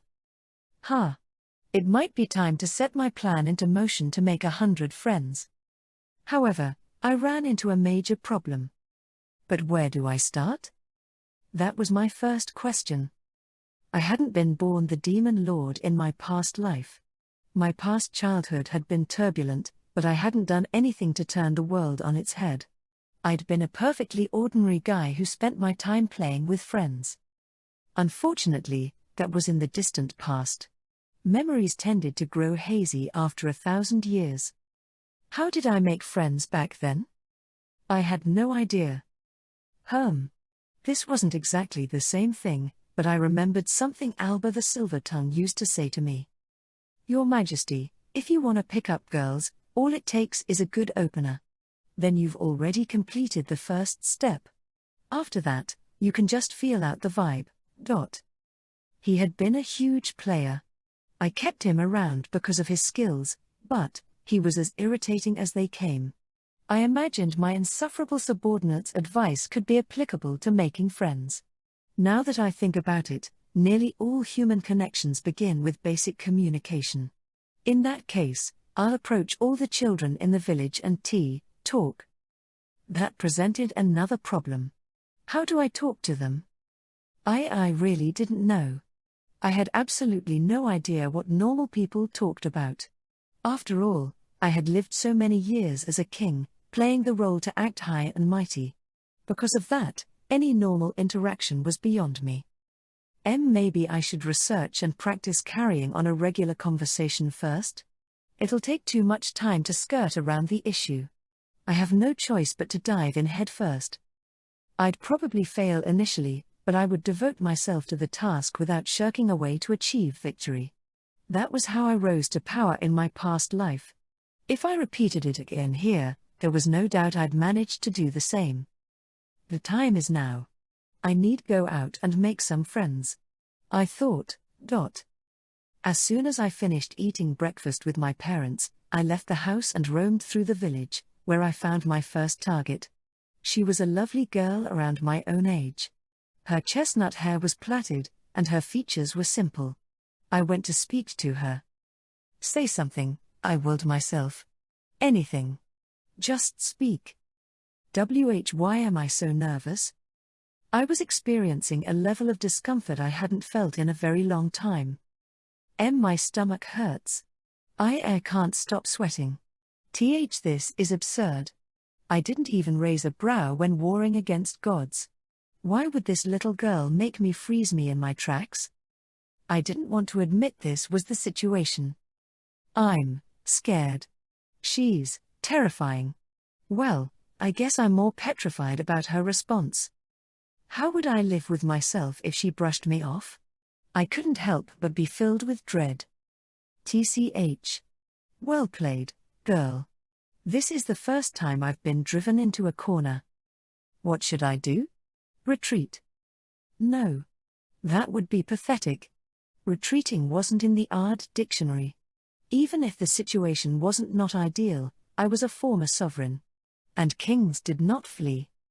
Sweating like a pig, I forced myself to take a step forward, calling out to the girl from behind, "Why you over there? Look at me." Oh. My voice was so tinny. Either that, or I called out to her wrong. She'd turned around but looked put off. "Come on, Ard. There's no time for worrying." I needed to push ahead. "Why, you've answered my summons. I offer you praise." "Sure. Why you, Uh-huh. Well, why are you getting flustered? Just ask her already. Say it. Go on. Out with it. Muster up some courage. Be a hero." I was going to be a hero. I had this in the bag. Be my friend. And I'll give you half the world. I could already tell I'd failed. "Ew," she said, looking at me with disgust and running off in what had to be an attempt to escape. It had only been 10 years since I'd reincarnated. And I already wanted to die. After that, I dashed home, locking myself in my room to play back the events in my mind. Give you half the world? What did that even mean? I'd never heard anyone say that before. But failure was the mother of invention. It had been a huge step for me. I knew things could only go up from here. I would proceed with optimism. I continued approaching people in the hopes of making 100 friends, day in and day out. Every day brought in a new deluge of experiments and failures. Breeze, be my friend. That's all I want. You. My heart had been shattered into a million pieces. A year passed, and I turned 11. My heart had healed enough for me to consider giving my plan another go. The former demon lord would not be discouraged. My previous strategy proved to be no good. I learned I wouldn't get anywhere on my own. Which was why I decided to get the opinions of the successful people nearest to me. My parents. Finding each other to have a child was a natural process but a difficult one. There was no question they would have some insight on making friends. I sought out their opinion. First, I asked my father. "Making friends? Ha, that's easy. First, whoop them in the ass, then say, 'We're friends starting today.' And isn't that how you make underlings?" Cut to my mother's answer, making friends. I can tell you how to make sex slaves, but friends. I'm sorry, what kind of life do you live, exactly? It seemed they weren't doing so hot on the social acceptability scale. When I finally realized I was looking in all the wrong places, I turned to Vice, a handsome elven father and family friend of ours. He'd stayed at our house from time to time. "I can't say I have a lot of friends, but I think it would be good to show them that you have manners and take care not to offend others. If you treat everyone with respect, I'm sure you're bound to win someone over." Vice could teach my folks a thing or two. With his advice in mind, I hurried off to put my friend-making plan into motion. I see. Be polite, act like a gentleman, and never cause anyone discomfort. Who would have thought? I adopted Vice's suggestions and multiplied my efforts. What? Be friends with you, Ard? You? No way. Why? What did I ever do to you? There's no reason for you to be disgusted by me. I did all the right things. I kept my speech as polite as possible and my actions graceful. To convey my highest regard for my potential friends, I investigated their addresses, ages, genders, hobbies, preferences, family members, etc. I wanted them to feel my passion. I wanted them to know I knew everything about them. Did I look like a creep to them? That couldn't possibly be the case. Then why did they cringe when they saw me? I could see no reason for their disgust. But it always ended the same way. I would try to be friends, and they would tell me I was gross. Maybe I should just annihilate this world. I could feel my heart turning to stone with each passing day. To release my stress, I'd started hiding away in the mountains, home to monsters and dungeons. I could vent my frustration there without any guilt. Not that I could go all out.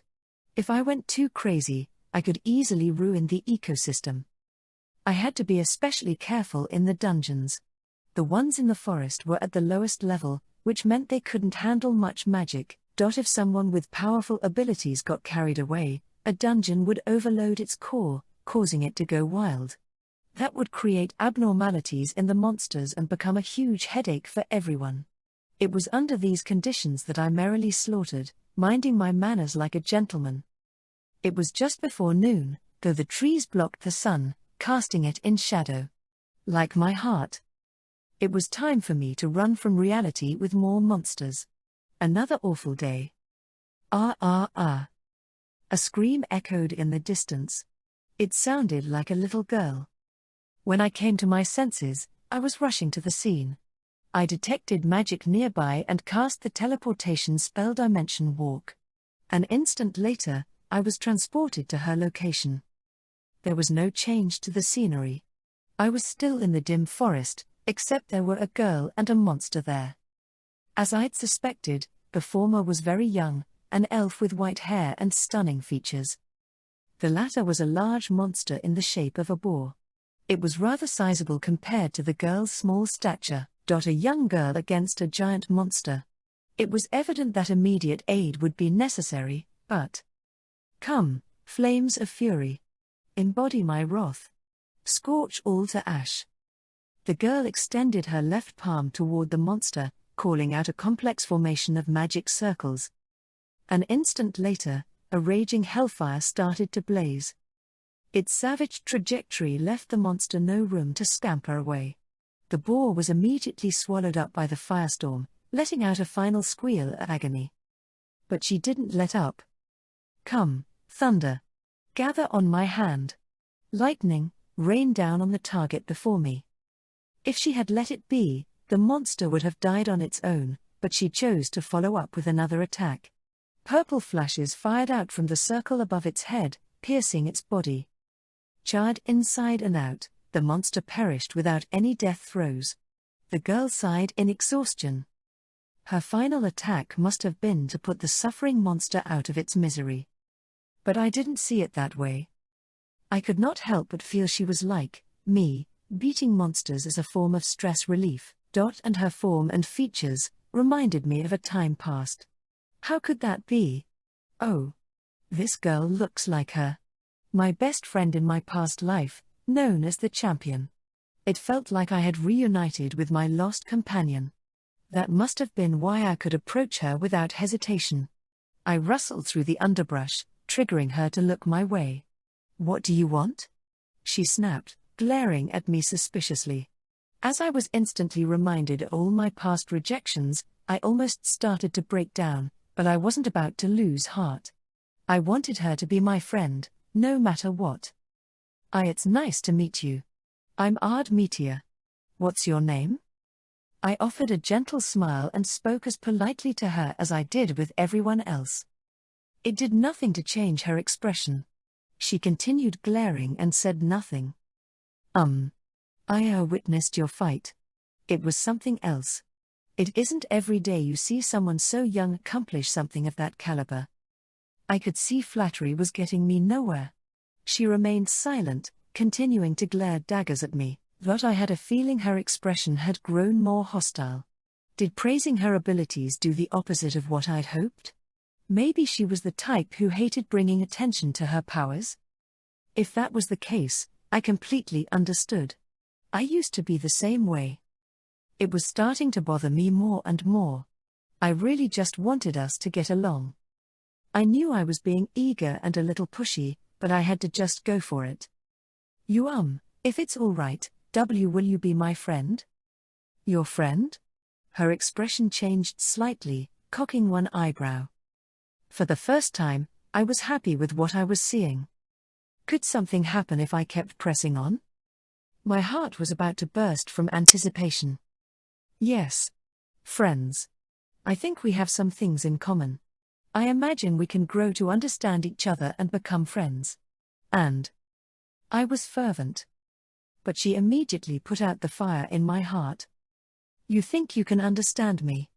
Give me a break. She looked at me like I'd murdered her parents. Her eyes held sorrow, hatred, displeasure, and resignation. I instinctively backed off. What do you think you know about me? She spat, like I had left a bad taste in her mouth. Her silver hair bristled, and she dashed off. It might have been a figment of my imagination, but I swore I'd seen tears in her eyes. I stood there for some time before finally dragging myself home. I was far from accomplishing my original goal and relieving any of my stress. I was left only with the memory of that beautiful elf. Although I had been rejected, I had no plans of giving up. I'd make sure we became friends, even if it killed me. And I wouldn't let myself fail. Not again. My next journey was to befriend that elf. Hello, Irina. You appear to be in an excellent mood. I called out. How the hell do you know my name? She snapped when we'd accidentally met again in the mountains. Isn't it normal to research a potential friend? I asked. Small world, huh? To think you were Vice's daughter. You. Get lost, stalker. She looked at me like I was garbage. Happy birthday, Irina. I chirped during another encounter. I brought your favorite red roses from Celine. How did you know that? Ha ha ha. I know everything about you, down to the number of moles on. I hope you die, pervert. She burned my present to ash. Good evening, Irina. I greeted her when we met again. The moon is lovely tonight. Hey, why do you know where I live? Ha ha ha, simple. I followed you home from the mountains. I see. And, why are you in my room? It's locked, and no one was supposed to stop by today. I wanted to surprise you. I entered through the window. You're so beyond creepy, it's starting to scare me. After that, Irina boarded up her window with a piece of wood so I couldn't get in. I tried to stroll through the front door instead. Ard warned her father. Don't go to the extreme. Be more mindful. For whatever reason, he was mad at me. What did I do that was so wrong? All I did was spy on Irina around the clock, trying to persuade her to accept my friend Posel. It had been a year since I'd first met Irina, and our relationship had hardly progressed. In fact, I was beginning to get the vibe that she was avoiding me. She was starting to badmouth me and give me the cold shoulder, which was tough, coming from a potential friend. But I refused to back down. I needed more true grit in difficult times. Only then could I find a solution. I needed to believe in myself. If I chased my dreams, I was certain they would one day become reality. I'd faithfully held onto this conviction since ancient times. But I knew I wouldn't see any progress by continuing with my current approach. It was evening. I threw myself down on my bed, trying to rack my brain. What should I do? Based on my old life, maybe I could. I dug through my memories. Alba came to mind. A triple threat, he had been a sleaze, louse, and womanizer. Your Majesty. All women love a good surprise. I had approached my underling since I needed to attract women for certain reasons, at the time. A surprise, huh? I've already given her a gift just because, and nothing changed. I went out of my way to bring her the soul of an evil god. Imagine my surprise when she said she wasn't the least bit interested. He had smirked, tsk-ing me. You have no clue. Girls love romantic situations more than just stuff. You fought your fair share of battles, so I imagine you know of some places to go with sick views. If you take her there as a surprise and whisper some sweet nothings, she'll totally be yours, dude. Humph. This situation was similar to the instance above. Maybe I needed to change direction and find a picturesque place to bring her as a surprise. Everyone needed a good subordinate in their life. Oh yeah, I'd forgotten Alba had been a virgin until the day he died, even though he talked big about knowing women inside and out. I remember our companions used to laugh at him behind his back. Even after he died, he had been the butt of their jokes. Ha ha, they would chuckle. I can't believe he died a virgin. Was it safe to take advice from him? My memories were hazy. Yet another reason this gave me pause. Had I gotten the girl after I followed his advice? There was a possibility it had been so traumatic, my mind had erased all trace of it. But the truth was I didn't have any more ideas. I kept telling myself that this would work out fine and it wouldn't hurt to give it a go. For now, I should start by picking out a nice place to show her. Maybe a scene from the old world? But I'll have to prepare for all the monsters for that. But the forests and mountains around the village don't have that many beasts. I was starting to think I should compromise and choose someplace else. Someone was screaming. Under the orange evening sky, evil spirits were rampaging in the village. Eek! Help me. Blood-curdling shrieks and angry shouts started to emerge, fusing with monstrous war cries. What in the world? What was this? As I tilted my head, I saw a girl about my age scrambling to escape in my periphery. A wolf monster was about to pounce on her from behind, ready to tear through her with its claws. Of course, I couldn't let that happen. Just as I was about to cast magic on the beast. Rah! Someone roared, splitting the monster in two. It was my father, Jack. Gripping his double-edged sword, he saved the girl, letting out a ferocious shout. After saying a few words to her, he turned toward me. Ard. Stay inside. Be a good boy and take this girl with you. His expression was tense, covered by sweat that poured down his forehead and cheeks. From what I could tell, this wasn't anything to stress about, but yeah, the average villager might consider it an emergency situation. By the way, Father, why is this happening? Ard, how can you be so calm? Listen to me. Hurry and. Before that, I would appreciate it if you answered my question. I stared him down. He must have figured I wouldn't back down, or he'd been scared by my intensity. Either way, he quickly explained the situation. You know about the dungeons in the mountains, right? Well, apparently, the core just went crazy. A wild dungeon core. I knew all about them. They went berserk for whatever reason, causing the population of monsters in the dungeon to explode. As a result, the overflow of creatures would be pushed out of the dungeon, laying waste to the surrounding area. It was known as a dungeon hazard, but it was strange. If that was the situation, there should have been 10 times more monsters. The villagers predicted it wouldn't go wild for another year. Why now? My father lamented.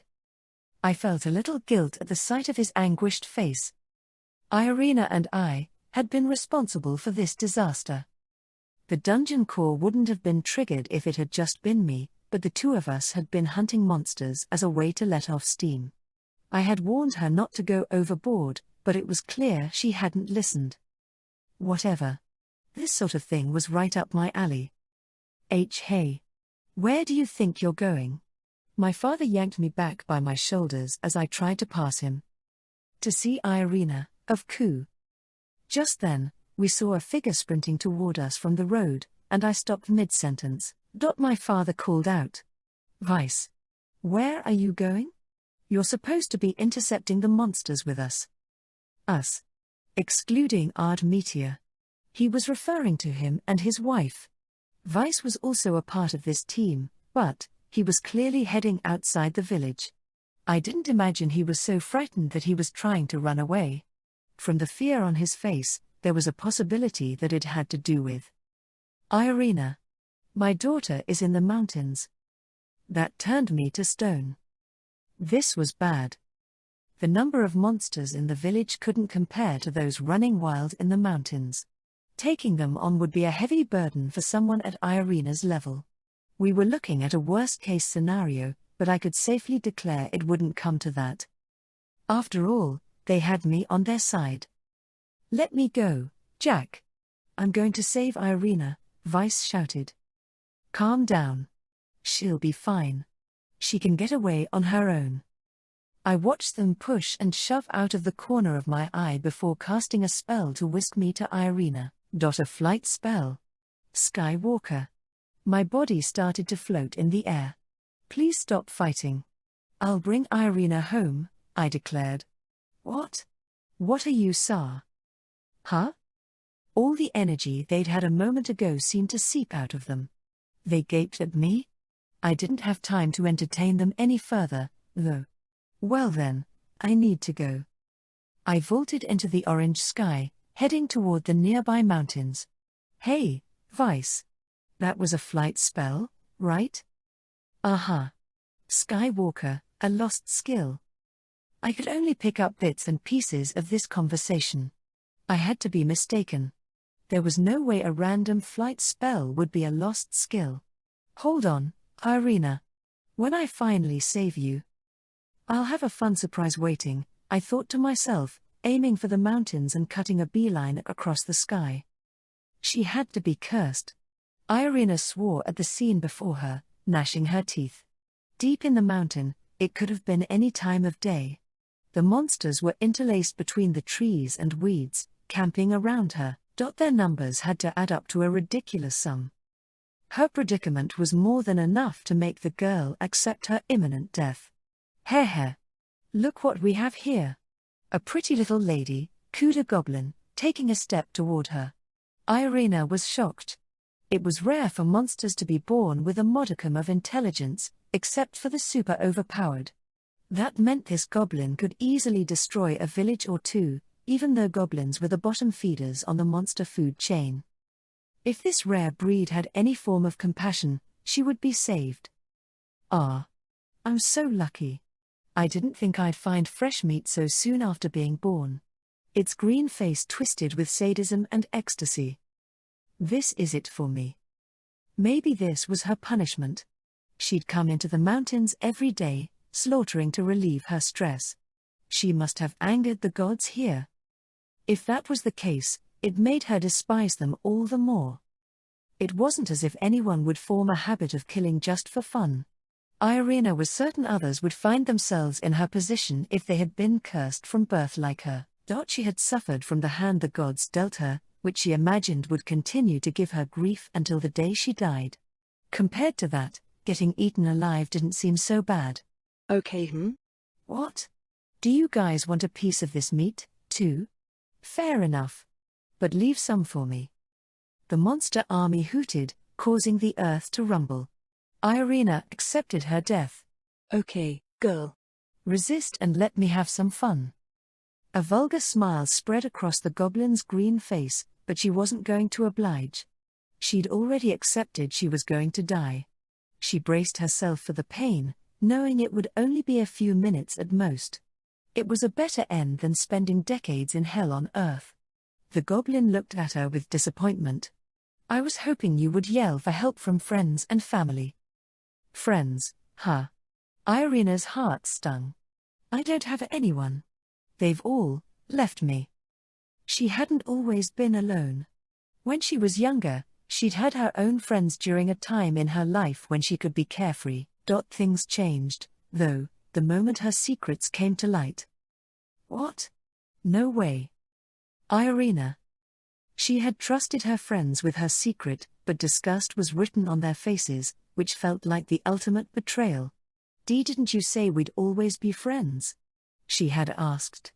Are you joking? Why would we be friends with a monster? From that moment forward, Irina knew she would never be friends with anyone again. Boring. Do your worst, guys, the goblin said. The monsters whooped before attacking. Staring at the death horde, Irina pursed her lips. She was better off this way. She would be released from her cursed fate. But she wasn't happy. On the contrary, she was sad and afraid. I can end it all, but the prospect of death was too terrifying. That was why she had to let her lips voice the phrase she'd been whispering her entire life. Someone, help me. In that instant, a translucent golden wall appeared before the pack of monsters diving toward her. The mad deluge crashed into it, squealing like crushed pigs as they came to a sudden halt. Ha! There aren't as many as I'd hoped, a familiar voice remarked, devoid of any fear. When she conjured his face in her mind, he alighted in front of her. Ard? It's the first time you've called me by name. He flashed her a smile. Why are you? Irina murmured belligerently. The turn of events was so unbelievable, she couldn't get her thoughts together. Her sentences were fragmented. Even Irina didn't know what she wanted to say. That was when the intelligent goblin rubbed its chin with interest. Humans are like moths to a flame. I never thought they would voluntarily come to be eaten. Right. They were still in dire straits. At this rate, they would die. She couldn't allow that. Even though Ard was out of his mind, she didn't hate him. In fact, she liked that he stuck around, even when she was mean to him. Irina didn't want him to die. She was about to yell at Ard to run, but before she could, something felt off.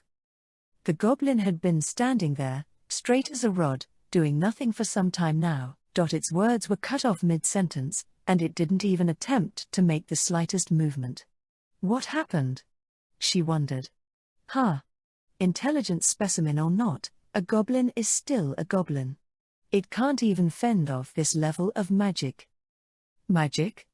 What was he talking about? A moment later, beams of light pierced the goblin's body, nerfing it into blood and sinew, which plopped on the ground. She had no idea what was going on. Her mind was filled with questions, but no one could have comprehended these events. Ard had just unleashed a sleight of hand that was impossible in this era. Through the use of instant magic processing, a circle had formed at supersonic speed without a chant.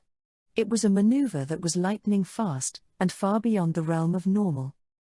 And Ard Meteor had accomplished it as if it were child's play. He offered her an easy smile. There's something special I'd like to show you. She had no idea what he was talking about. In fact, she didn't know anything about anything, like she'd been caught in a trance. Ard glanced at her before turning back to the monsters. In that instant, their survival instincts kicked in. The entire group made a break for it, spinning around to be the first to get away, but Demon Lord knows, you can never escape me. The monsters didn't seem to be able to move another inch. It wasn't clear what he had done. While fleeing for their lives, they had been frozen by some cruel trick, like the goblin. It was too difficult to understand, so Irina stopped trying. Ard gave her another side glance. The trees seem to be in the way. This isn't a very good view, he muttered to himself. With those words, the dense vegetation disappeared in an instant.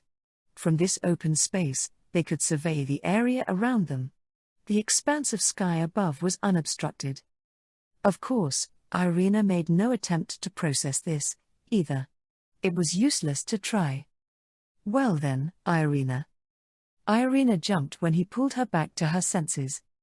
Ard held out his right palm toward the monster army, then lifted it upward. The beasts synchronized with his movement, whizzing high into the sky. I thought this might put a smile to your face, Ard murmured, grinning. He clenched his open palm. In that next moment, a brilliant glimmer flashed across the dark heavens. The monsters exploded in time with Ard's gesture.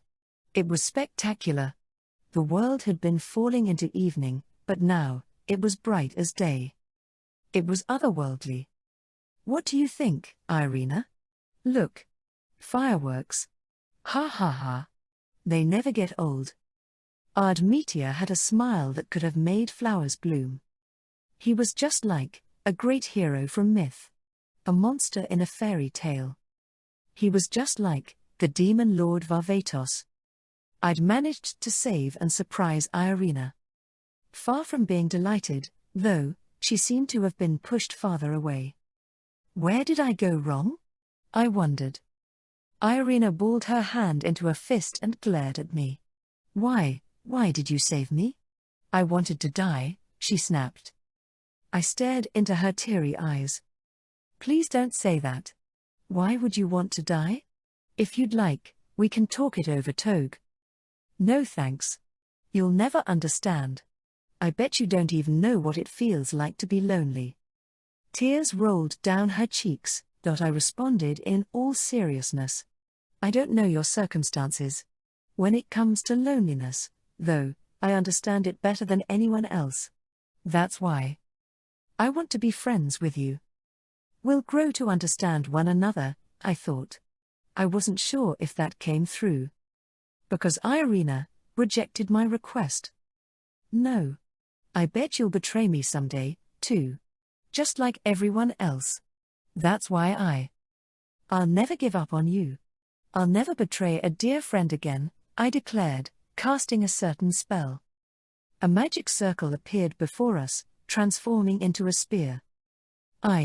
Meteor, swear to never make Irina Litzter-Olhide cry. If I break this promise, I will pay for it with my life. Upon this vow, I pierced my breast with the magic spear, causing it to vanish within me. Was that a contract spell? Yes. It was originally meant for slaves and prisoners of war. I'll suffer if I go back on my vow. If I betray you, I'll die. That's all. Irina grew flustered. Are you stupid? Why would you go that far for me? I could feel my chest tighten. I hung my head. I can't go into detail, but I once betrayed a friend. Because of that, I didn't want to go any further. I shook my head, gazing straight into Irina's wide eyes. You remind me of her. She was the only person who understood me. You're practically identical in looks and personality. That's why I want to be friends with you. I know you might find me annoying, but I think we can relate to one another on a personal level. I'll never betray you. And I don't think you'll ever do that to me. Won't you please be my friend? I implored. Her cheeks were wet with tears. But I've got a rotten personality. I don't mind. I'm selfish, and stupid, and boring. Lies. You're wonderful, Irina. Why, you'll definitely end up hating me someday. Impossible. I won't ever hate you, not even for an instant. I can take a vow if you want. But I. She must have been dealing with her own set of circumstances, but I elected not to probe into them. All I cared about was her answer. After some time, Irina seemed to resolve the discord in her heart. Are you sure you want to be friends with me? She nervously held out her hand. I never dreamed I'd see this day. My eyes snapped open, and I broke into a goofy grin. Overcome with my emotions, I took Irina's hand and nodded enthusiastically. Of course. I can't wait for what the future holds for us, Irina. Why, yeah. Me, too, Ard. She offered me an awkward smile. I thought it was adorable. And I knew I was just starting life in this world. It had been years since I made my first friend. I was 15 years old. Irina was still my only friend, but I didn't feel like I was missing out on anything. In fact, she was so cute, she was all I really needed. I couldn't afford to write out my fond memories of her. I'd need millions of words to do it justice, and our families were getting together that night. At 15, all citizens became productive members of society and began planning out their life goals. That was why Irina and Vice were joining us for a family meeting. It was 7 in the evening. There was a knock at the door. I answered for my mother, greeting our 2 guests. Hello there, Ard. I'm looking forward to our chat today. Vice flashed me a radiant smile. Evening, Ard. Chirped Irina from next to him, beaming at me. It had been a rarity when we'd first become friends, but now, she smiled freely. Irina was so adorable, more than anyone else in the whole wide world. Good luck convincing me otherwise. I ushered them inside to get everyone seated at the dining table. I made your favorite today, Irina. Curry. Yay. Love you, Ard. That makes me so happy. Digging into my curry, Irina was basically an angel on earth. After we all finished enjoying our meal together. Why don't we get started? My father suggested. So about your futures, my mother started. The two glanced at Vice. He shrugged his shoulders. Good grief, I imagined he was thinking. I'd hate to force you to take a path against your will. Think of this as my personal suggestion, Vice prefaced. He looked at me. Odd. How do you feel about attending the Academy of Magic? To which I replied,